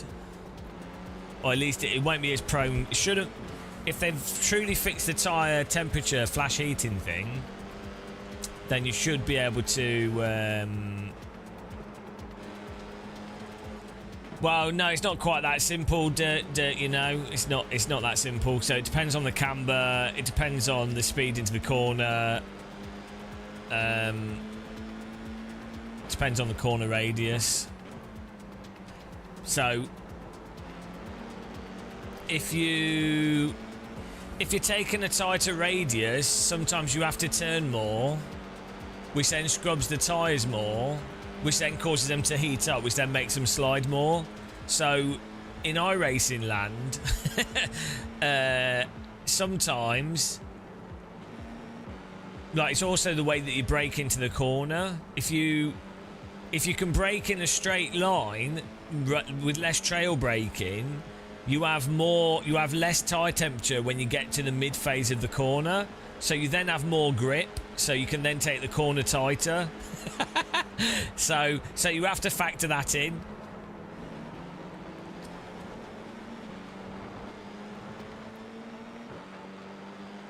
Like, also with the corner being slightly off camber, when you enter it from the outside, you have to then, you might want to brake harder to then turn in, but then again that it's all about the tyre temperature. It's all about heating the surface of the tyre. But to be fair, on this track, the inside-ish line is a good line, like in reality as well. I think it's like not every corner do you take from the outside in, and this is a very technical track for its corners because they are cambered. It's not that noticeable in a simulator. If you're playing VR or you go around the track in real life, there's often quite a lot of camber on corners that's not that perceptible in 2D. So like this corner here, so you see the camber here. If you're on the more inside line here, right, there's quite a bit of camber. You see how the track goes down here, but on the outside, this outside line doesn't have the camber. I'm a little bit faster in VR, yeah, but I mean, normally I'm not. If I'm in VR, I'm concentrating more, so I'll be the same speed. But you see the camber here, you can see how it's like flat and then cambers down. But then you can see the camber actually, there's camber starts here, right? So if you're on the outside, you're not benefiting from the camber of the track hooking you in. So you'd be, if you brake late and you're then coming across the camber. So if you were doing like this line, you're not benefiting from all this camber here, and you're having to turn the rear with more slip without the camber. So, normally the line for this would be, like, if it didn't have the camber, you'd want to go out and then across. Also, so that you can get on the throttle with the car more straightened up. But also, this corner goes on for so long that you can't actually. So you'd normally want to be coming at it from this angle, so you could throttle out and then run wide. But yeah, you're better off. You can actually see the. I mean, I think this is the case in real life as well. You can see like the rubbered in line, and then you get on, and then you sort of holding the inside a bit longer and then throttling out.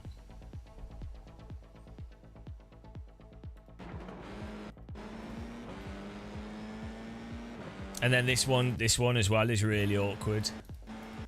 But this is awkward not because of, again, well, it's got, you can see the camber here. It dips down quite aggressively. But you can see it dips down sooner. It's like a diagonal.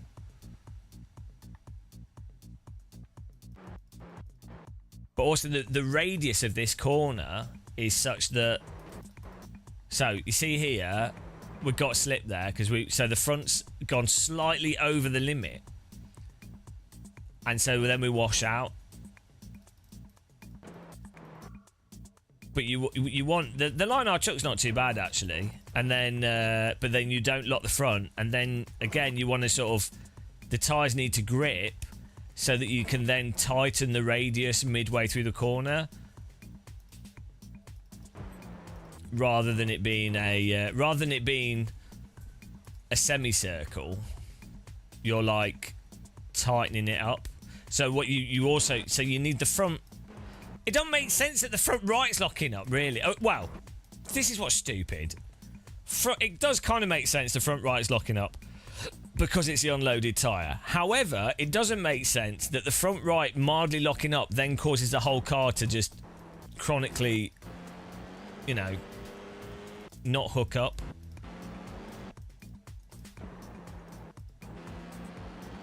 That's kind of the right line. You just need to do that without locking up. Maybe a little bit wider into it. Turn in a fraction later. Then I think we'll be all right.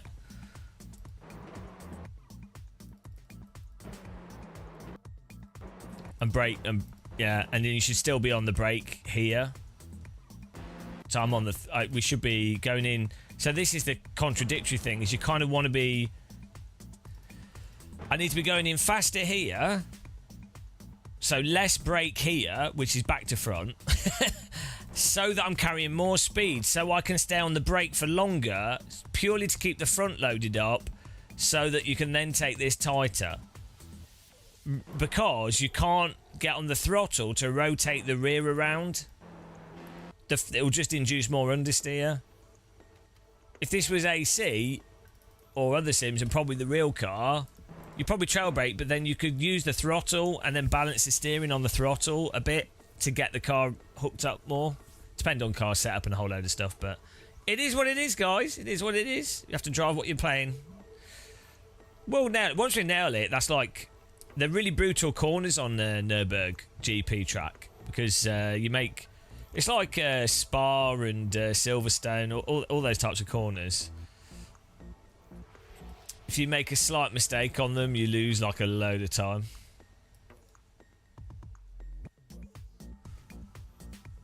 It's alright though. It is what it is.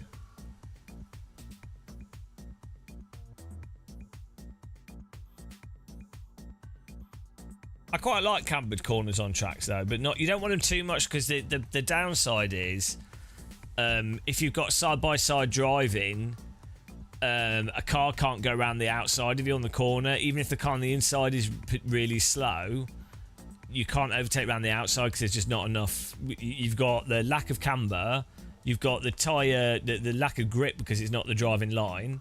You've got probably marbles and stuff because nobody will be driving on the outside. So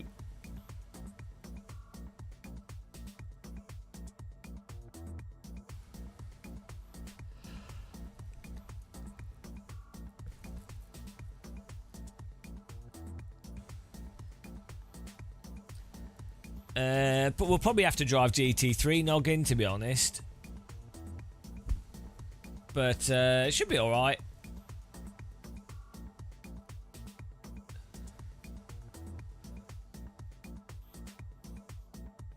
We could do... could even do hypercars. Well, the Porsche... I don't know if they're changing the tyres in the Porsche Cup. I don't think they care. Right, let's try and get some practice laps. Try and get this down.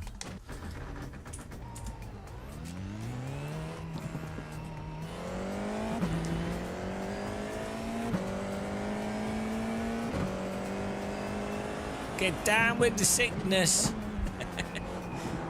Get down with the sickness.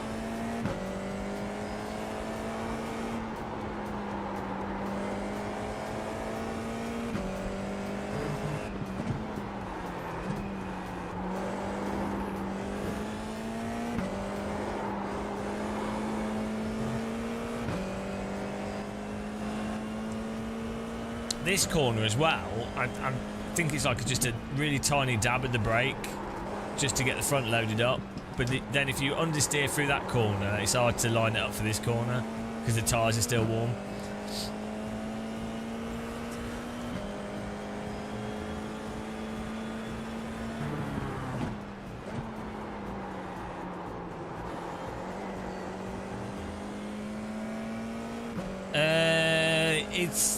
It's harder and easier, so it depends on. It's harder because there's probably more. Well, it just depends what lap times you can get. The race is easier racing because the cars are harder to overtake in and they're less likely to brake. Actually, it's probably easier in many ways because there's more people to race against. Strength of field is higher. So if you can get, basically, if you can hot lap and get up to pace, which is just getting up to pace, then you're good. But yeah, there could be more people that are closer to pace, so then you might find it harder to get to the pace. Like maybe the foot's being because a Formula Car is more responsive, it magnifies the skill aspect of being good on the pedals. So if you're faster in a Formula Car, it's easier to stand out in some ways. Yeah, we'll do LMU when the update comes out.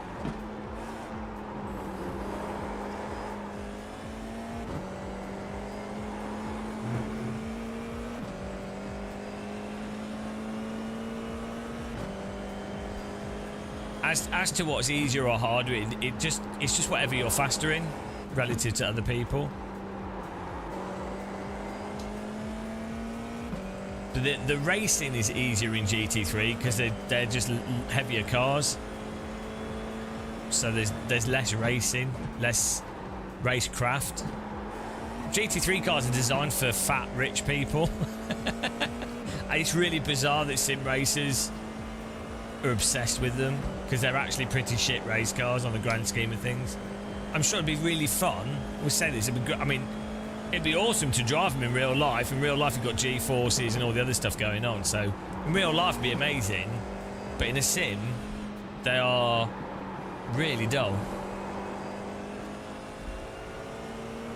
Well, yeah. So the Porsche Cup, because it's so brutal for over the limit and people making mistakes, the difficulty of the vehicle up to a certain skill level makes it easier to get a good result.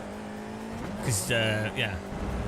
Again, that's down to hot lapping though as well, and just raw pace. But once you're racing against really good drivers in the Porsche Cup, it's a nightmare.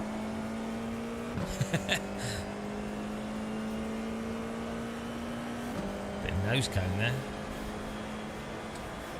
Bouncy wing. There's a bit of nose cone.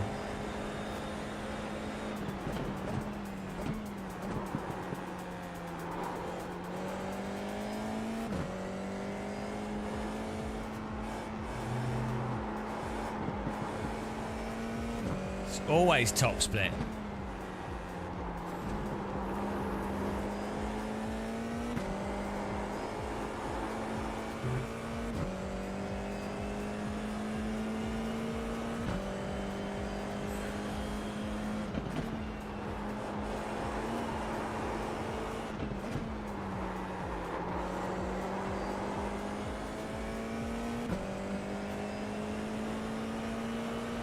Well, we always are top split because we're one of the best, if not the best.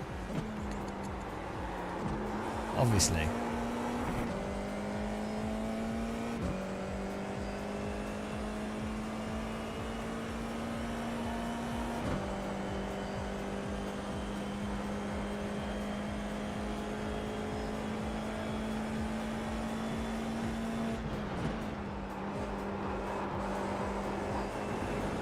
You are the best. You are the best. The best.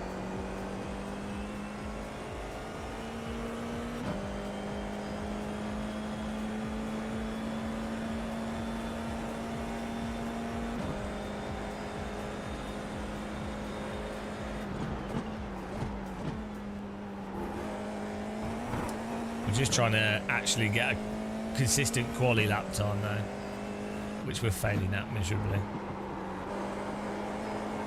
Spectacularly terrible.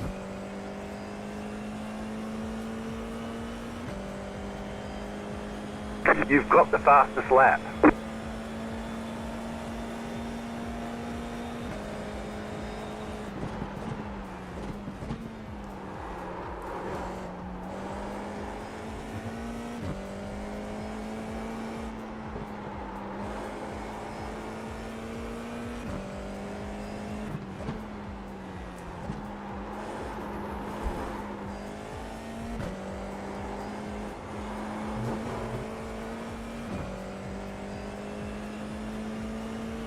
The guy who never stops is loving it now. What? I don't know. People seem to come up with like narratives that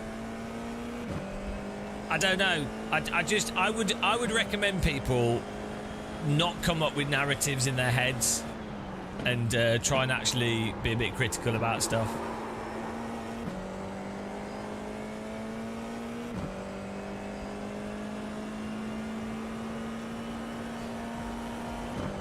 Earlier today we were told that we were complaining too much, so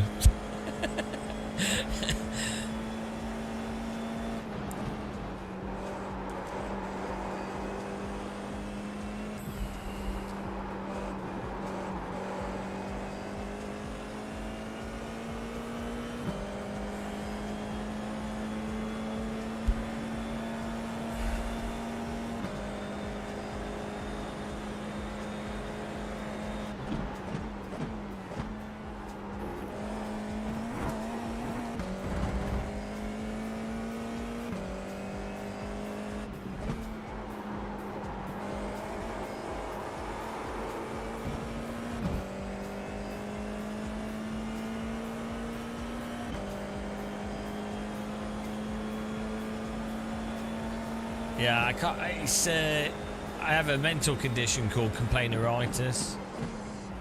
It's quite common for British people.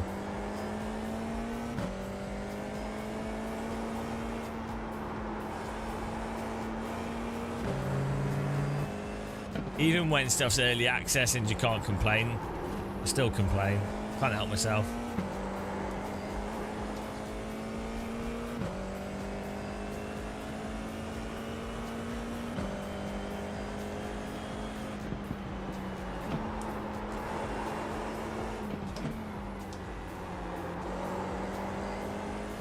Yeah, we'll do the tighter line through there. It's a lot better than the outside one. In it, bruv. How's it going, Hell Knight? Man, I'm exhausted today. I got up early. I just feel tired today. Pretty tired yesterday as well.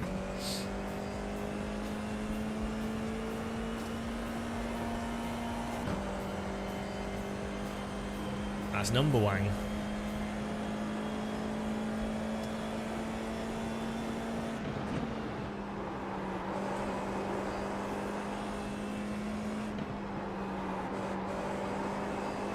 Oh, that's much better. Ah, oh, it's because you live in in a land down under.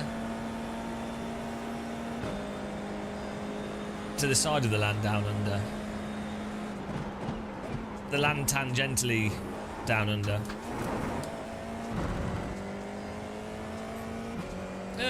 You can have fun playing iRacing.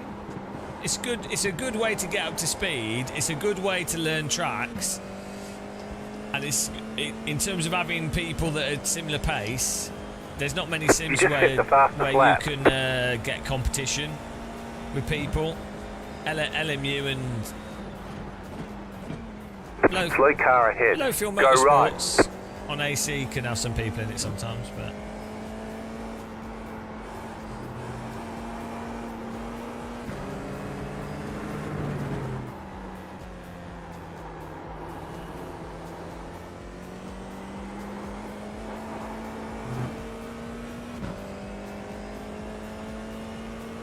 The force feedback is pretty bad, but if you get Marvin's force feedback app, you can dial it in to actually feel the front tyres reasonably well. It's not really much for braking and stuff, but you can at least dial that in quite well. It does depend on the car, but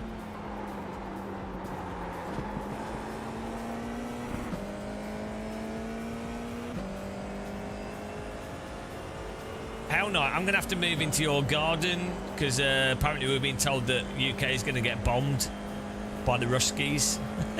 I mean, we have been at war with Russia for like 3 years. I don't know why everyone's pretending that we're not. It's like, yeah, we are on the side of Ukraine. This is the weirdest not Cold War. Like in the Afghan war, the Allies were obviously on the side of the Afghans, but they're not at war with Russia because they don't want to be at war with Russia. But we're back in Cold War land. I think what's happened is everyone knows, like, basically Russia's economy now is a wartime economy, and that's all they can be now because they've destroyed a lot of the industry to support the war industry. So what that means is Russia is pretty much going to have to militarise, and then they're going to have to justify that militarisation with military action, right? And so the population are like, oh, we've been attacked, we need to defend ourselves. And then Europe will be drawn into whatever there is with that conflict. So I think that's the whole thing.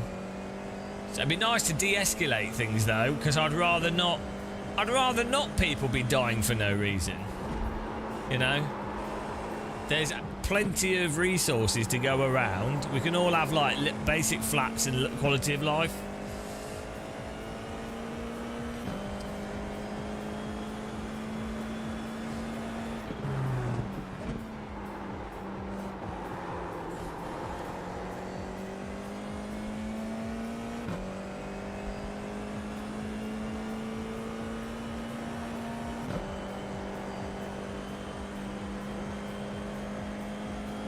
So, yeah, no, I'm not too keen on people blowing each other up for no reason.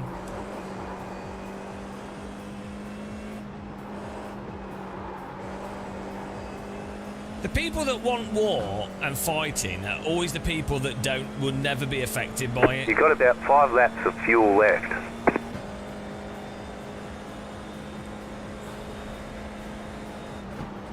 What's weird is the propensity for people to trust in idiots.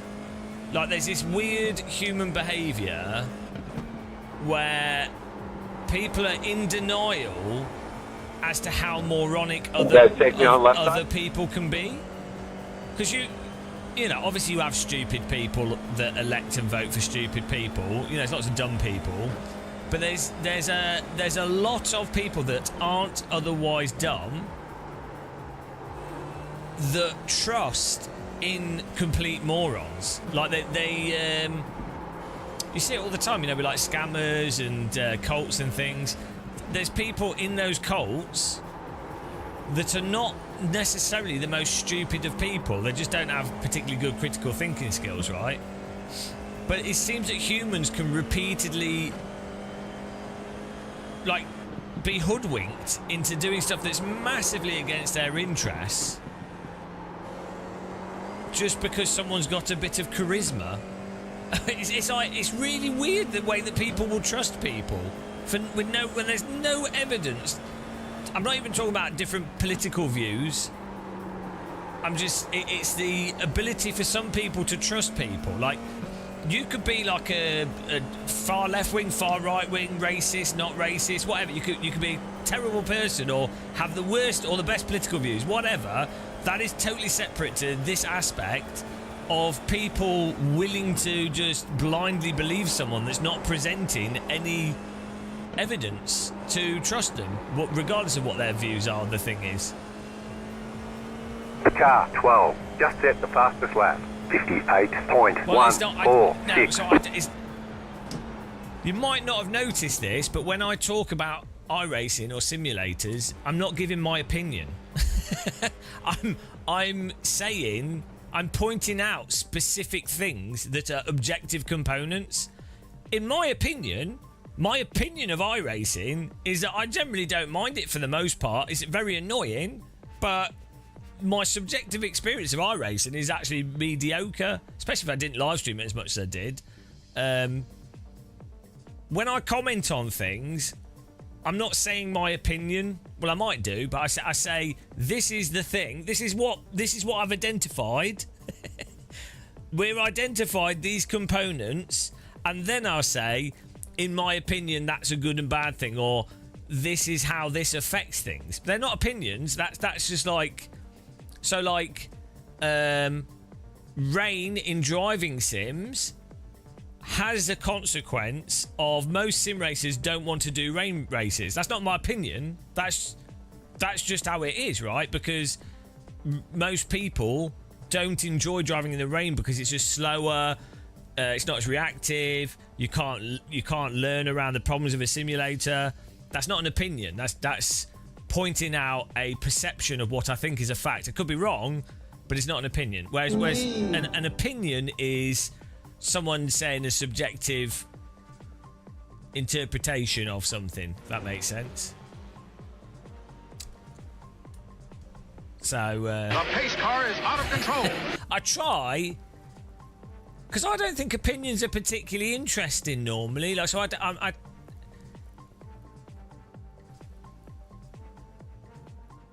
yeah, weirdly, my opinions are normally quite positive. Which is not what people would think. I don't think they would think that, but my subjective view on stuff is normally quite positive. I'm very I'm actually weirdly optimistic. I don't know what's wrong with me.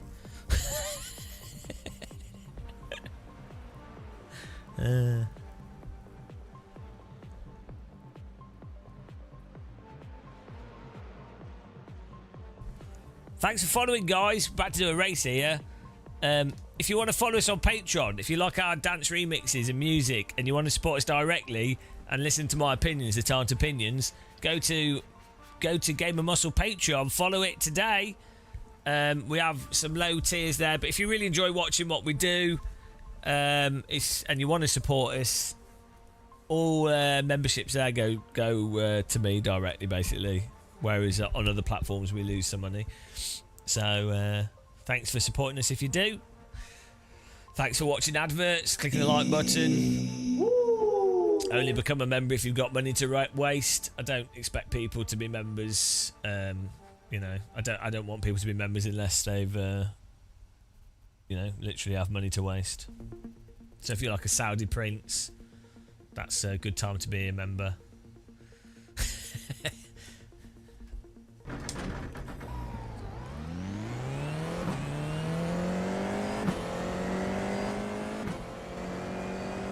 People tell you you're mean. Yeah, well, I mean, the difficulty is that most communication is, well, so it depends on the social context you're in and who you're around.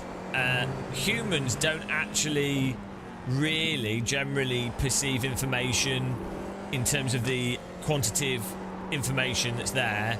It's more like how something's said and the vibe and the feel and the comparative sense of what's being communicated. So it depends how used to being critical some people are and just culture and stuff.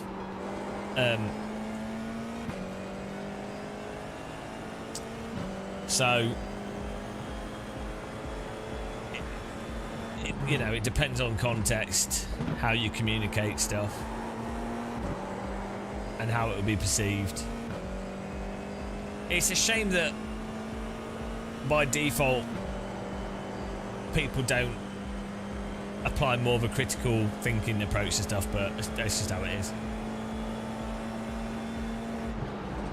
Like, so my natural thing would be, if I'm listening to a podcast or watching the news or something, if I'm watching something and it makes me feel like annoyed, or I have some kind of emotional response to what I'm consuming, my immediate thing to do is to go, oh, hang on, maybe I'm being an idiot.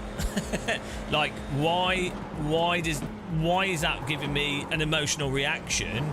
And so I immediately go, right, I need to be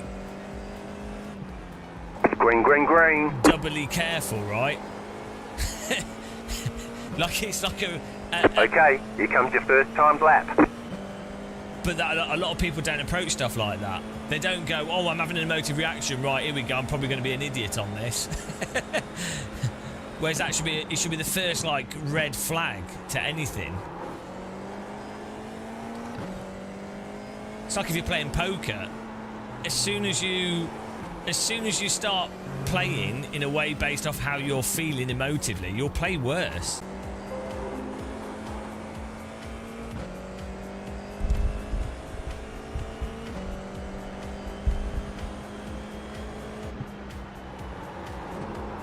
On the other side as well, if you're completely comfortable with something, you might think, hang on a minute, I'm getting suspicious. I'm suspicious that I'm seemingly totally comfortable without any other thought. So then you'd be like, oh, hang on a minute, why am I not? Is this thing just conforming with everything, with what I already agree with? So then again you'd be like, oh, hang on a minute, caution. Like if you're agreeing with everything someone's saying or something is saying, you've got to be like, hang on, that's boring, and why am I just agreeing with it? Mayday.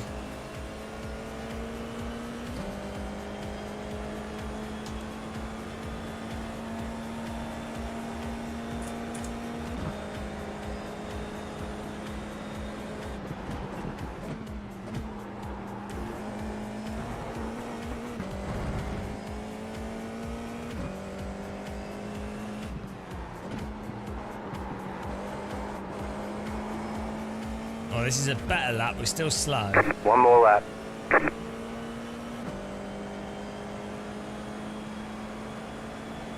58.7. Yeah, that was better.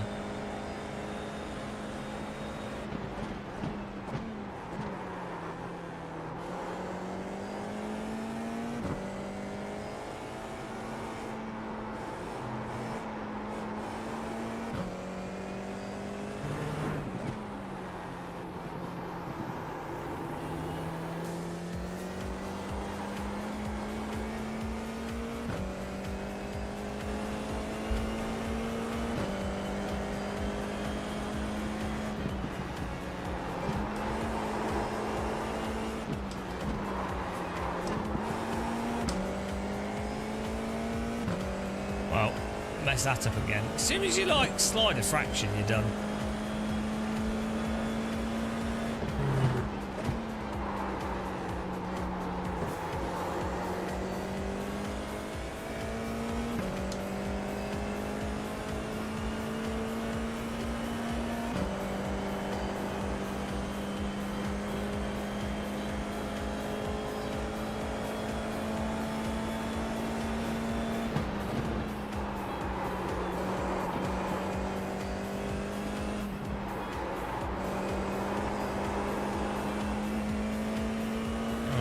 Dear.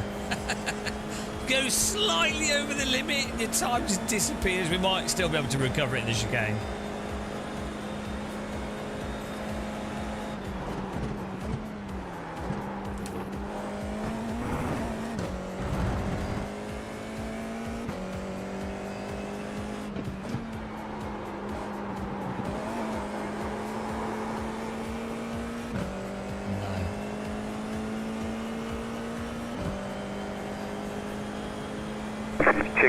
Checkered flag. 1/10 fast, slower. But it's all right. We're slow, but could be better, could be worse. 57s is what we should be doing. Augustin Vera Blanco. Probably not P3s. People haven't done laps yet. It's probably like P7th or something.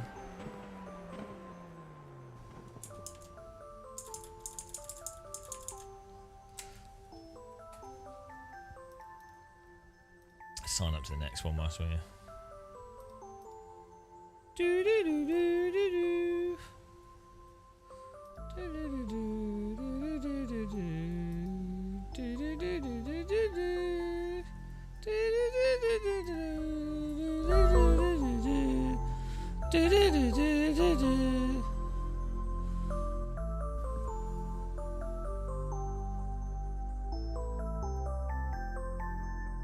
I would like to go back in time.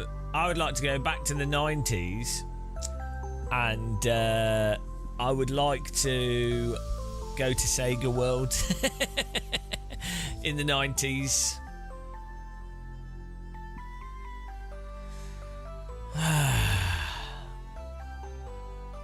I want to play as if they were brand new. I want to play all the 90s arcade games.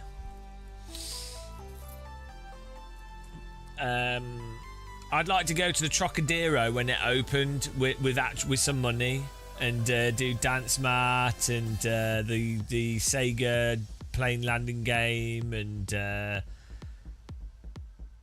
light gun games, Time Crisis, all like it, you know, all on brand new cabinets. There are some arcade places where you can kind of do that, but this, you know, it wouldn't be the same. I want the Trocadero experience. Well, it's maybe the pressure of getting nuked by Russia will make us get back into partying again.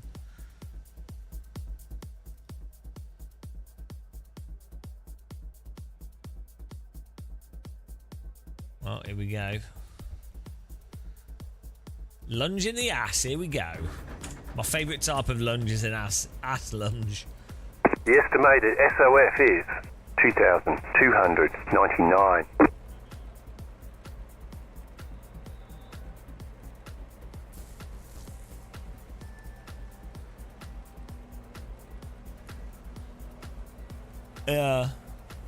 I really feel like I missed out on stuff. Like, I think people my age were like 5 years too late and 5 years too early, because we kind of missed out. We missed out on the pinball thing. We missed out. We didn't have any money in the night, like when we were teenagers in the 90s, like young teenagers, when all the arcade machines were popular. And then we were too young to like really take advantage of the LAN cafe thing. The only thing that really worked out was Counter-Strike, like Dare Defeat, Counter-Strike stuff. But then we were too young to go to LAN parties, so it kind of all that sort of. And then I missed out on the clubbing stuff because I was too young for like the proper raves. By the time I was 18, 19, it was all shit. Well, when I was a younger teenager, it was all emo bollocks. Waiting on the final cast grid. And all like the rave stuff had been closed down and everything. And by the time I was like 20, when I did go to clubs, it was all like house music and garage, which I don't really like. I mean, we could go clubbing in Germany now though, so it's not all bad. But green flag, green flag. I mean, it was probably awful. I mean, it was terrible anyway. Everyone's smoking indoors. It's terrible. So left side. You know. Stay on the right. There's an incident behind. Stay on the right. How are you driving into me? Clear. Before the corner. Car on your left. Clear on the left. Right side. Keep to the left. Oh, this guy. Still there. Hold your line. Oh, it's atrocious. You cannot clear. Now we're going to lose P1 and P2 thanks to your atrocious driving, matey. Jesus Christ.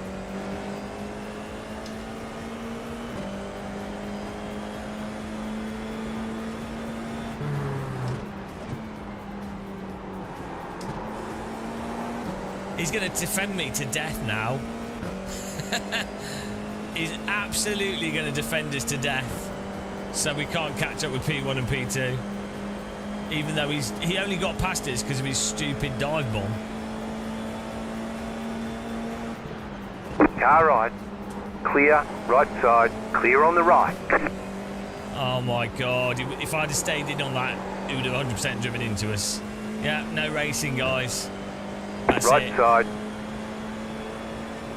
Stay on the left. Stay on the left. Clear on the right. No racing. No battle. There's an incident behind.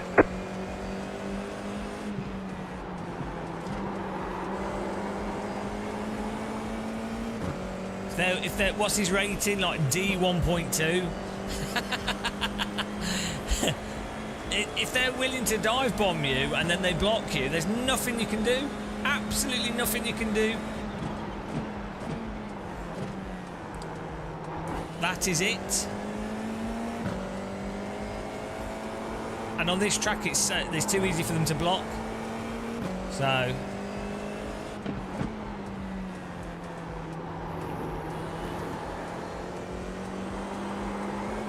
No, we're the second fastest car here in this session.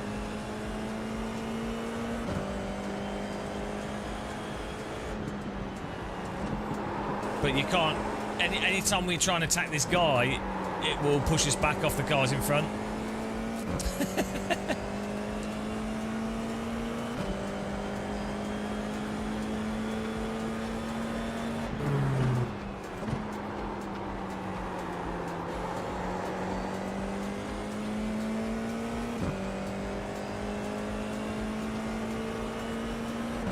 It's a shame we can't bunk draft, because I would push him. I'd just push him forwards into these cars.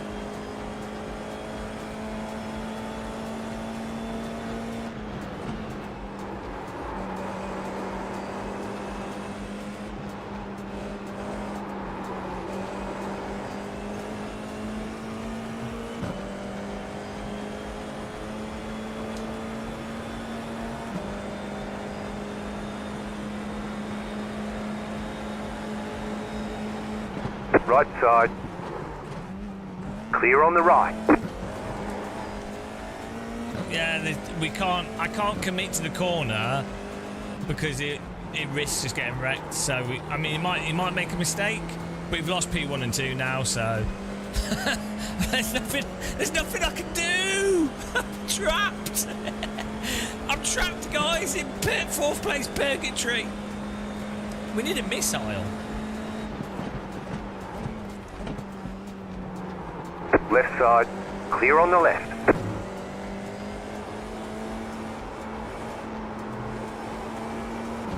Absolutely nothing I can do. I can try putting pressure on him, maybe he makes a big mistake, but he has to make such a huge mistake.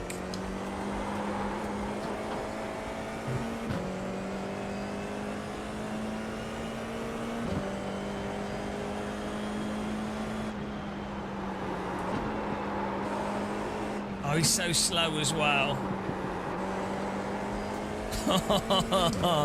There's no way to overtake.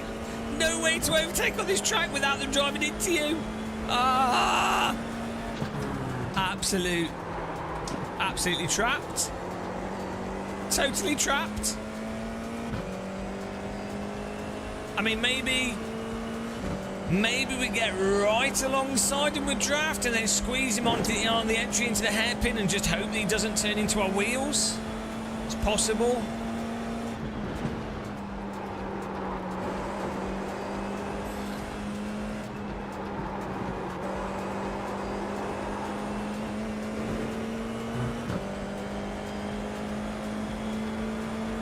You can't go around the outside. You've never played iRacing, clearly.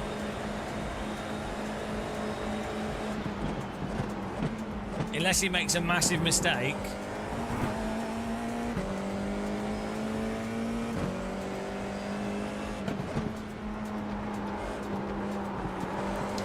If you're within like 2-3 tenths of a car, you're not going around the outside on this track because the tyres overheat and you just slide off. New fastest lap for you.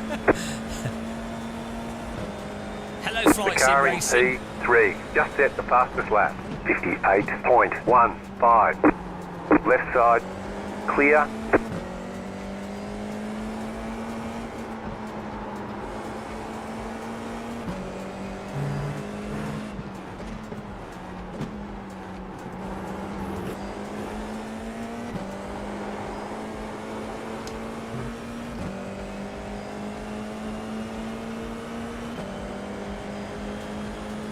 No, the problem with staying... Look, Andre, the problem with staying that close to him is when he makes a mistake, he then spins and crashes into us. I'm telling you. I know, we've played too much of this. How your wings problem, mate? Then we got 4x. Good job. Good move. Yeah, but I don't want him to spin into me or slop into me. That's the problem. We're trapped. We're absolutely trapped.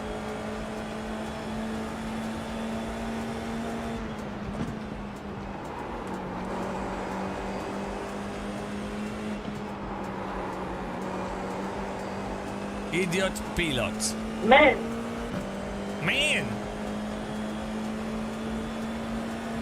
I swear, man, are you fucking retarded? Right side. Dumbass. Still there, hold your line. Clear on the right.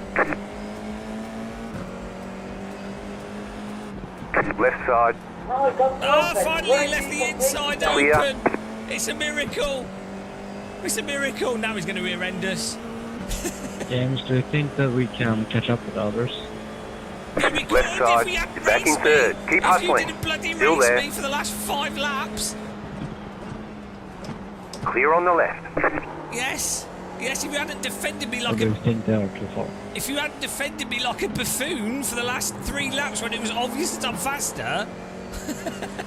yes, we could. Yes, we could have caught them. Easy. He says it now when I'm... when he's already defended to the point we've lost 4 seconds. He overtook me with a stupid dive bomb at the start. Oh, dear.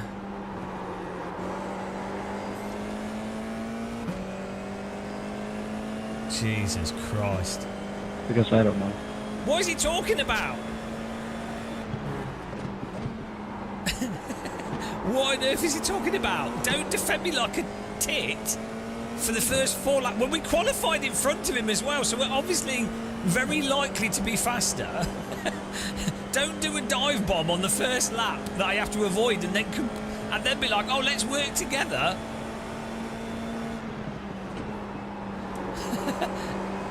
Jesus Christ.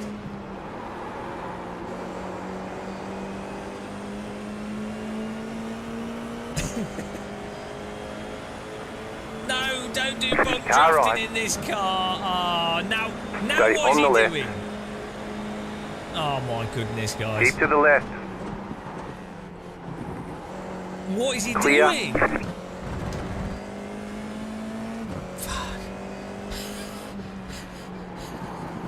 I really honestly struggle to understand iRacers. The pace car is out of control. I really do. The car in P1 just set the fastest lap. 57.885.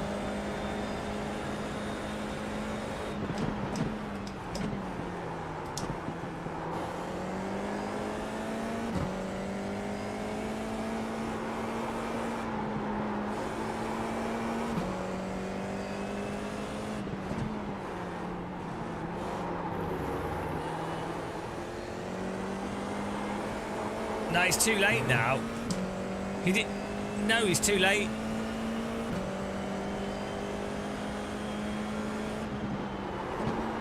He's far too late. Car on your left.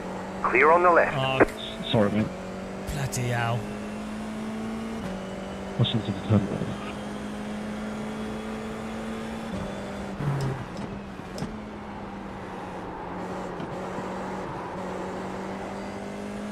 Oh, the tyres are perfect. I've not complained about them once. Not a single complaint.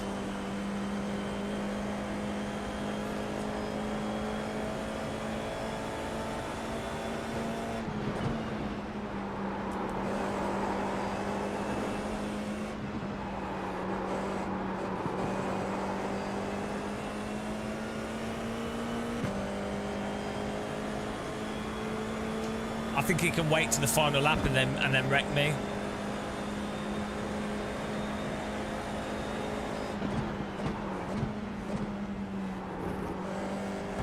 That's the tradition.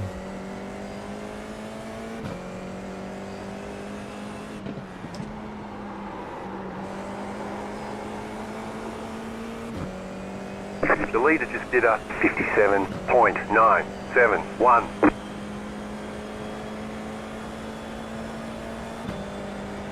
Oh, don't do a stupid dive bomb, mate. Please don't. Okay.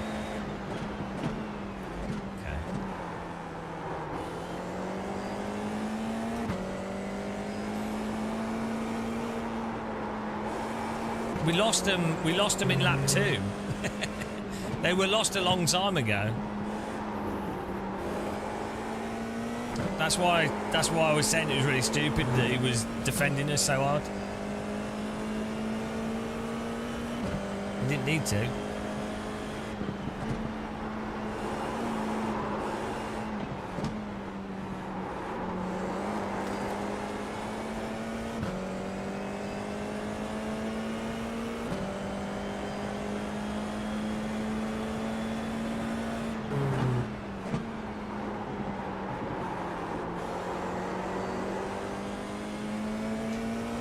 Yeah, surprise, surprise, I'm defending him. Because he's in my draft. Right side. Shouldn't be tricky to understand. Stay on the left. Clear. Left side. Clear on the left. Why does he keep driving into me? Like, what's he doing? You have about 5 laps of fuel left. Right side. Stay on the left. Why is he turning into me here? We're driving in a straight line, mate. Keep to the left. Clear. What on earth? White flag, white flag. Yeah, P1 is faster than us, but P2 slower than us. And this guy's slower than us as well, so he just attacked us at the start.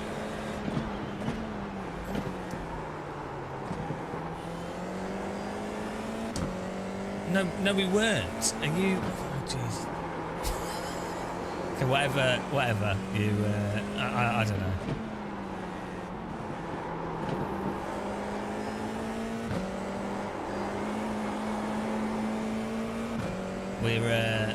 Well, he's going to pummel us in the ass, isn't he? We've been through this quite a few times. Hopefully he does it in a way that doesn't black flag us, so we only lose one place. But we've been ass pummeled so many times. No one's saying about not racing. Oh my giddy aunt. I don't know why these concepts are so confusing to some people. Left side, car right. How has he driven Clear. into me again? Every corner. Right side. Still there, hold your line. Clear on the right.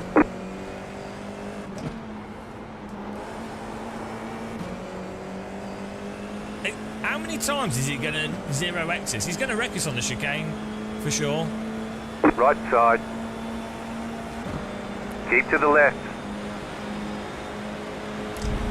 Keep to the left. Clear. Right side. Clear. Car right. Clear on the right.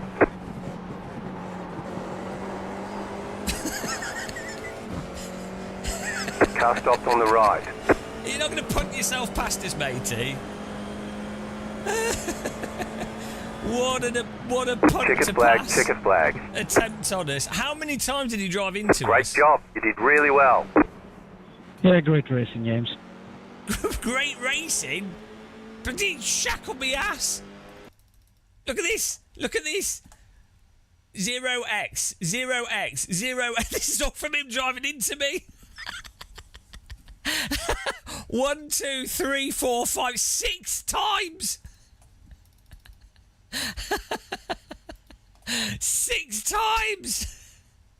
He didn't wreck us though, so. Oh my goodness, guys.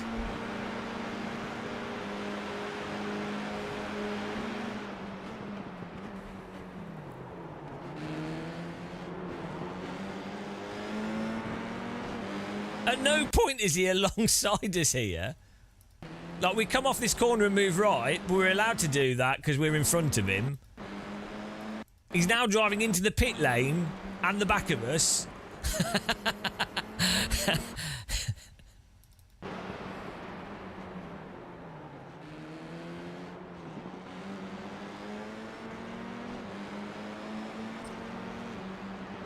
I mean, on this track, you can't really go around the outside. It's incredible.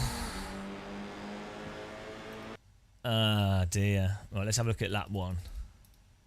He didn't wreck us, though, so at least, you know.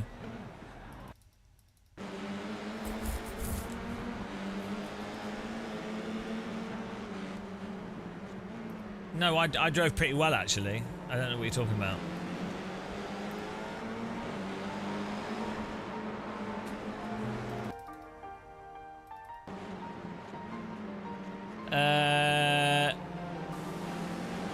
It wasn't really a move.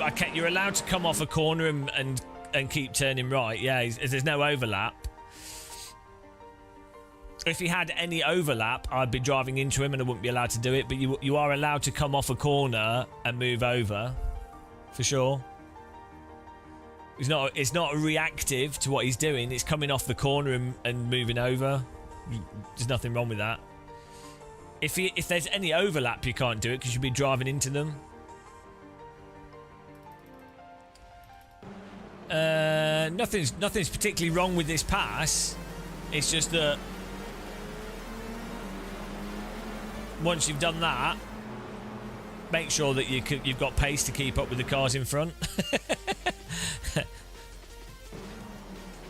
And it's because he got the pass in, and then he balked this corner, and then he's obviously holding the inside. But then that's it. You've already lost shitloads of time. He didn't have pace to keep up with those two cars, so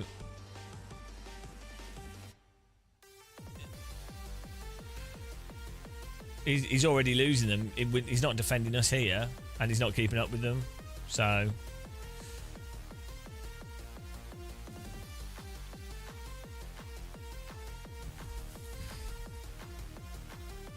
well, it's F4's like walking pace, so. It's fine. I would say him driving into me 5 times before is more of a problem.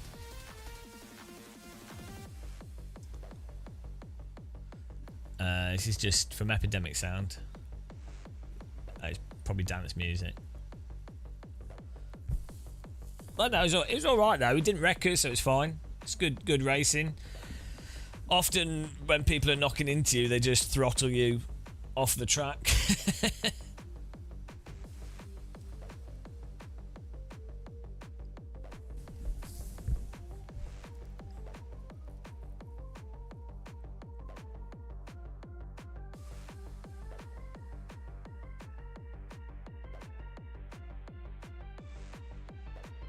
Yeah, there's nothing wrong with him with the car overtaking you that's slower than the cars in front and then defending you because they can't catch up with them. There's nothing wrong with that because, like, if he can't catch up with them, he might as well just battle you. But then like you say, it's weird to overtake you, be slower than the 2 cars in front, lose them, and then be like, oh, let's work together. It's like, oh, well, hang on, you just could have just followed behind me.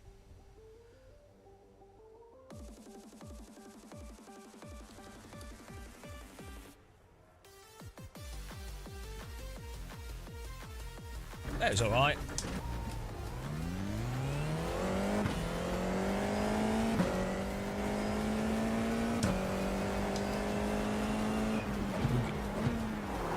As long as you finish with 4 wheels and no damage.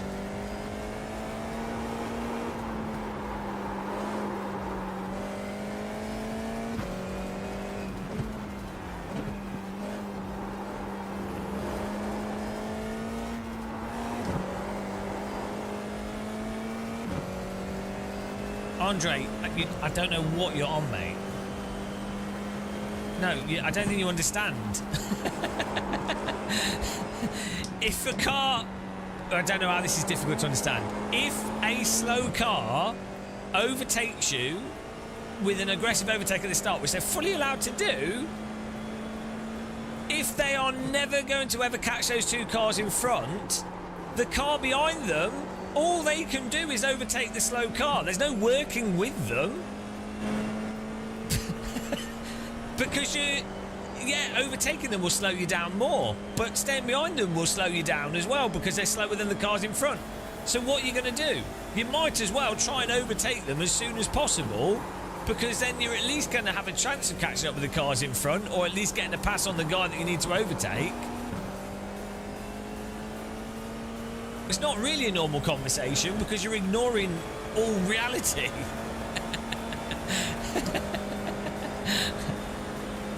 It's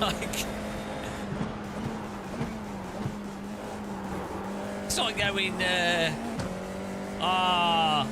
the car with three wheels who's driving to the green. Well, he's not driving well because he's only got three wheels. Slow. Okay, here comes your first timed lap.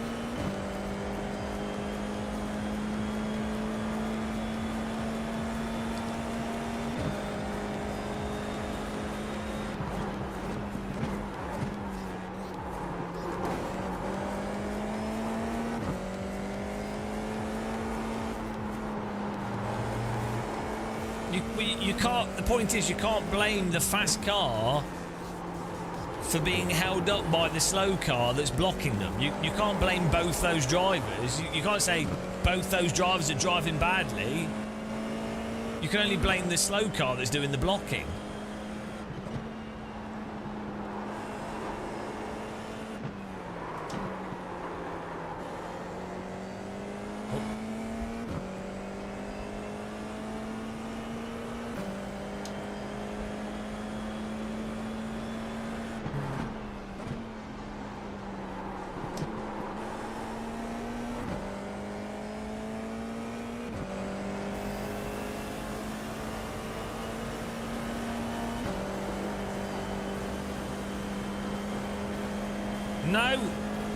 No. Everything's bad faith. It's the internet. Also, when you've just explained something 3 times, when you've just explained it 3 times, unacceptable. Gulag. This is the Gulag zone.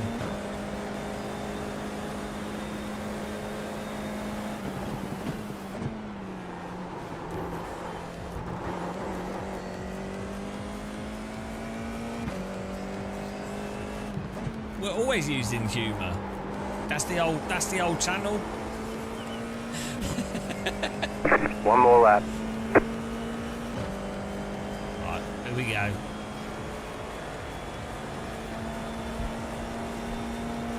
I need to say stuff with a funny voice. People often mistake me explaining stuff directly as being angry. I don't know why. It's just my voice.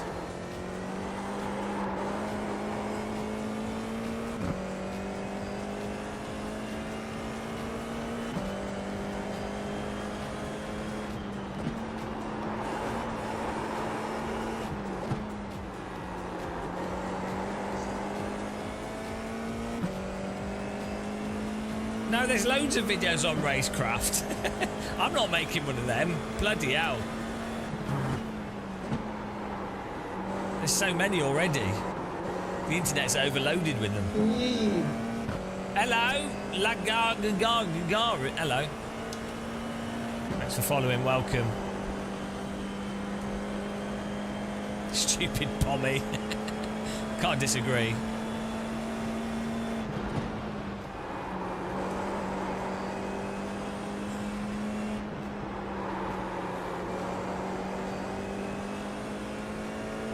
You'd be stupid if the last time you saw the sun was one day in 1983.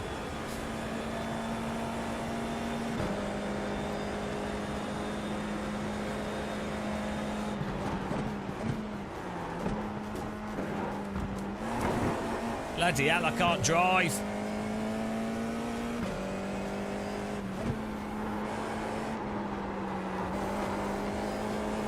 Be honest, how many of you have driven into that pit wall? Oh, bloody hell, we started in 9th, we're dead. Game over. Game over. Chicken flag, chicken flag. Oh, my quality times were terrible. What was I doing? Hello, Nicolaj.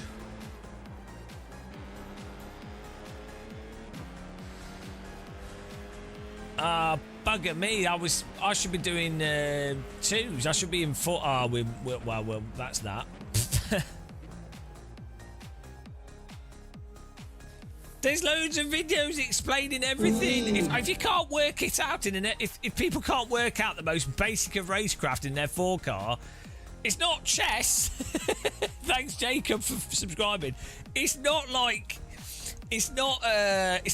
It's like it's dumb. It's not like snooker or table tennis or badminton or golf. Like, this is driving is so dumb. It's like are you slower than the cars in front? Are you losing time? Well, maybe don't block the guy that's faster if you want to catch up with them. I mean, it's so obvious. If they haven't worked it out, telling them it's not going to help them. You know.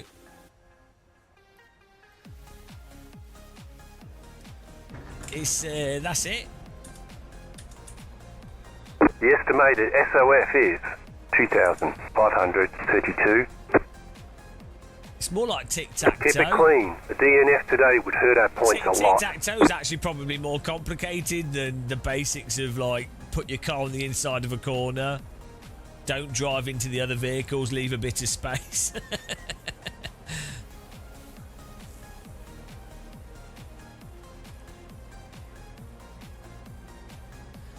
I don't know, Freaky. Well, on this track, it's our last race they were. Half the field is on the grid. It's because on this track you really have to really underdrive. Otherwise, if you go slightly over the tyres, they slop through the whole corner and you lose 4/10. Now, if I was going to do coaching videos, I'd have to do it in like an interesting way. I wouldn't want to just regurgitate Skip Barber going faster for the 50th time. I'd actually want to do, maybe some humour in it. Actually make it entertaining. But then that would require actual work. And I'm incapable of doing actual work, so... Maybe we could gradually... 5 cars left to grid. Maybe we could do like one chapter at a time and release it on our Patreon. And then at the end of it we'll have a book. So we could do it bit by bit. Maybe we could do that. Call it the How Not to Sim Race by Gamer Muscle. Green, green, green.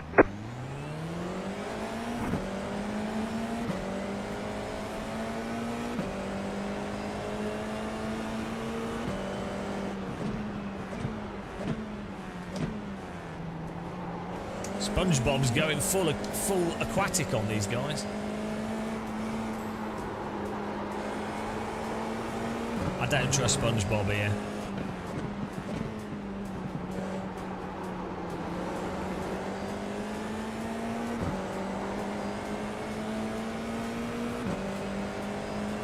This guy's weaving all over the place.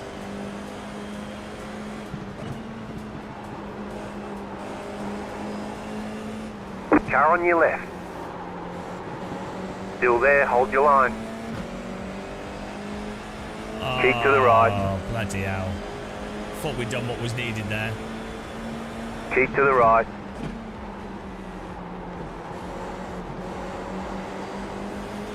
Oh, for God's Still sake, there. Just let me through, please. Jesus Christ. Oh my God. Still there. Clear. Car right. Oh my goodness. Keep to the left. Clear. Right side. Clear on the right. How did he get away with that?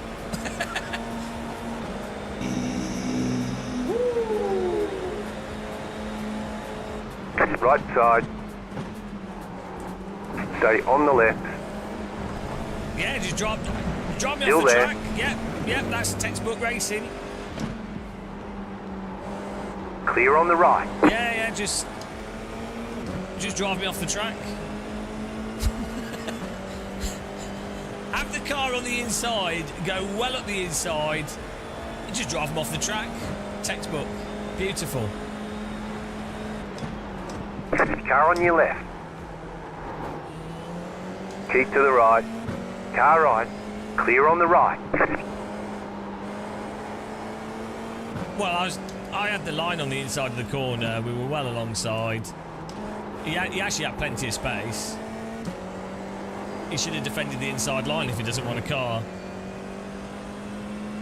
If he doesn't want a car. No, so F1 drivers, as per the rules of Formula 1, you're allowed to do it if you don't have significant overlap. The car in front's allowed to run them wide. You're not allowed to do it if you've got two wheels either side.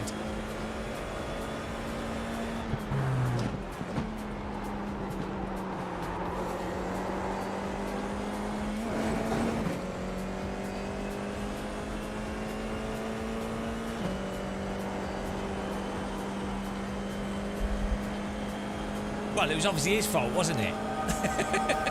Come on! Why is it... How could it ever be my fault? I'm the driver.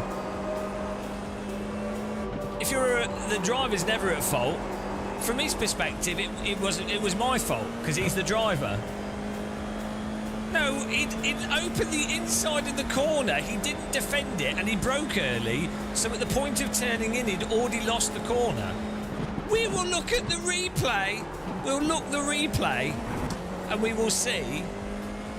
And once again, I'll be vindicated for the Ayrton Senna that I am.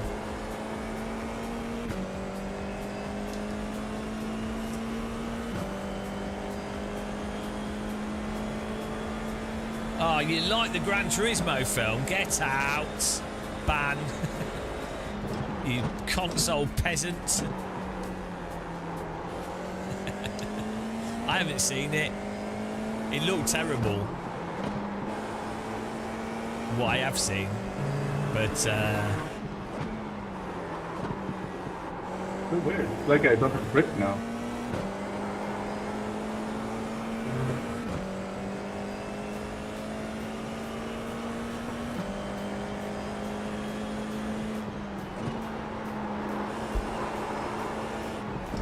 Yeah, it looks terrible to drive. It's all over the place.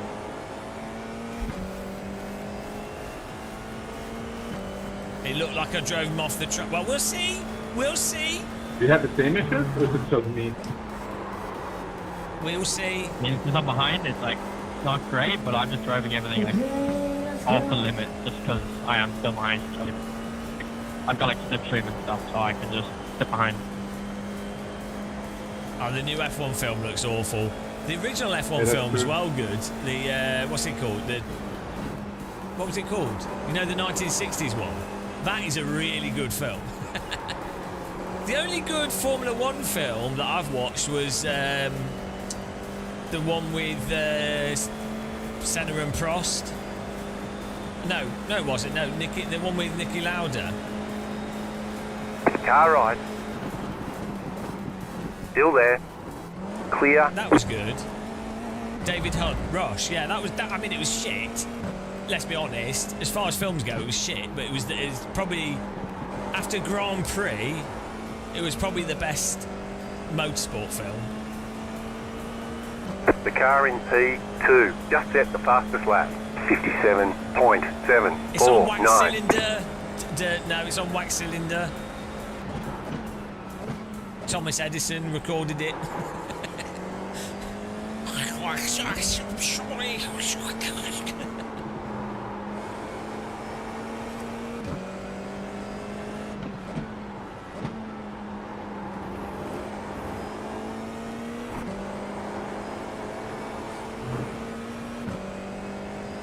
Yeah, I mean, Grand Prix was...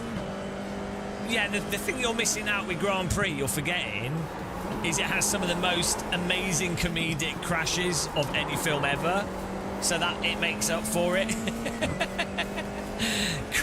Grand Prix has the Monaco hay bale crash and the close-up of the driver's face when he's crashing, and it's genius. Like, the editing in Grand Prix, and it has a guy going into a tree as well. Grand Prix has the best editing of any film. It's the best crashes. What is this car behind me doing? Is he grip hacking? Look, hang on, what's going on there? Car on your left. Still there, hold your line. What? Clear on the left. Is he cheating? Look at the car behind me. Look how he's moving. Is he lagging or cheating? He's just come from nowhere.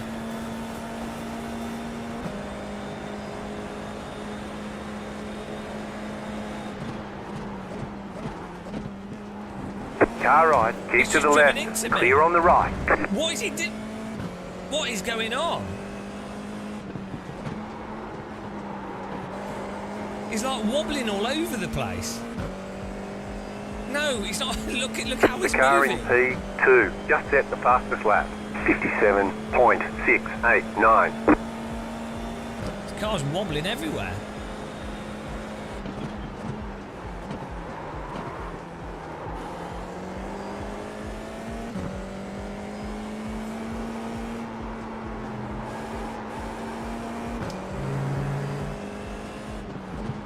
He's driving using a dance mat.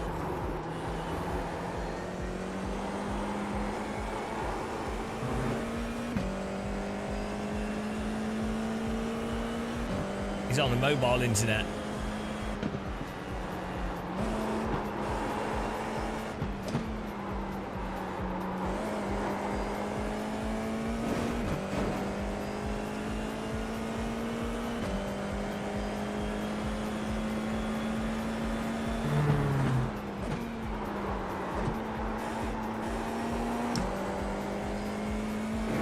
Just looks super weird.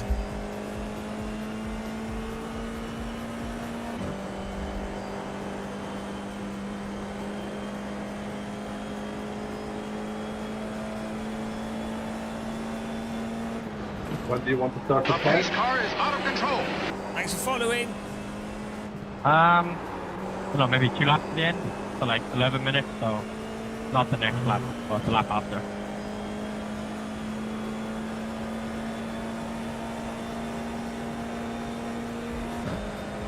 Okay, sure.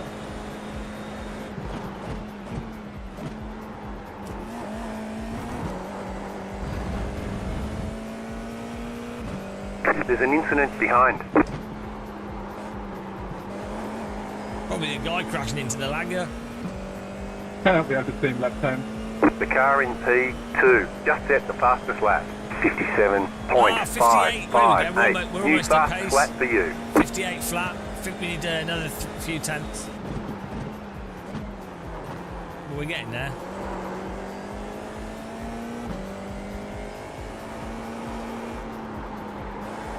It's without draft as well.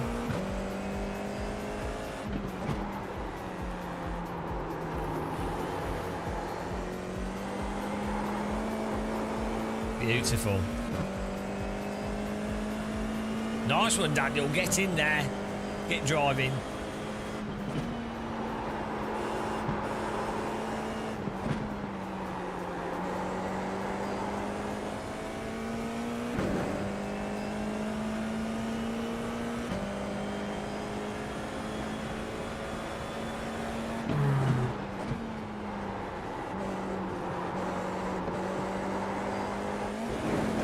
Yeah, we've got better lines now. At least we're driving the track okay.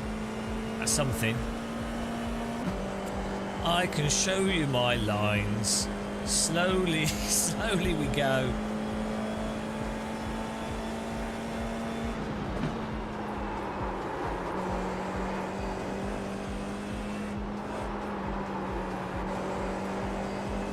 Matthias is catching us though, and he's quick. I think he's actually faster than us.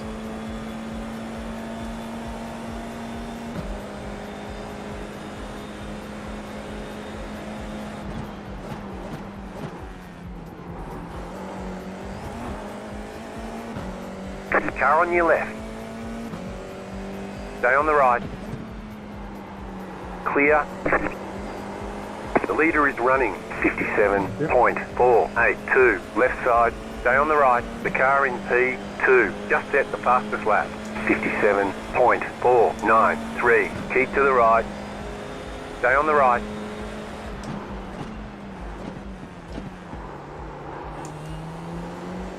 Keep to the right.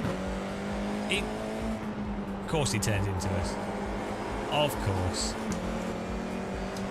I see you paying the backmarker. Still there, hold your line. Clear on the left. It was not much. Left side. Still there. Maybe a half, 10, 110. Keep to the right. Clear on the left.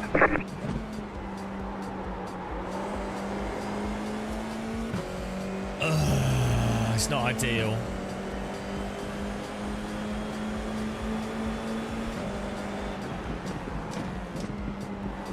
Left side. Clear on the left. Car on your left. Clear. Well, no, we didn't overtake him around the outside.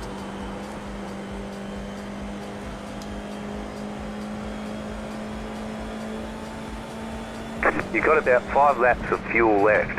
Let's stay clean with each other then. The pace car is out of control.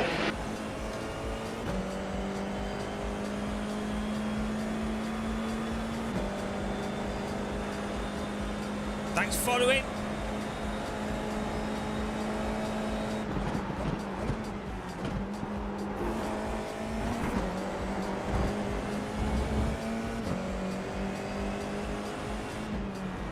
You just got the white flag. That means one more lap to go.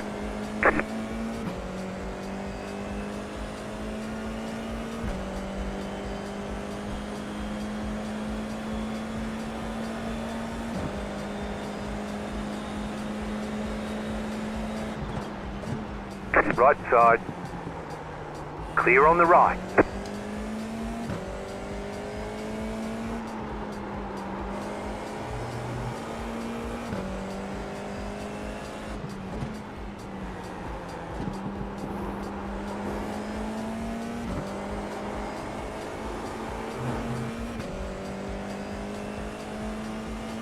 To be fair to him, he is faster than us, so...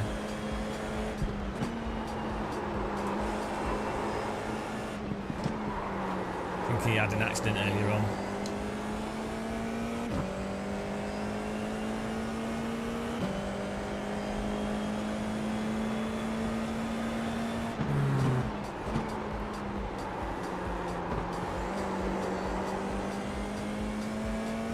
All cars in front look like they might wreck. That'd be nice for me, not for them.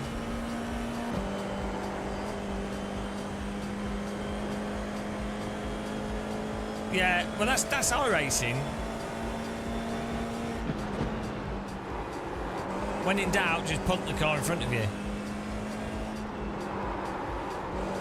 It also means that they can't come back at you, so it's a double whammy.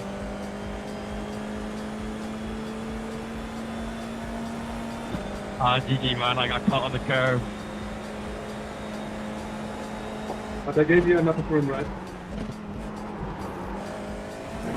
Yeah, it was on good enough. Please. Yeah, GG, was a good race. Good race, guys. Oh no, minus 20. All because we didn't qualify higher. That was alright though. There's the flag. It's over. Good job. Very good job.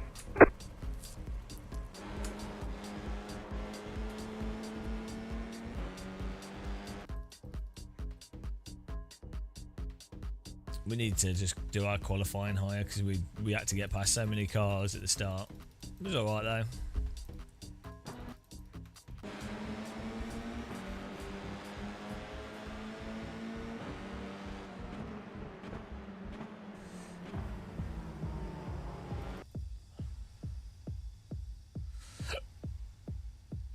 Right, it was this guy slowed us down so much And then we got stuck here. Oh, here we go. Here we go.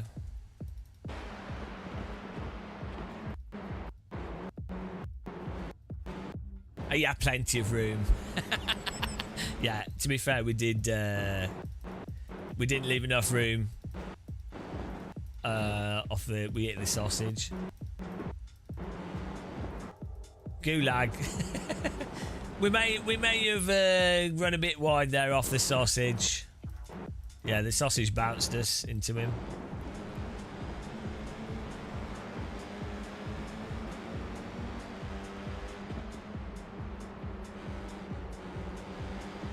Well, you know. It's too late to apologise to him now. Off to the gulag.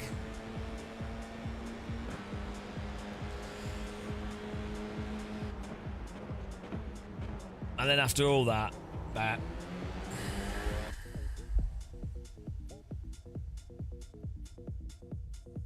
think it was a textbook overtake, to be honest.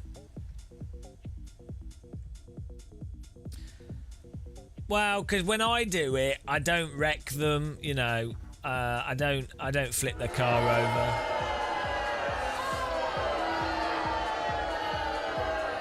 We'll take that's one bad move in 40 races.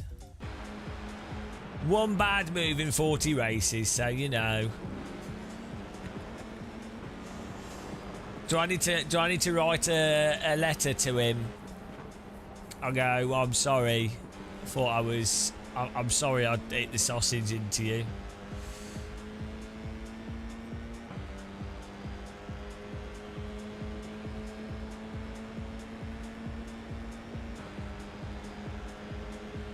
Well, I know I intended to wreck him, actually. But I failed miserably. But then we'd lost. This was the thing. This is where we then had to catch up with these guys. 10-minute apology, yeah. This guy's in my ass. Oh, yeah, then we had the lagging. Ah, the lag murderer. Oh, there he goes. What was this guy doing?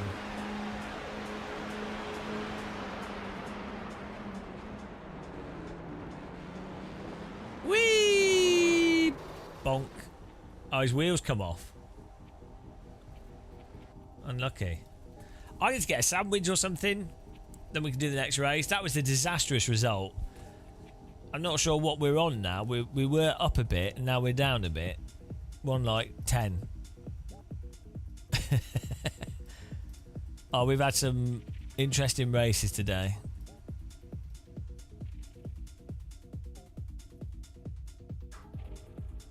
No, we're on 15. Yeah, if you don't get the quali, you're done.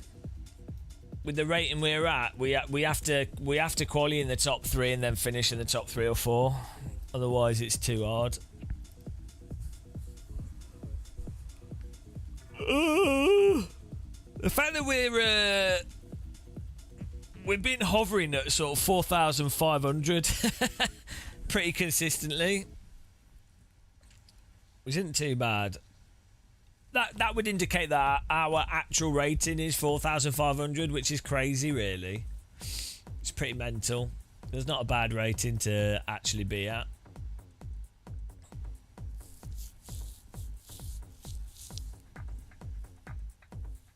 It's quite disturbing, actually.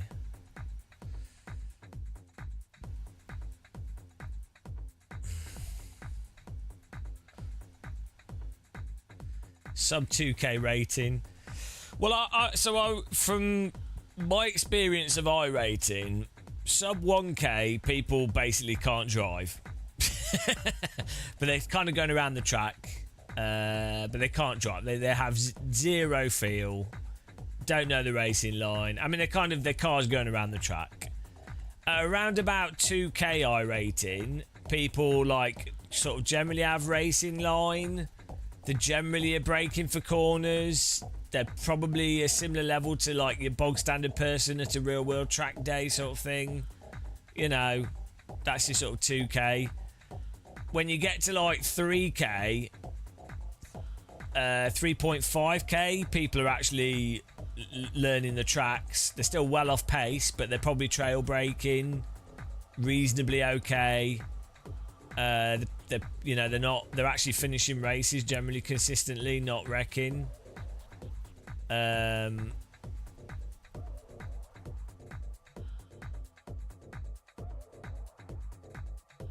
So, but like I'm driving pretty badly. I'm well off the pace. Well, we're not too far off the pace on this, and we weren't at Laguna Seca, but a lot of the time I am really off the pace, and we're still able to finish in the top 5. So I'm not quite sure what's going on, but if you watch like actual esports drivers, like people that can actually sim race, generally braking, yeah. If you watch actual esports drivers, people that can sim race, legit sim racers, they're on a level of precision and consistency that's like mental. Like they're at pace, but they're at pace all the time, under pressure. Very rarely making even the smallest of mistakes. Even like bad esports drivers are really quite good.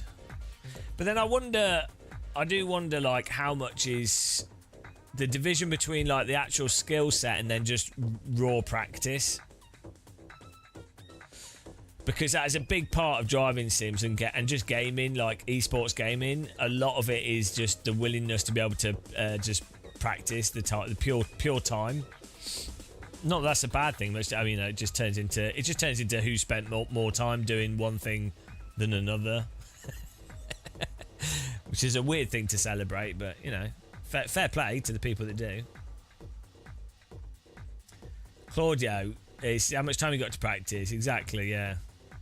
No. So for me, I take 7 hours of practice to get up to my pace, which is 7/10 off actual pace. It's about 7 hours, 7 to 13 hours. If it's a new track and a new car, it's about 13 hours. Probably less if I wasn't racing. If I just sat down, I could do 4 hours each day, and then we could probably do it in we could do 3 hours each day, and then it'd be 9 hours. Often, if it's something new, if you sleep on it, you'll get a massive boost the next day because your brain can consolidate what you've learned, and that makes a big difference. It's really weird, actually. We were doing AC single player, 100% in the whole of AC1, and we would be stuck, like we'd be 4/10 down on pace for a certain hot lap challenge, and then we'd sleep, and the next day I'm instantly a second faster because you don't have to think. Once your brain's internalized it into your subconscious, your conscious doesn't have to think about what you're doing, so you would start from an already learnt level. It's actually pretty scary. It's crazy how the brain works, or doesn't work most of the time, but you know. I'm gonna get a cup of tea, guys, and a sandwich. I'll be back in a second. We'll keep the stream on. Appreciate everyone watching. Thanks for supporting us. We've got a Patreon if you want to join that and you want to support us directly. Or you can click the like button, you can become a channel member. You can link Amazon Prime, whatever you want to do. Be back in a minute.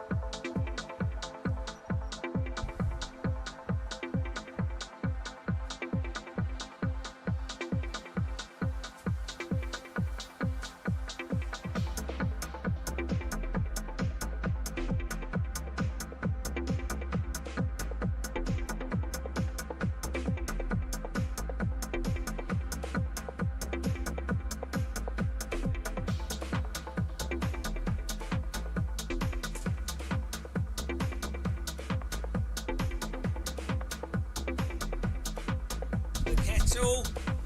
The kettle is never right.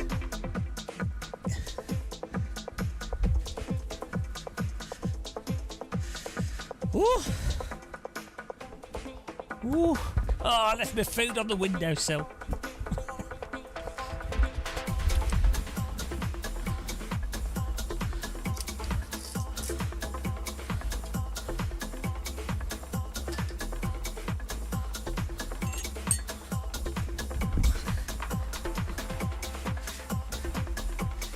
Oh.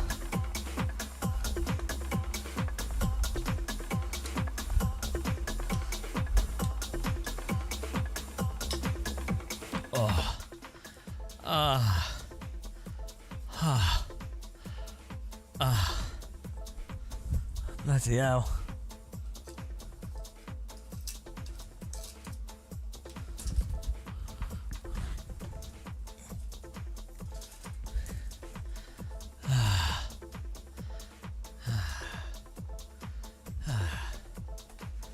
Can we do more suffering? I think so. I think we should.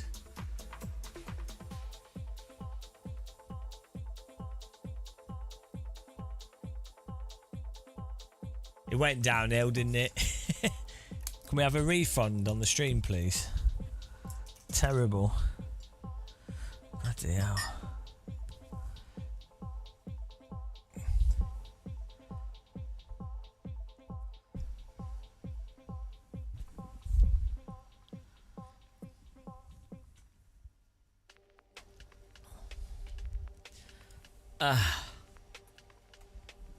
Changed. Not for the better.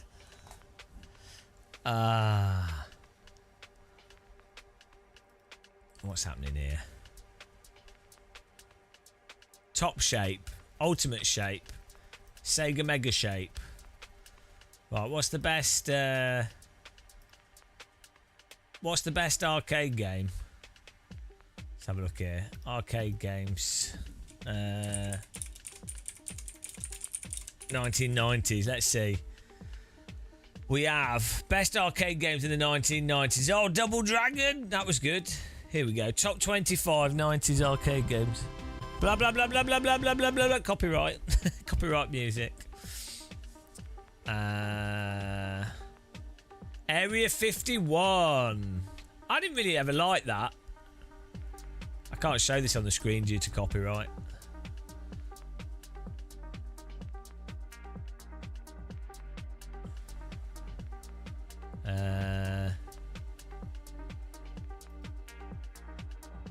Golden Axe. I was never a fan of Golden Axe.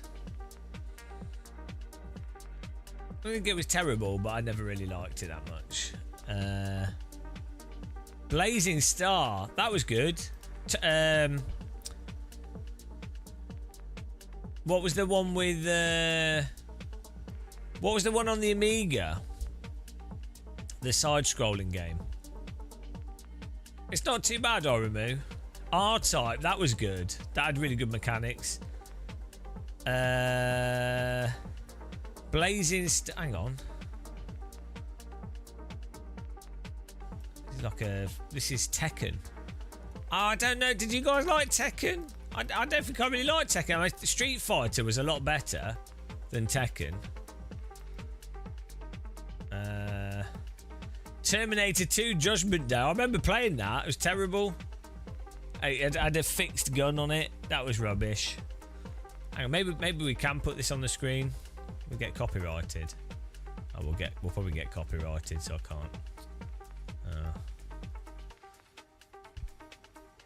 can't. Metal Slug. Metal Slug was really good. That was good. Metal Slug had really good artwork on it, really good animation as well.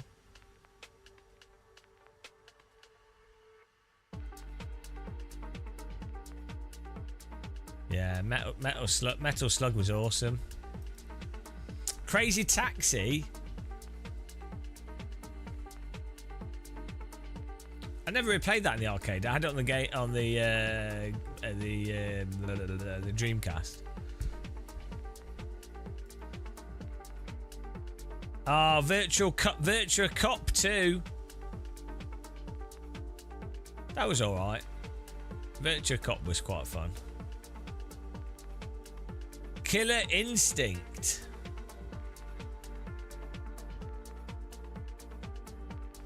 That Cannon Fodder came out. It wasn't a console. It wasn't an arcade game.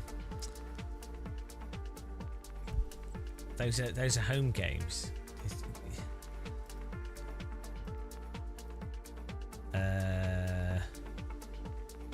Lethal Enforcer.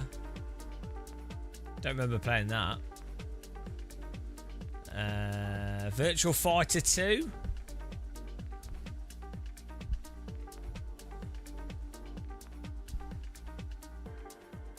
Yeah, I always thought Virtual Fighter felt a bit rubbish to play compared to Street Fighter. The 3D ones always felt terrible. Ridge Racer. Now that's a good game with terrible physics, but it was fun. I never understood the drifting mechanic in that. Once you started to drift, you could go around corners in reverse. Ridge Racer had the weirdest physics. Even at the time, it felt bloody weird to drive. Sega Rally, top notch. Yeah, Sega Rally's awesome. Sega Rally actually captures the essence of a driving simulator, even with its sort of arcadey physics. The drifting and the handling is really good in that. Sega Rally is well ahead of its time. Hang on, when did Sega Rally come out? First Sega Rally. It also had force feedback. Sega Rally.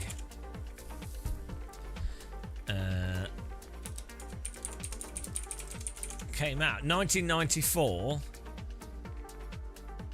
The arcade cabinet looked amazing as well.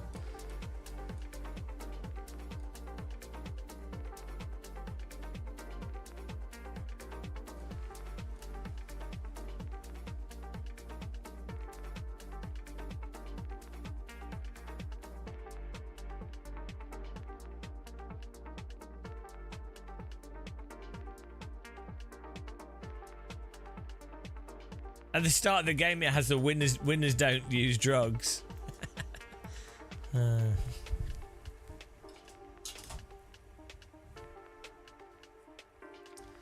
Yeah, playing Sega Rally on the arcade cabinets was great.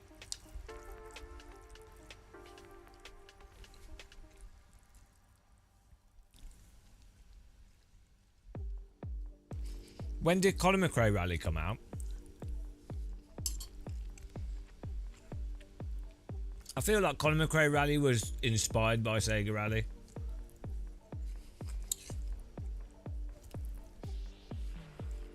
Like the feel, the handling feel.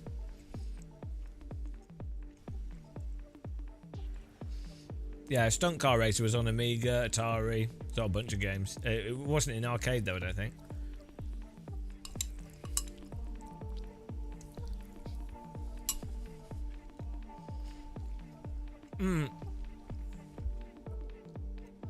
Sega Rally, I think, was the first realistic driving set, 3D, like with like proper sliding driving, with a steering wheel, using a throttle and brake. I can't think of a 3D first person force feedback, steering wheel and brake. And Sega Rally was like the first game I ever played which felt like driving, like actually holding a slide, you know, with a wheel and pedals.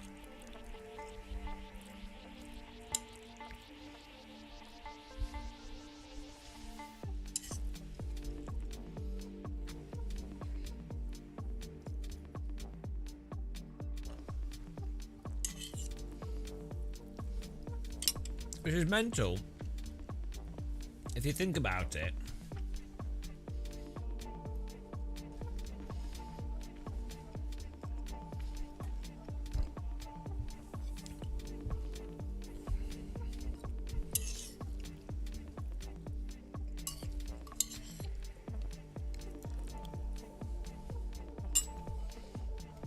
Sega Rally drives more realistically than iRacing.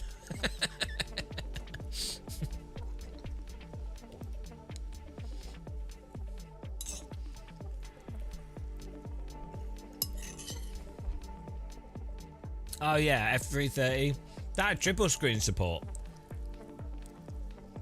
I never played it.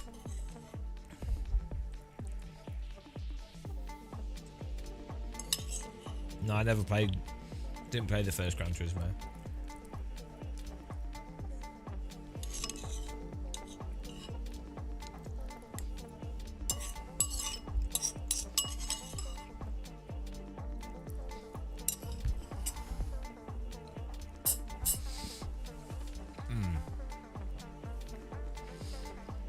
It's really fun playing Sega Rally in versus mode with all the cabinets next to each other.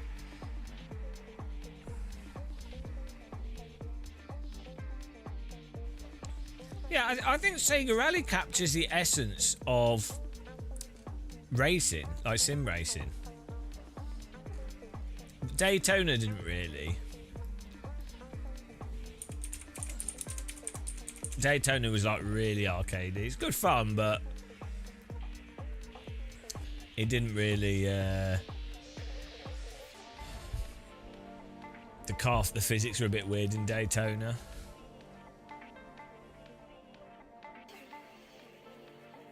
It was a very weird game.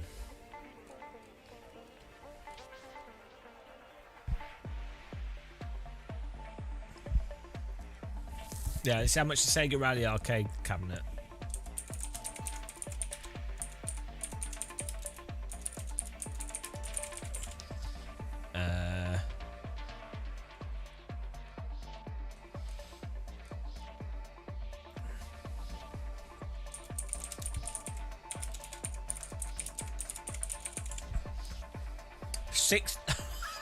£6,000.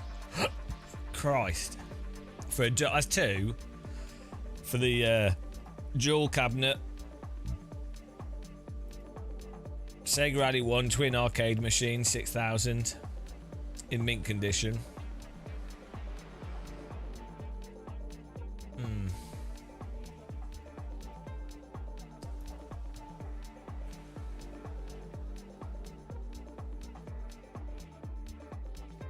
Yeah. I want to get a point blank arcade machine, the latest one. But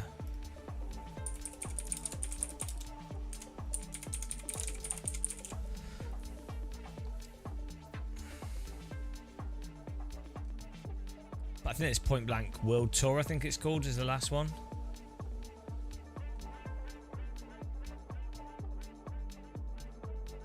There, a couple of grand. Oh wow, that's the price of a good game. That's the price you have to pay these days. Here we go. Let's do quali.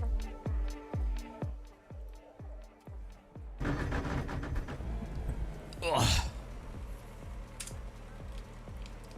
It's pretty crazy what you can get at home though now. Like if you've got a VR headset, the degree of immersion. Like, even if you're just playing native Quest games, they're pretty incredible. As far as gameplay and what's happening.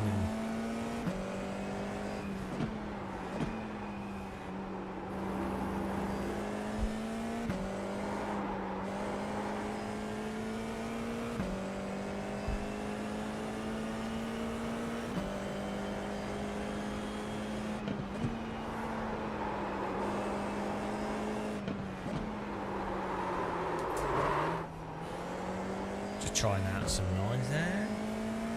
Well, the rotating afterburner cabinet. Did you ever use one of them? They were super janky. They're really not lined up with the game. Basically, if you move the joystick, it just moved the cabinet. It wasn't even based off the gameplay. It was based off the joystick position. It was terrible. It looked like a cool cabinet though. That was at the start of the downfall of arcade games, because they started to just make the cabinets more and more ridiculous, and then it would cost like £2, £3 to have a go, and it's like, well, who can afford that? The best era of arcade games was when it was 50p ago, and you know it was all about the gameplay. Street Fighter, Metal Slug.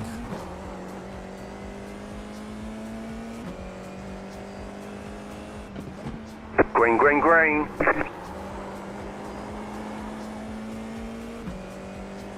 Okay, here comes your first time lap.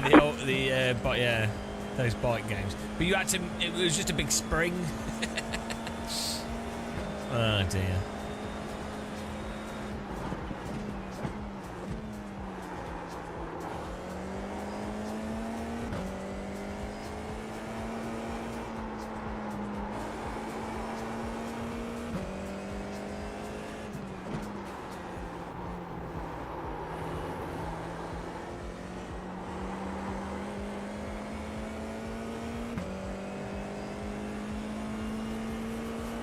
Right, there's more choice now, which is good.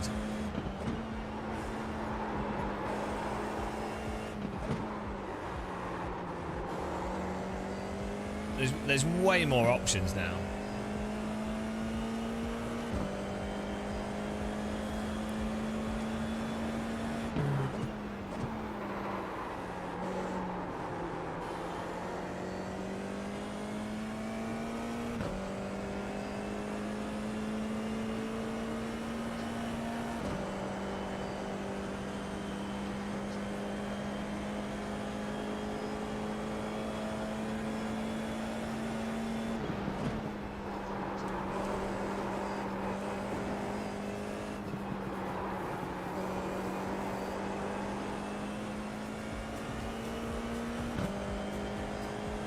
Well, Sims have basically been the same for like 15 years. That's what's weird with racing sims.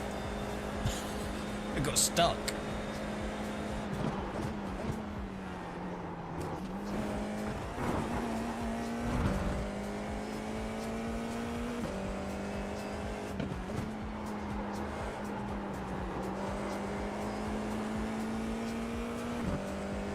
One more lap.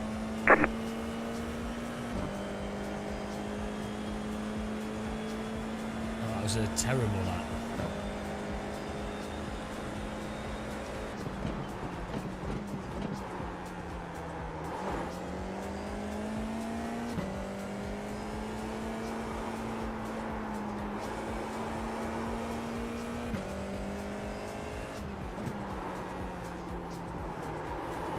Oh, fuck you, iRacing. Fuck you. Fuck iRacing.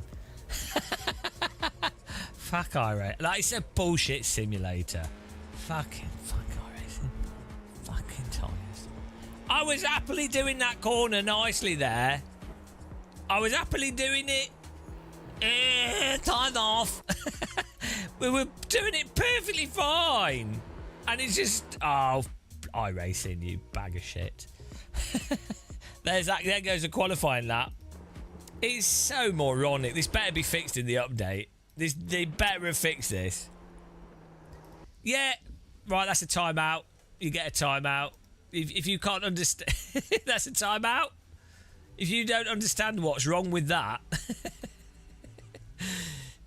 Timeout. Oh, no, you already... I can't even see your comment. I can't even see your comment.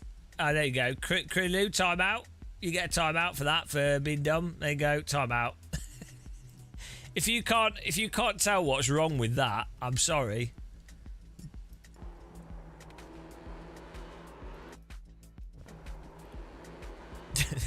The way it just doesn't respond to the cat steer. I mean, it's ridiculous.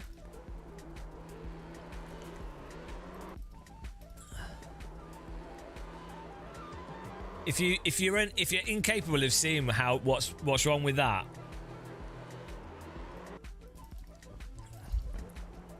If you can't tell what's severely wrong with this situation, you shouldn't be sim racing.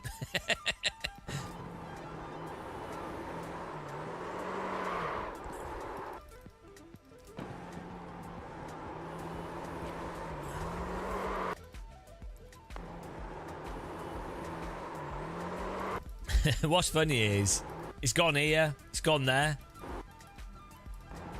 That's where it's gone. There. It's gone. Owned.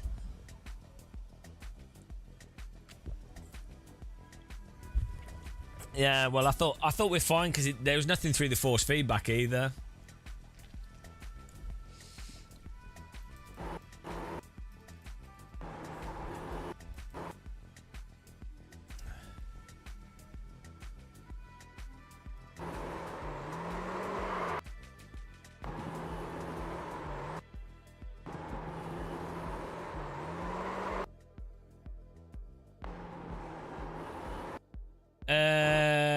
Yeah, pushing the brake and the accelerator does work.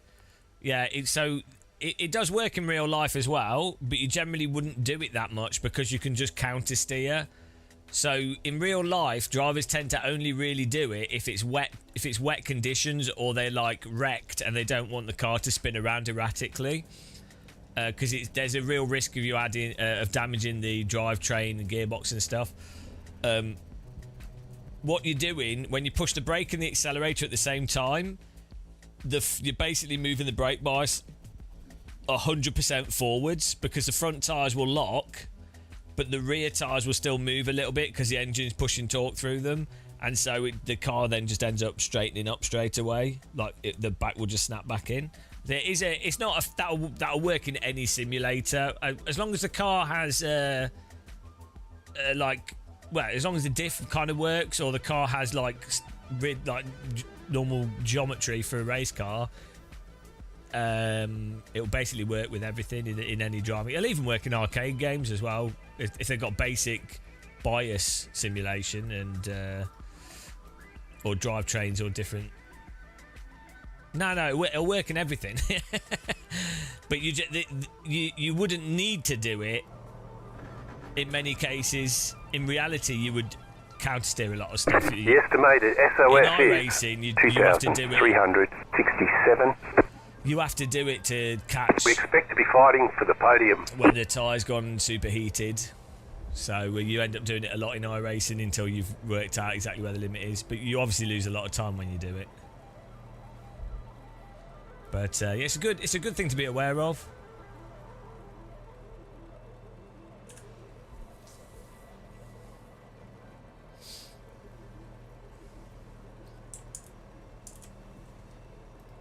Still waiting on 2 cars to grid.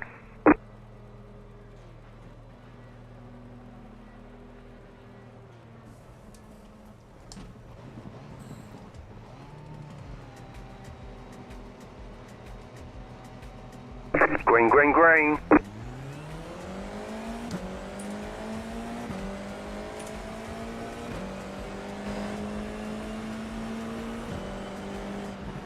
Left side. You're on the right. 3 wide. Left side, 2 wide. Clear on the left. Car right, go left. Clear.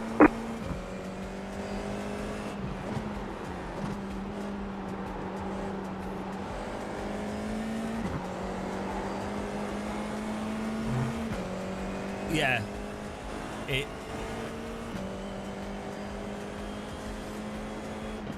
There are some interesting quirks to those sorts of things, depending on the car and clutch and drivetrain. And there's a lot of some vehicles you'd want to get on the clutch immediately, otherwise it can really mess up the car. There's lots of like weird subtle stuff with lots of vehicles. That's actually one of the things where it's really good to get real world driver feedback for a simulator. Is there's like really rando knowledge that you would only know if you owned or ran the car. You wouldn't know it otherwise because it's just too random. Maybe not even in the technical manual.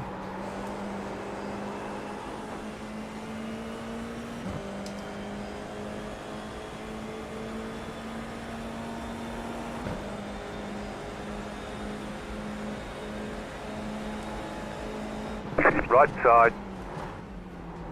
Like Clear. Also, stuff like the left side. the quality of ABS Stay on systems the right. on some cars is really Clear bad. on the left. Or the TC systems are really bad, so the drivers actually don't use them, or they do use them. Car on your left. Or they use them in ways that are unexpected. Stay on the right. Still there. Still there. Clear.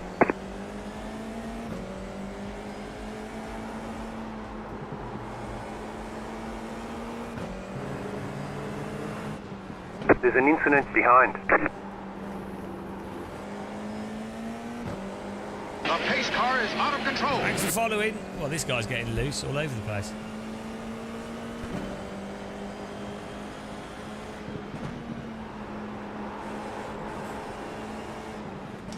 What's he doing? Ah, what are you doing? Has he lost his front wing or something? Left side. Stay on the right. Stay on the right. Clear on the left. This guy's braking really erratic. Ah, we're stuck behind a slow car. This is a disaster.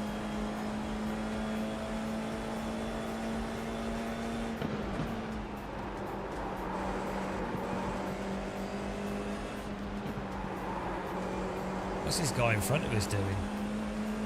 Super weird. Oh, well done.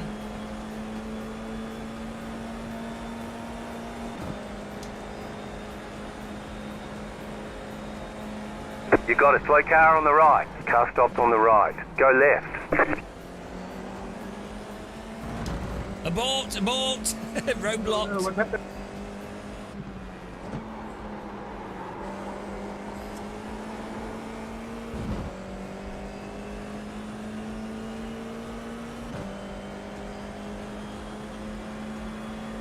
You're in fifth.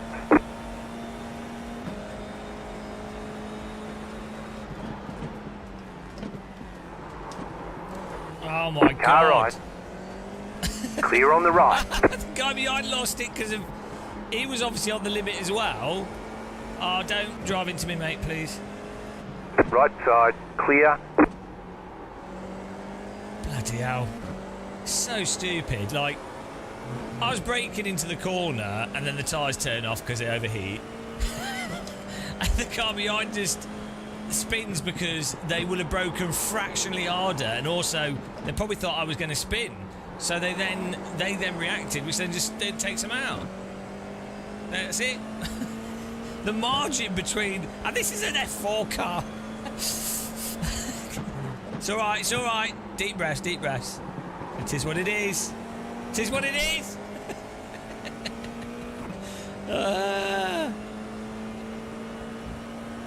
This track's brutal with this car, though, because the corners are...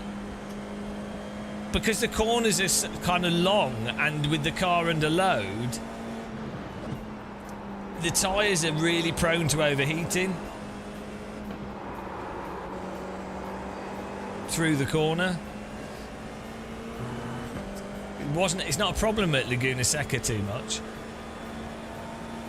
or like VIR, Alton Park.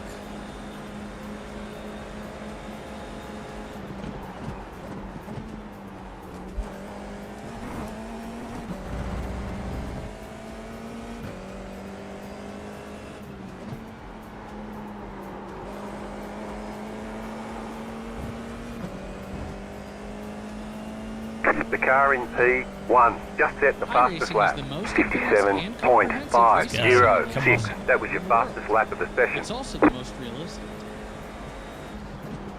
Everyone that joins our live stream should have to say iRacing is also the most realistic. It's also the most realistic.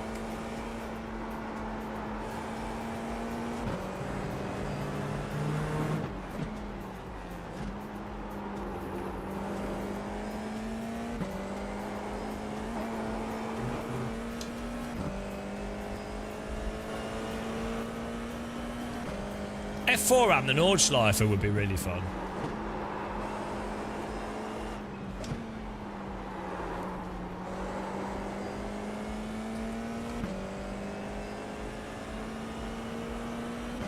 That'd be well fun.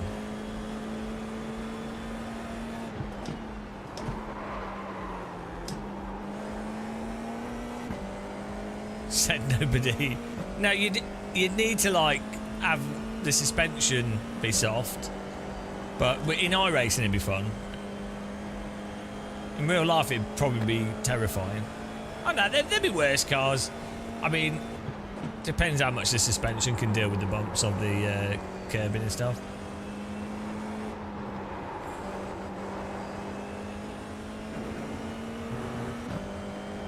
F4 car will be fine. Yeah, I'm pretty sure. I think I missed it because I was travelling.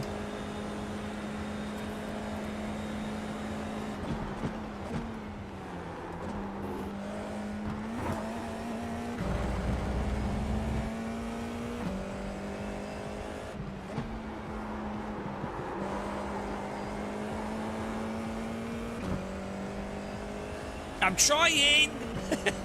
I'm going as fast as I can. I'm pedaling. New fastest lap for you. See, I'm pedaling quickly.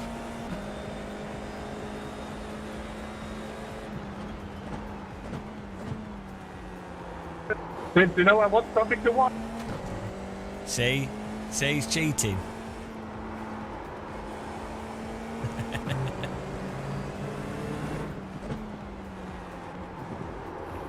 Oh my goodness, that corner is death.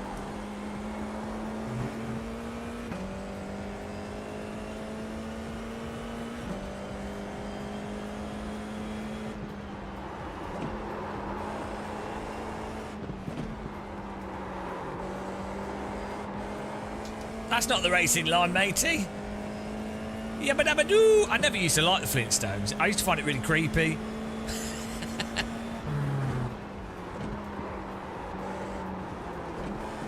Flintstones wasn't meant to be like a kid's cartoon, was it? It was meant to be like a adult, right?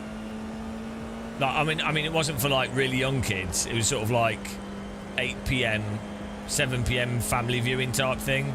Sort of maybe like Simpsons, but even less. Like it's like the dinosaurs. Do you remember that? It's like I feel like it was meant to be like that.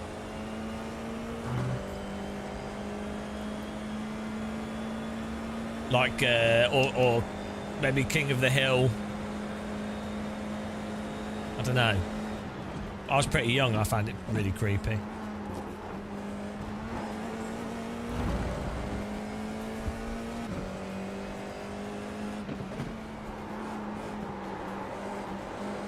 The pace car is out of control. French chipmunk, flying chipmunk. Order. Thanks for following. Welcome. Flying would make more sense than flipping. Dinosaurs was depressing.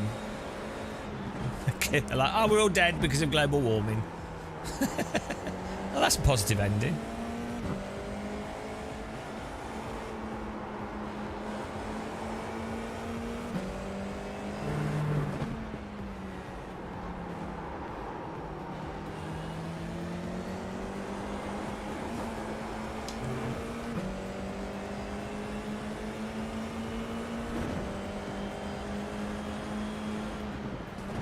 Oh my god. Almost. Oh, he's lagging. I thought I was going to drive into the back of him then. Oh dear.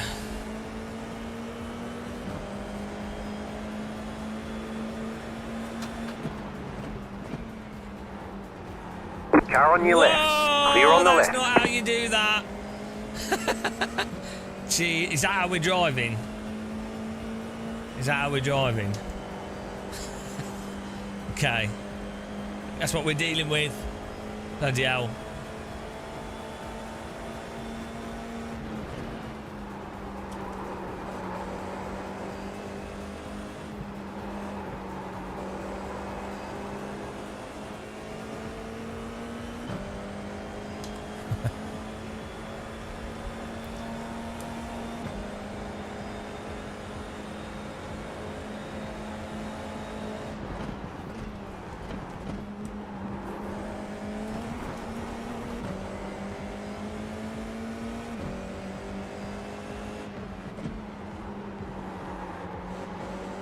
The leader is running 57.67.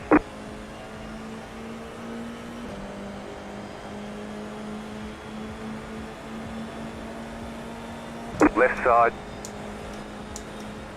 Keep to the right. Keep to the right. Right side. I did run him a bit. Stay on the left. Did run him a Clear bit on the wide right. there, but we didn't have much choice. Right side. Clear. I think it was our corner, so I don't feel too bad.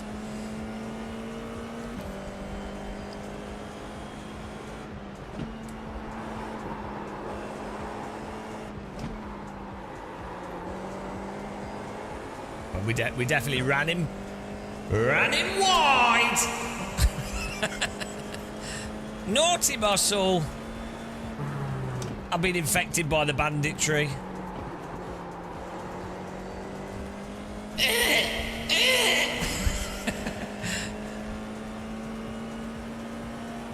Been bitten by the bandits. Mind the gap.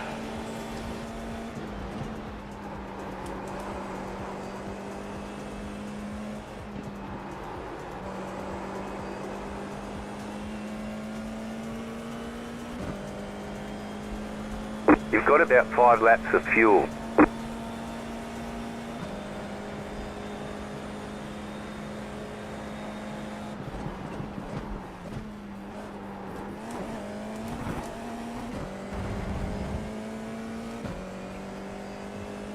I showed him my naughty White muscle. flag this time. The car in P1 just set the fastest lap. 57.481. You're in 4th position.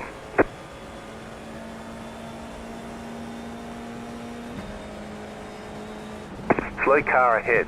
Go right. There's an incident ahead.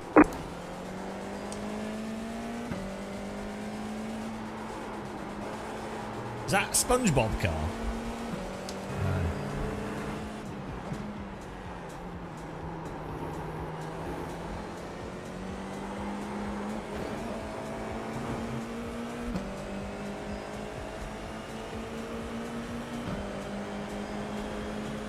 Car right. Clear on the right. Ooh, bit of an aggressive move. Had to get it done. Cars behind were catching us. We're actually faster on our lap time. Surprised that worked. Oh, he's got damage as well.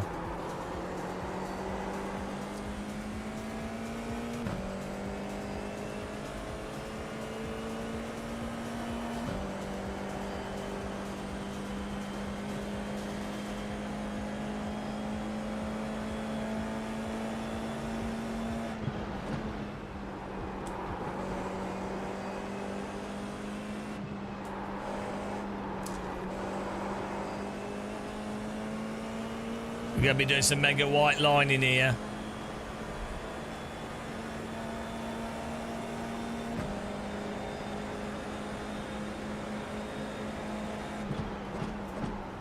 Right side.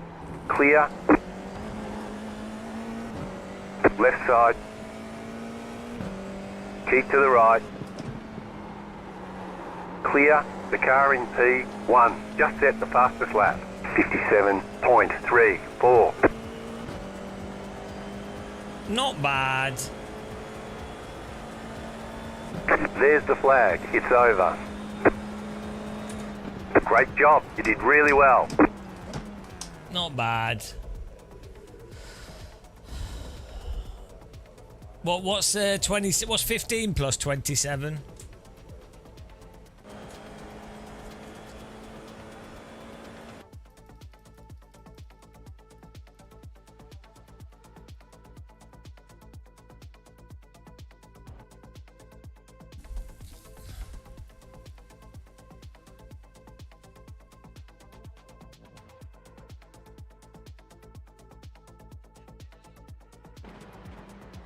Yeah, this was okay. We were in front of them. 42, it's the meaning of life.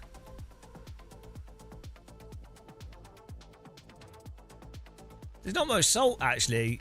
The bandits aren't on, so it's pretty relaxed.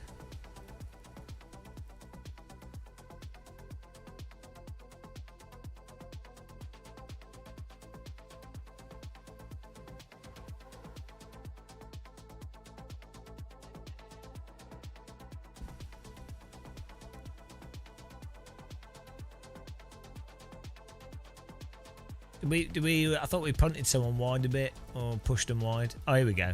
Right, let's see. How guilty am I? Okay, we're well ahead into the ape. I know he's had to give it up before. No, we're fine. He'd already lost the corner, so we're in front at the apex on the inside of the corner. So, yeah, he's lost the corner. So yeah, it's fine. All was good. Bonk. That wasn't so good. Yeah, it was alright. Next race. I thought we'd ran him off the track like a dirty bandit. But we were okay.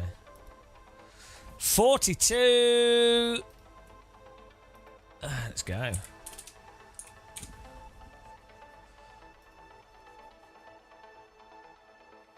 Yeah.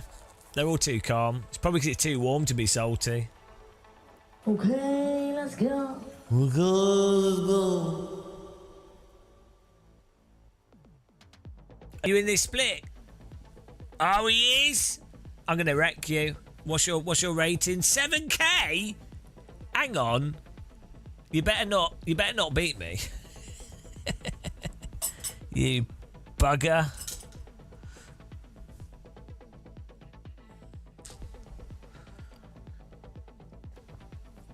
Were you in the last race?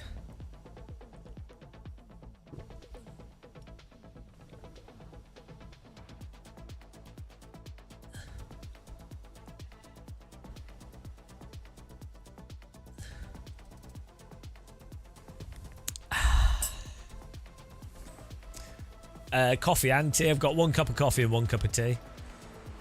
Oh, I'm rated driver number 3. No one else is going to respond. I think you're right, yeah.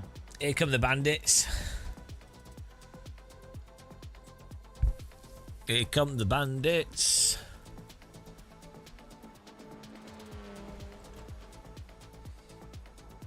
Oh, by the way, Thanks, guys, man. if you've joined us and you want to support us, you can support us by supporting us on Patreon. We're independent, mostly independent. We do music. Then we're going to put force feedback files. There already are some on there. And who knows what else we'll do with our Patreon. Probably something, but you can become a member for super cheap and I get all the money. Or you can be free. You can be free, but you don't get much if you're free. But you're there. If you're free and you're there, go to Game of Muscle Patreon today. I went to Game of Muscle Patreon and I had a really good time. That's what Mr. Robot said. I went to Game of Muscle's Patreon and I don't know why I went there, but I spent money on him and now I'm disappointed. Yes, that's right. Over 5 out of 6 people regret becoming a member on Game of Muscle's Patreon. It's even worse than existence itself. Patreon. Game of Muscle. There you go. Check it out.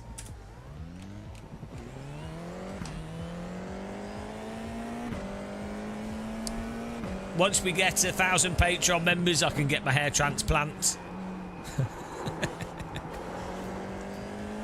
If we have 200, if we have 100 paying Patreon members, The pace car is out of control. I'll stop complaining about iRacing tire model. Patreon member goal.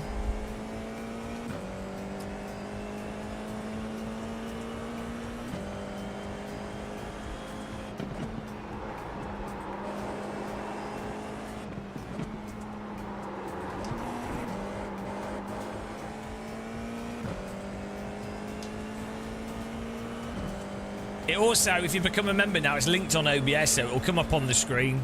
So your support will be recognised and then everyone will know who to shout at. Appreciate everyone that's a member on Twitch and YouTube as well. Thank you for supporting us. Thanks for watching adverts as well. Really is just suffering. I don't quite know what the benefit is for you guys.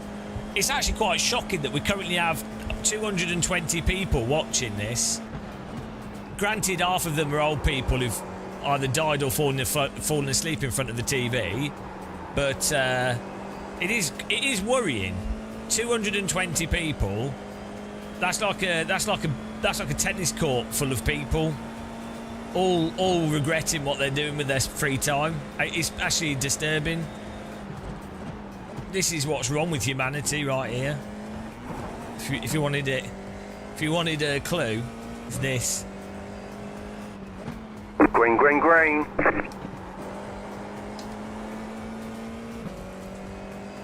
Okay, here comes your first timed lap. Most of my viewership is from elderly people that died whilst watching the live stream and no one found their body.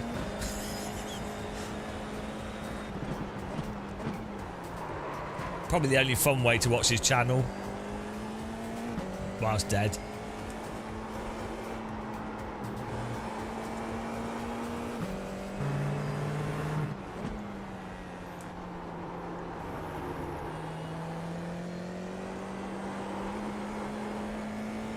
Nine out of 10 Game of Muscle viewers enjoy watching whilst dead.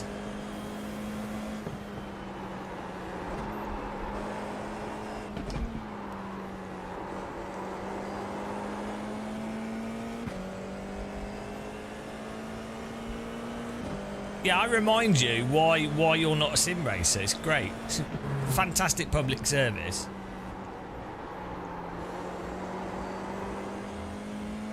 You might see like cars and go, oh, well, I think that looks fun. You might see a DD wheel or like a nice graphics card on the screen. You'll be like, oh, that looks like I'll enjoy that. And then no, you can come to my channel and you go, actually, no, actually I wouldn't enjoy it. And that's what we do. That's the service. I save people a fortune.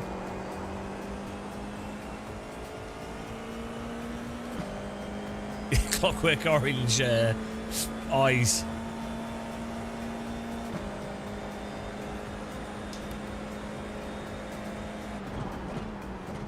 Just say no.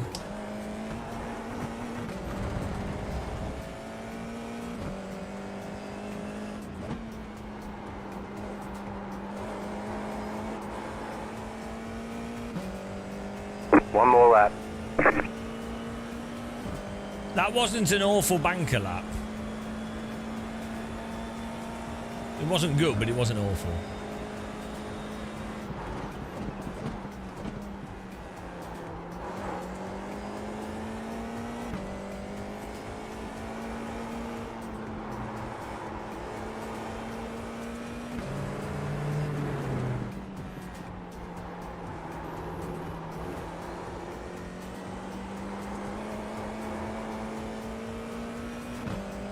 Digital Anarchy, thanks for subscribing with Prime. Yeah, you can also get Prime and sub for free. Champion of the ninjas.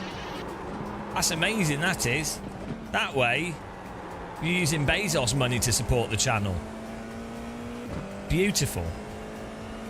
You get no adverts. I get like $1. What more could you want?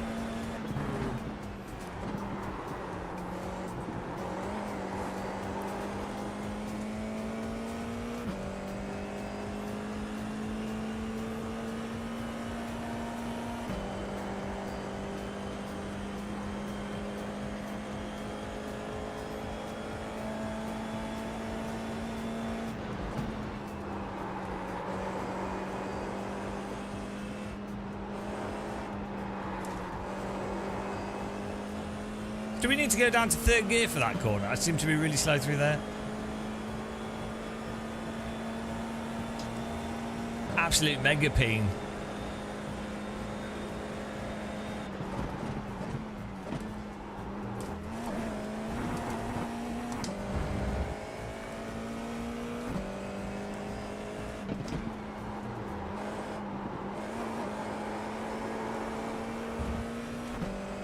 Well, this was an okay lap, I feel. 1/10 off our PB. If I was a Formula 1 driver, that would be an awful Alright, lap. there's the checkered flag. But as a noob... Oh, it was 8th. Okay, it was not very good. I mean, to be doing 57s. But it was good enough for me. Oh, bloody Nikolaj Rugivi in first. 57.6. Bugger off. Bugger off. Absolute bollocks. Absolute BS. He's clearly cheating. He's not drunk enough tea before the race. Alright, that's ridiculous. 57 sodding 6. He's put blue tack on his wheels. What tracks do I recommend for sports car? Don't buy anything. Save your money. The popular series on iRacing is F4 is always popular with people in it, but it's often terrible to race, but it's good fun. It's awful, but good fun. Super Formula Light as well is often terrible, but can be fun. But we'll have to see. They're doing an update at the beginning of the week season. You can tell what tracks it says on the forum.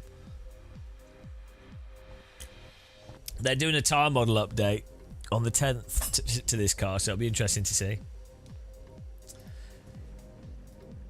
Here we go. Fix setup. Time to lose. Nikolaj, if you could start your car in reverse, that would be wunderbar. The estimated SOF is 2,813. Bloody hell. Keep it clean. The DNF today would hurt our points a lot. Yeah, wait the season. Wait for the new Half the field season. is on the grid. And then also you can try stuff out at the when they do the update. You can try when it's offline. You can try content and things and see what you think.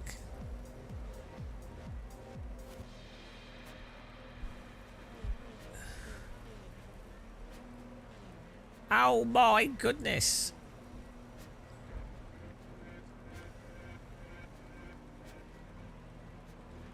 What's 70 times 2? 5 cars left to grid. 130.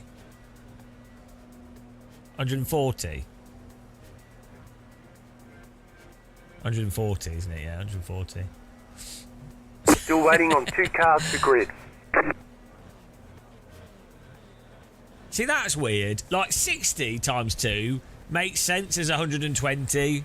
I don't know why, but it fits together nicely. Waiting on the final car to grid. The image, the shape of 60 and 2 60s and 120 and 60 being half of 120 feels fantastic. And then two of 120. Everyone's gridded. Oh, it makes sense, but it doesn't make sense. We've been through this before, guys. Green, green, green. It doesn't make any sense. Numbers. They're all the wrong shape.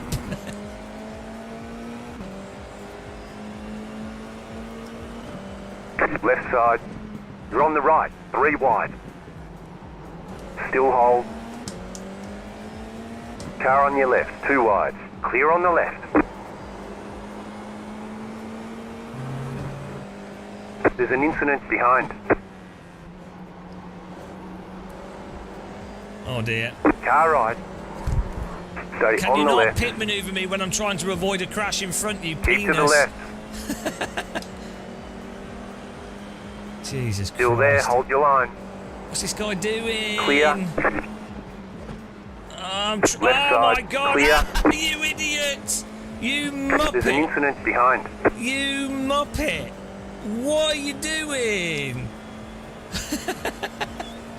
Why? There's no point of doing that. First of all, you're way slower than me.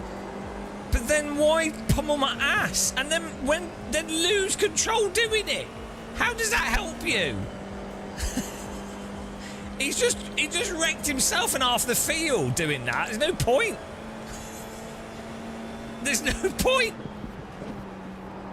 I don't understand it, guys. I don't understand why people drive like that. Just stay behind and get the draft. Bloody hell.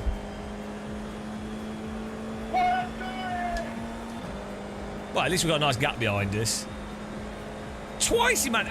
The first time he almost pitted me, but we managed to catch it.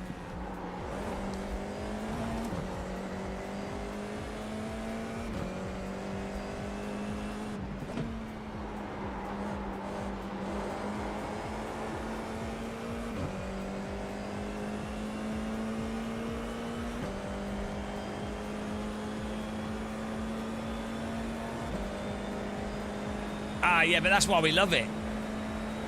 Sim racing is for masochists. It's the ultimate masochist tool. And then you can go from sim racing to flight sim, and then just before you die of old age, you play train sim. And you get like a year of relaxing train driving, and then you die. And then that's it. It's the life of a sim fan. Mill sim, driving sim, flight sim, train sim, dead. No better way to live one's life. It's the journey of a sim fan.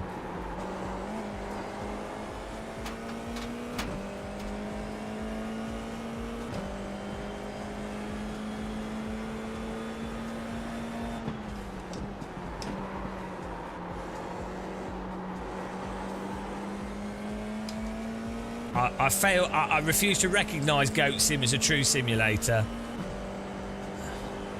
The United Nations of Muscle does not recognise it. Unrecognised.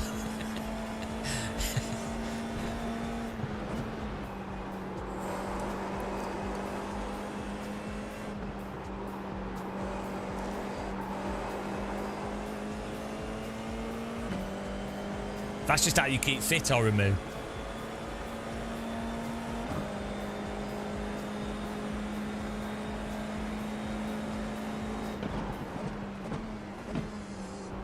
Where's he going? Well, that's an interesting line.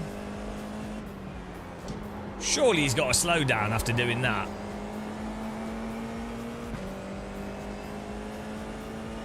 Oh, he's obviously going to serve the slow down, but be right in my bloody face. Why is my frame rate going down to 60? iRacing.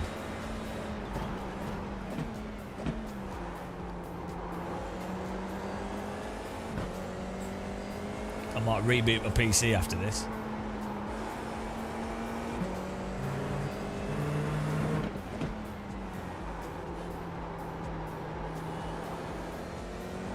Come on.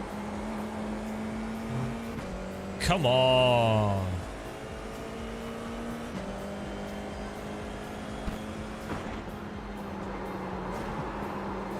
This is an F4 car, not F3. It is quite a sliding car, but they're not the most grippy of cars in real life.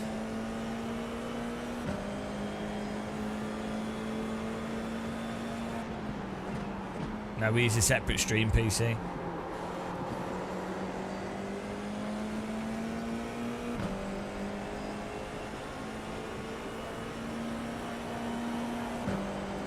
Oh, please don't wreck me. Car right. What are you doing? Come on. Stay on the left. Still there, hold your line. Clear on the right.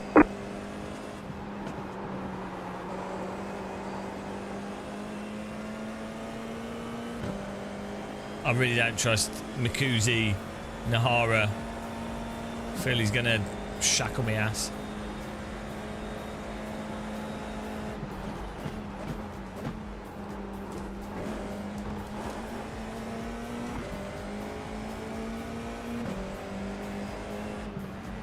Right oh side. My god. Clear on the right. Oh my god.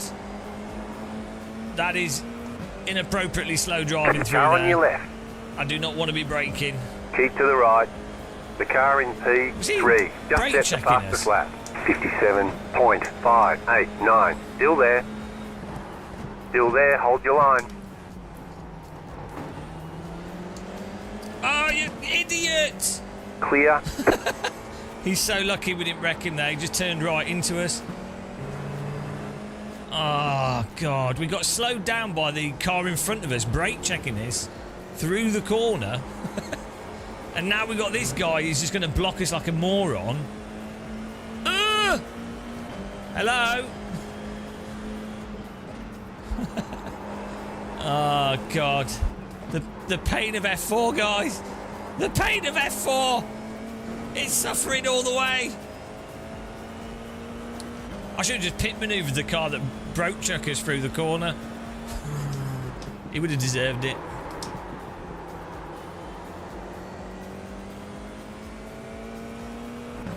Cars in front look like they're going to wreck. That's good.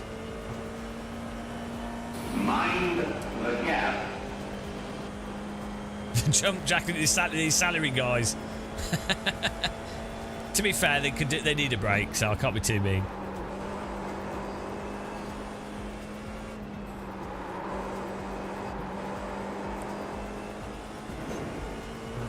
Broke checked. Yeah, I'm coming up with new words. Deal with it.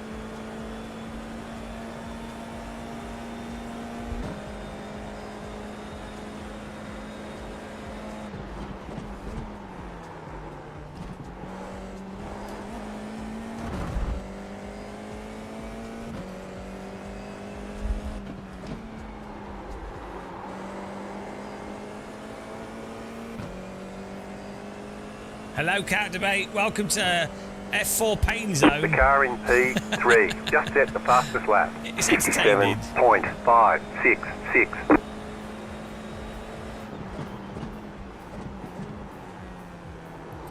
Go right. Car on your left. Clear on the left. Jesus Christ! I would rather not have to do that.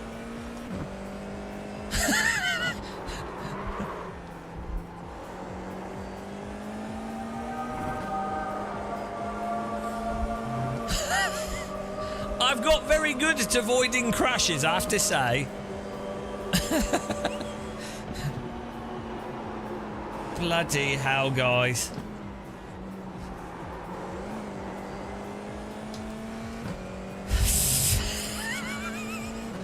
Bloody hell.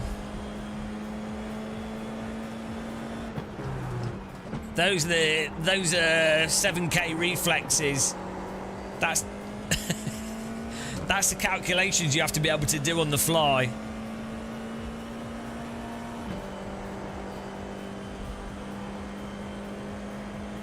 My tongue gets warm, 3 people dead. That's what happens.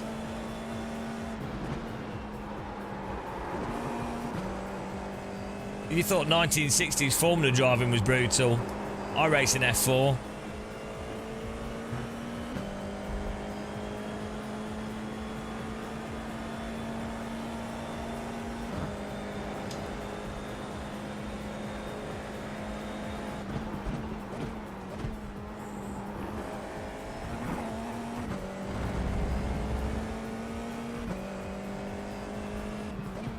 So it's almost like all the pointless racing beforehand was needless, and they needlessly had all the car in P3 random just movements. set the fastest lap. 57.56. You're in 5th. Oh well, that's iRacing.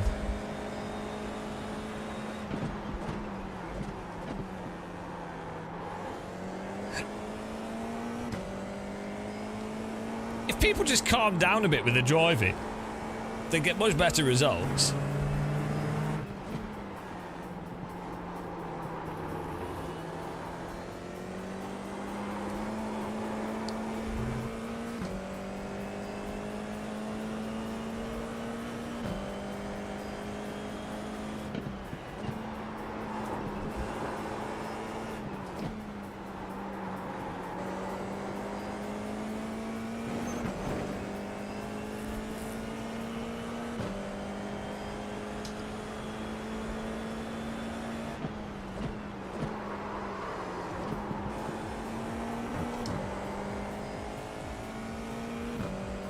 Calm down, calm down.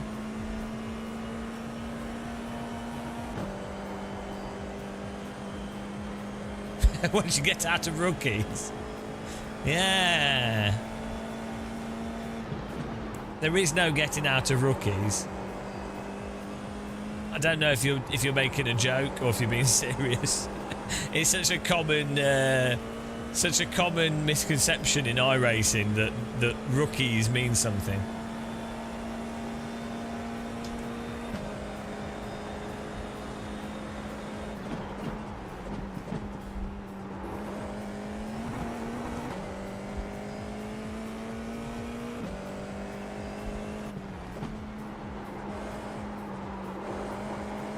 The leader just did a 57.567. It's so crazy, isn't the it? It's car like in P3 just set the fastest lap. How people ignore the fact that it's just set your fastest lap of the session. split-based ranking system Therefore, there's no such thing as rookies or whatever. It's like you're put into, it's whatever the skill of the people you're racing against.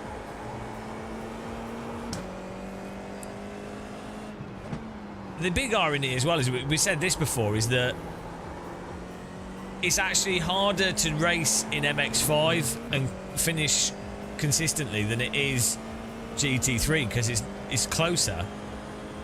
You're driving you're actually close to other vehicles that can wreck you more, which is a big aspect.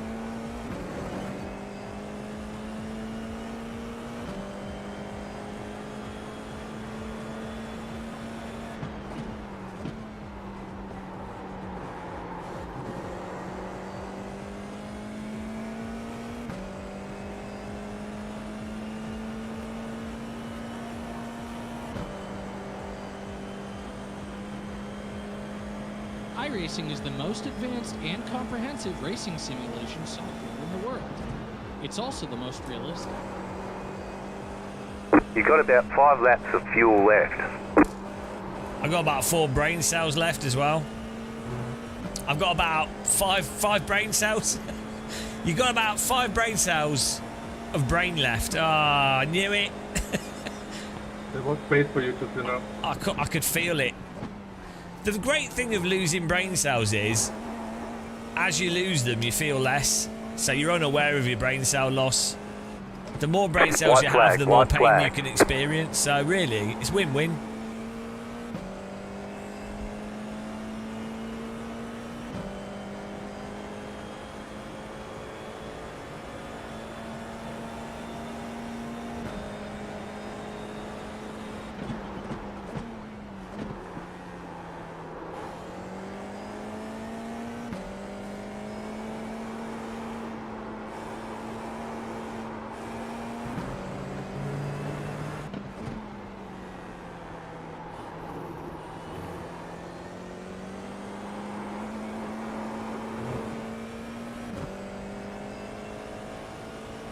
Well, the thing is, iRacing's an American company, and American corporate culture is even worse than British corporate culture in terms of yes-manning and being overly positive.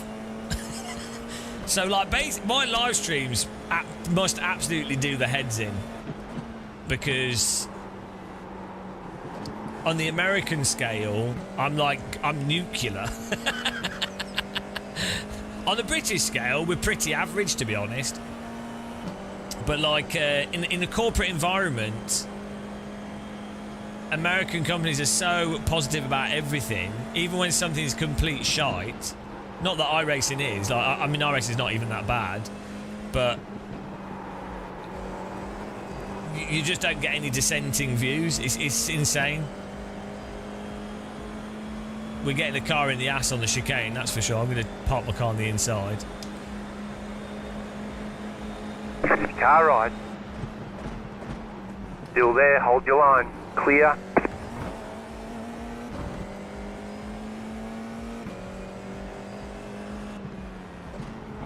Nice fight, guys.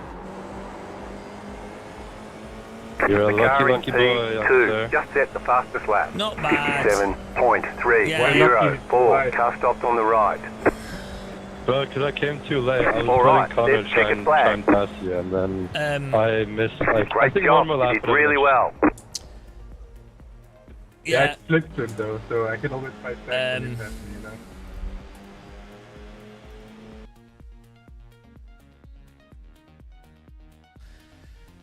Yeah, as I say, like the corporate culture in American companies, or like just, I mean, I've been around a few different businesses, like, yeah, just a few in general, and there have been projects that have been a total balls up. Like, I'm talking hundreds of thousands of wasted pounds or dollars, right?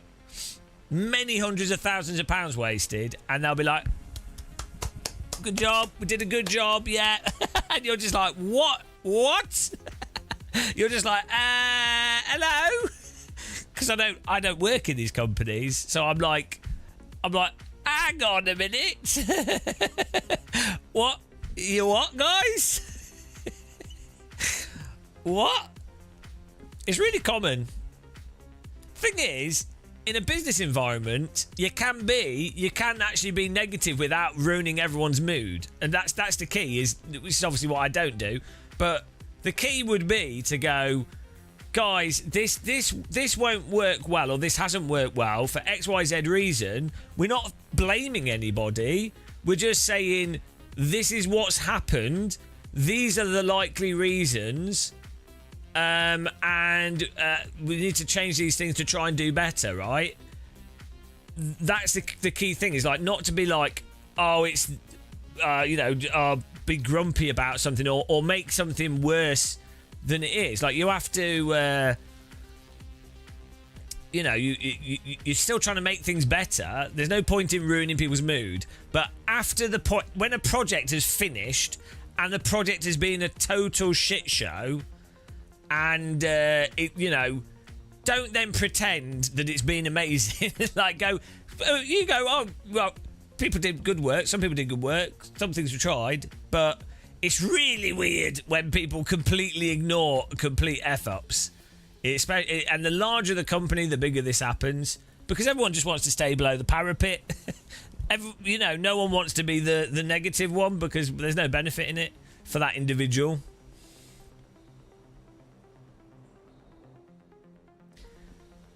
Don't know. At least you have Trump sorting shit out and trying to avoid war. Well, that is certainly one interpretation. Yeah. Well, that's an interesting perception of things there. I mean, I'm not a fan of Starmer, don't get me wrong, but I don't think Starmer's the best, but I think he's a politician, and I'm not a fan of Labour, but Starmer's not trying to start war, I wouldn't say. I think he's just he's a neoliberal. He's a bog standard neoliberal politician, but much better than Conservatives, but terrible.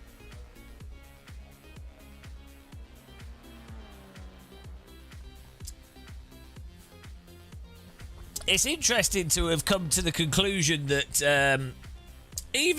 what you have to be aware of, regardless of what Trump does or doesn't do, you would have to identify that the abandonment of previous diplomatic relations and political shifting in terms of allegiances, you would have to identify that that's quite commonly something that destabilises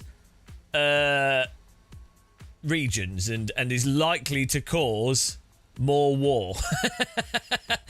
Separate to if you like a specific politician or not, if a politician has policies that are somewhat erratic and unpredictable, and, as I say, destabilise the status quo, positively or negatively, that is the kind of thing that typically leads to economic instability and war. So,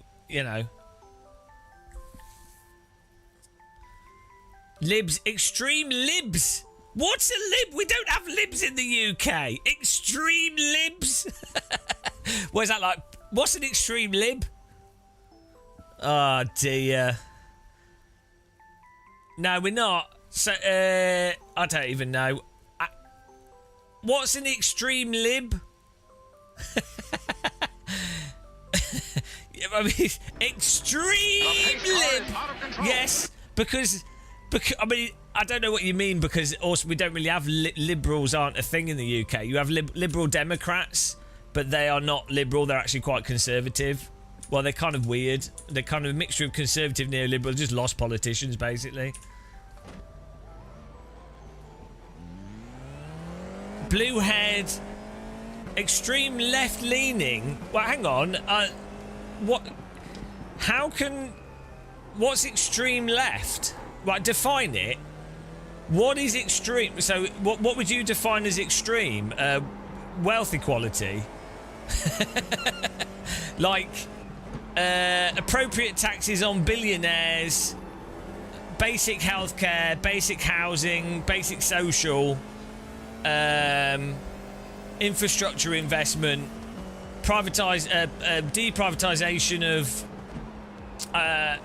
nationalisation of assets where there's no competition.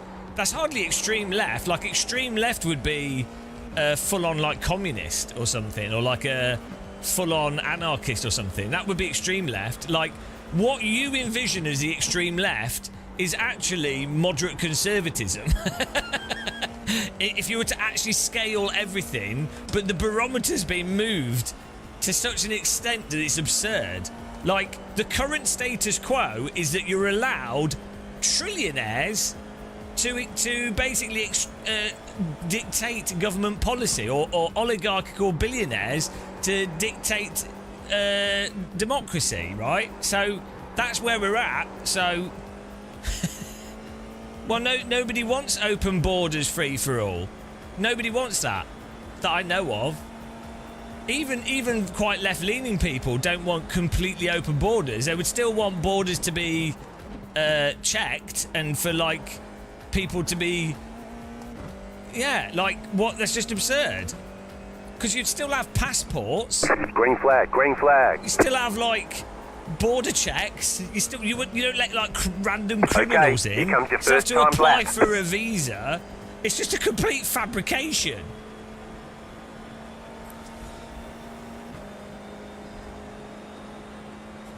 It's like, it's very easy to, if you straw man an oppositional view to your own, it's very easy to then argue against that totally absurd straw man. It's a very convenient way of feeling correct. If anything, as well, in the UK, the open borders, Conservatives are actually more pro open borders. If you were to look at policy, and you're to look at reality, Conservatives are more. I mean, you might like that, but Conservatives are more open borders than the left, because Conservatives in the UK previously, they want cheap labour, to exploit cheap labour, be that like farmer pickers, care workers. They're actually more pro, and then Brexit is demonstrably Brexit, which is a more right wing than left wing for the most part, has increased immigration because they've got rid of previous agreements. And it's been mismanaged when they implemented Brexit. Well, I'm not saying it's good or bad, or what you like, or what was right or wrong. I'm just saying, ironically, the Conservative position in the UK is actually one of more open borders. Labour have actually reduced immigration. Rightly or wrongly, you can have a discussion on that. But that's the data. Yeah, so you're attributing the things to the. It's almost as if there's a specific propaganda system that tries to gaslight people to hide what they're actually doing by claiming it's another group of people doing it. Really?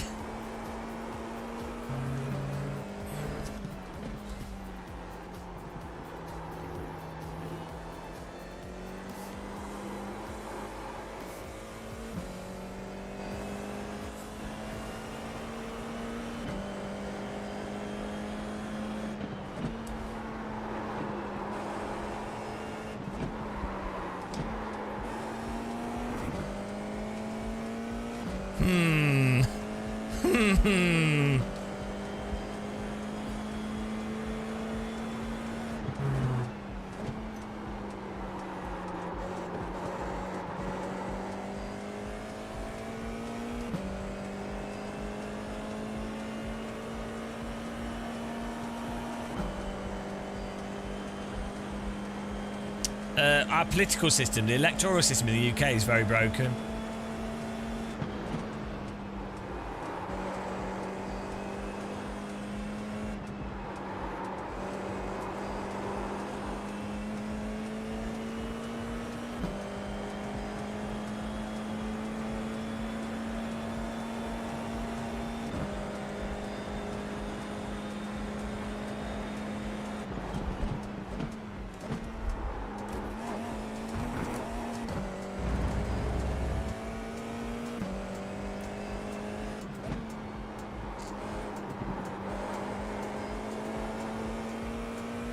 Why am I so slow? Duh, duh, duh, duh. Oh well. Checkered flag, checkered flag. I don't know. You'll probably find smaller countries with lower populations have better democracy, because it's obviously the larger a country, the harder it is to organise stuff. I'd imagine countries that have better rules on press and press coverage and fair press coverage are probably have better democracies as well. Or I'd imagine countries that have less wealth inequality tend to be more democratic. Like if you have someone with billions, they can spend 200 million to drastically affect an election, right? It doesn't actually mean anything to them. They can go, yeah, 200 million. Well, your average person can't spend. Just think how much of an effect it has. Like, let's say I had £1 billion, and I'm like, oh, I'm going to invest 5 million in the next election. I'm not going to bribe government directly, but I'm going to give out 5 million pounds to all the YouTubers that happen to agree with my political viewpoint. So I'm going to donate to all these YouTubers and encourage more YouTubers to make content like that. I will look for all podcasts and YouTubers that represent my political view, and let's do an ad deal with them. Let's do that so then they can do more of what they're doing.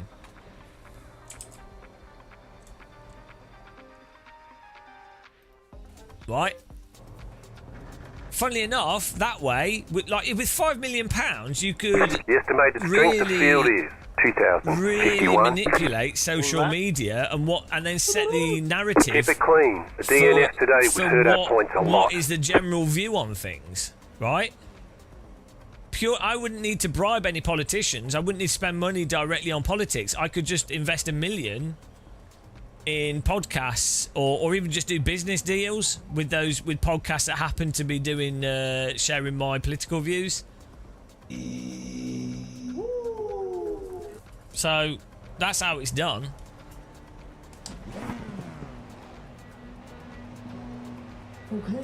Green flag, green flag. Let's go.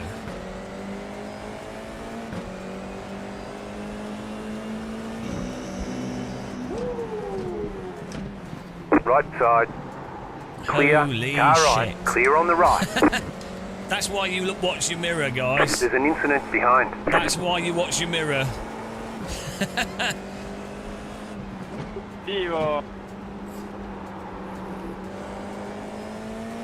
We managed to avoid that guy rear-ending us. That would have been another game over. Bloody hell.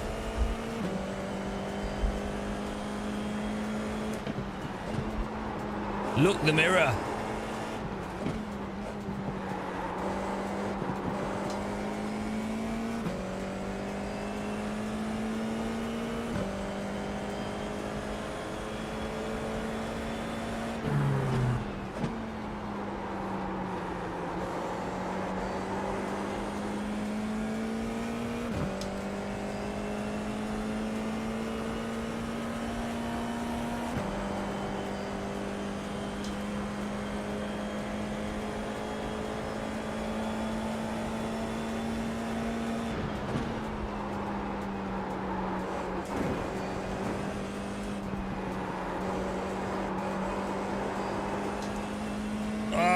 Hopefully we can catch back on the draft here through the chicane.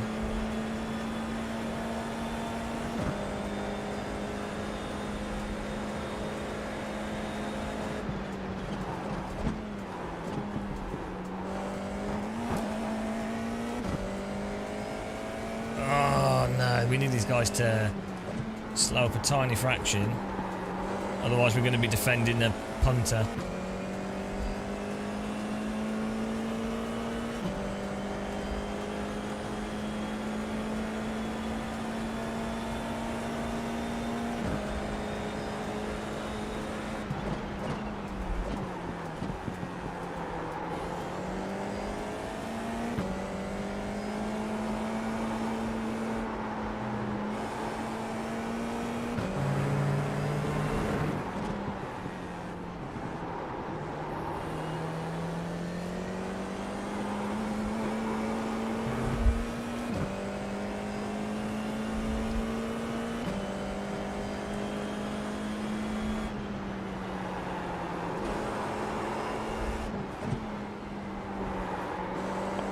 Ridiculous. Salt. Ridiculous. Ridiculous.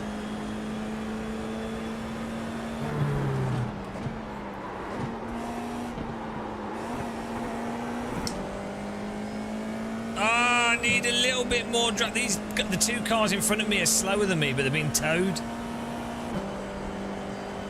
I need 3/10 more pace off of them to slow up a little bit.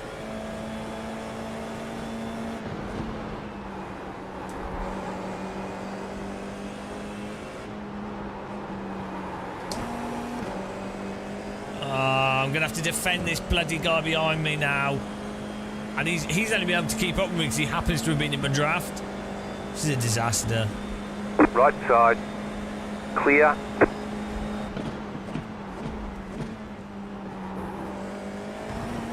Yes, stay behind me. And we can catch these guys.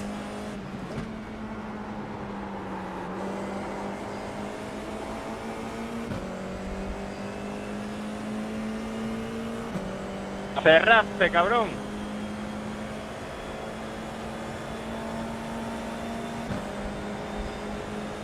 Left side. GG. Stay on the right. Clear. Why is it, if he doesn't battle me now, the cars in front are fighting, we'll both be on the draft if he just stays behind me.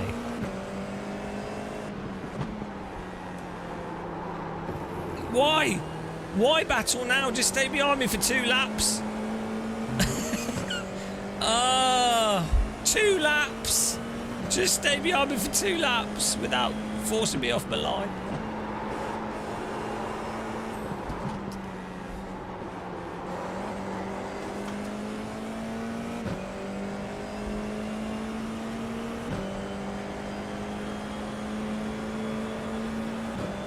He's like being really vague about it as well. It doesn't make any sense. Who are you doing? Like,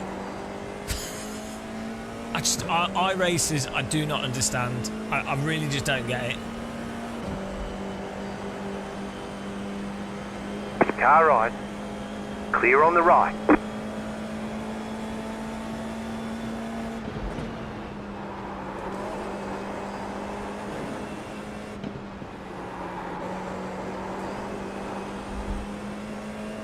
Yeah, it does, but then I don't know if he's going to do the dive bomb. This is the problem. If I leave the inside open, then I can't trust that he won't just send it like a lunatic.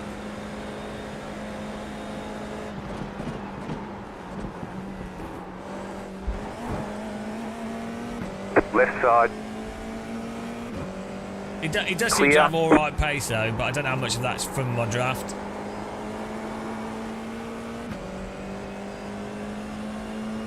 I can't remember if he's faster than me in previous races.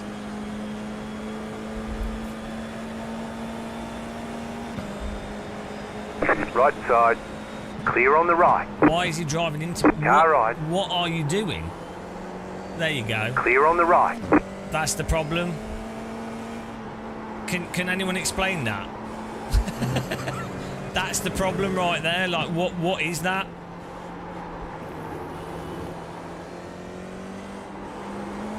I just don't understand it. I really don't understand what is going on. I mean, he has a Red Bull livery. That's the clue, really, I think. That's the Sherlock Holmes clue.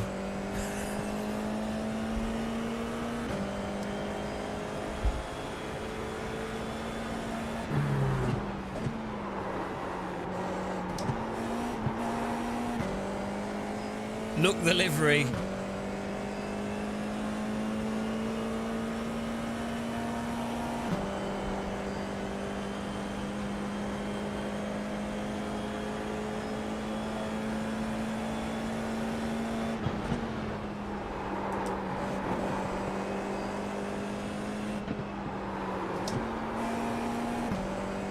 I haven't got his final corner down.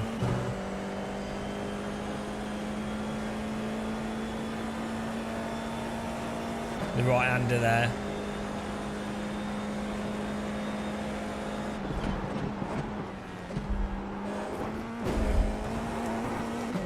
Bin sack to the car.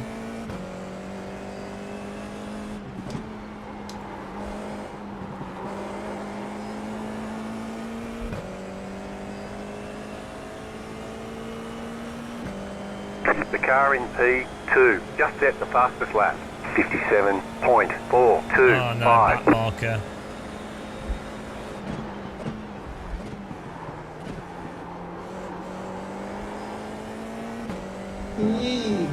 Thanks for subscribing, welcome.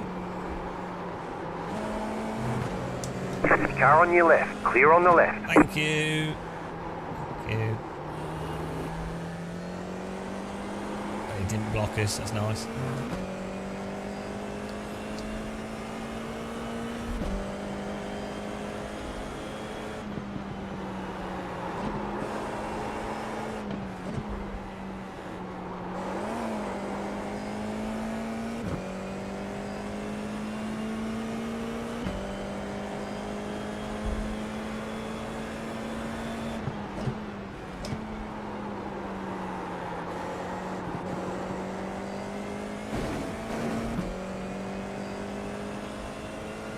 The punter's back behind us. He'll wreck us before the end of the race for sure. He's got good pace at least. So, you know, there is that.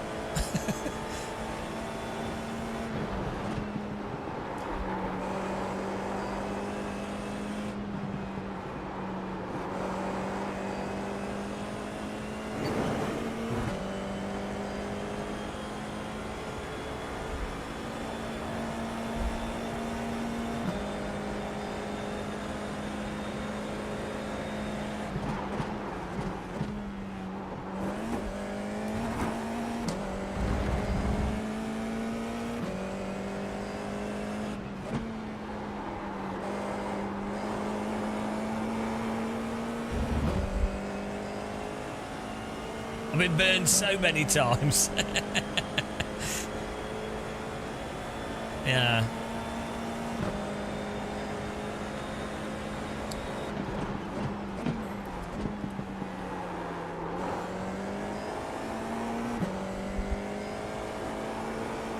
I've been burned so much people think I'm cosplaying as Nicky Lauda.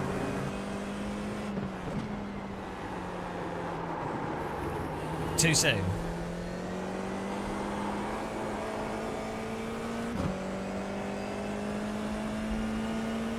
Describing me in British.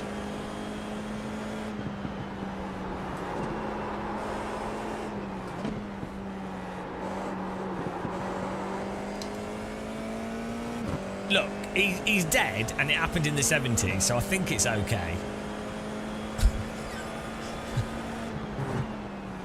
And he's an absolute legend. So, you know.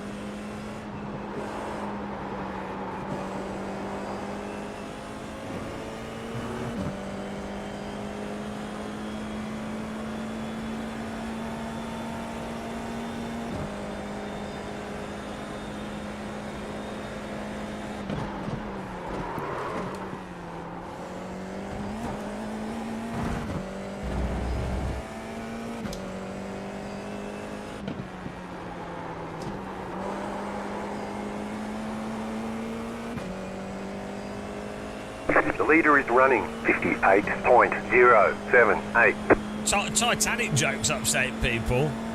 Car 3 has You're like, taken the bloody lead. hell. It's quite a while ago, mateys.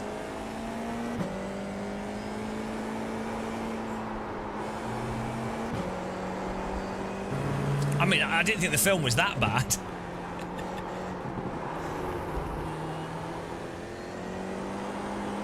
That was a pretty rubbish film, wasn't it? My heart will go on.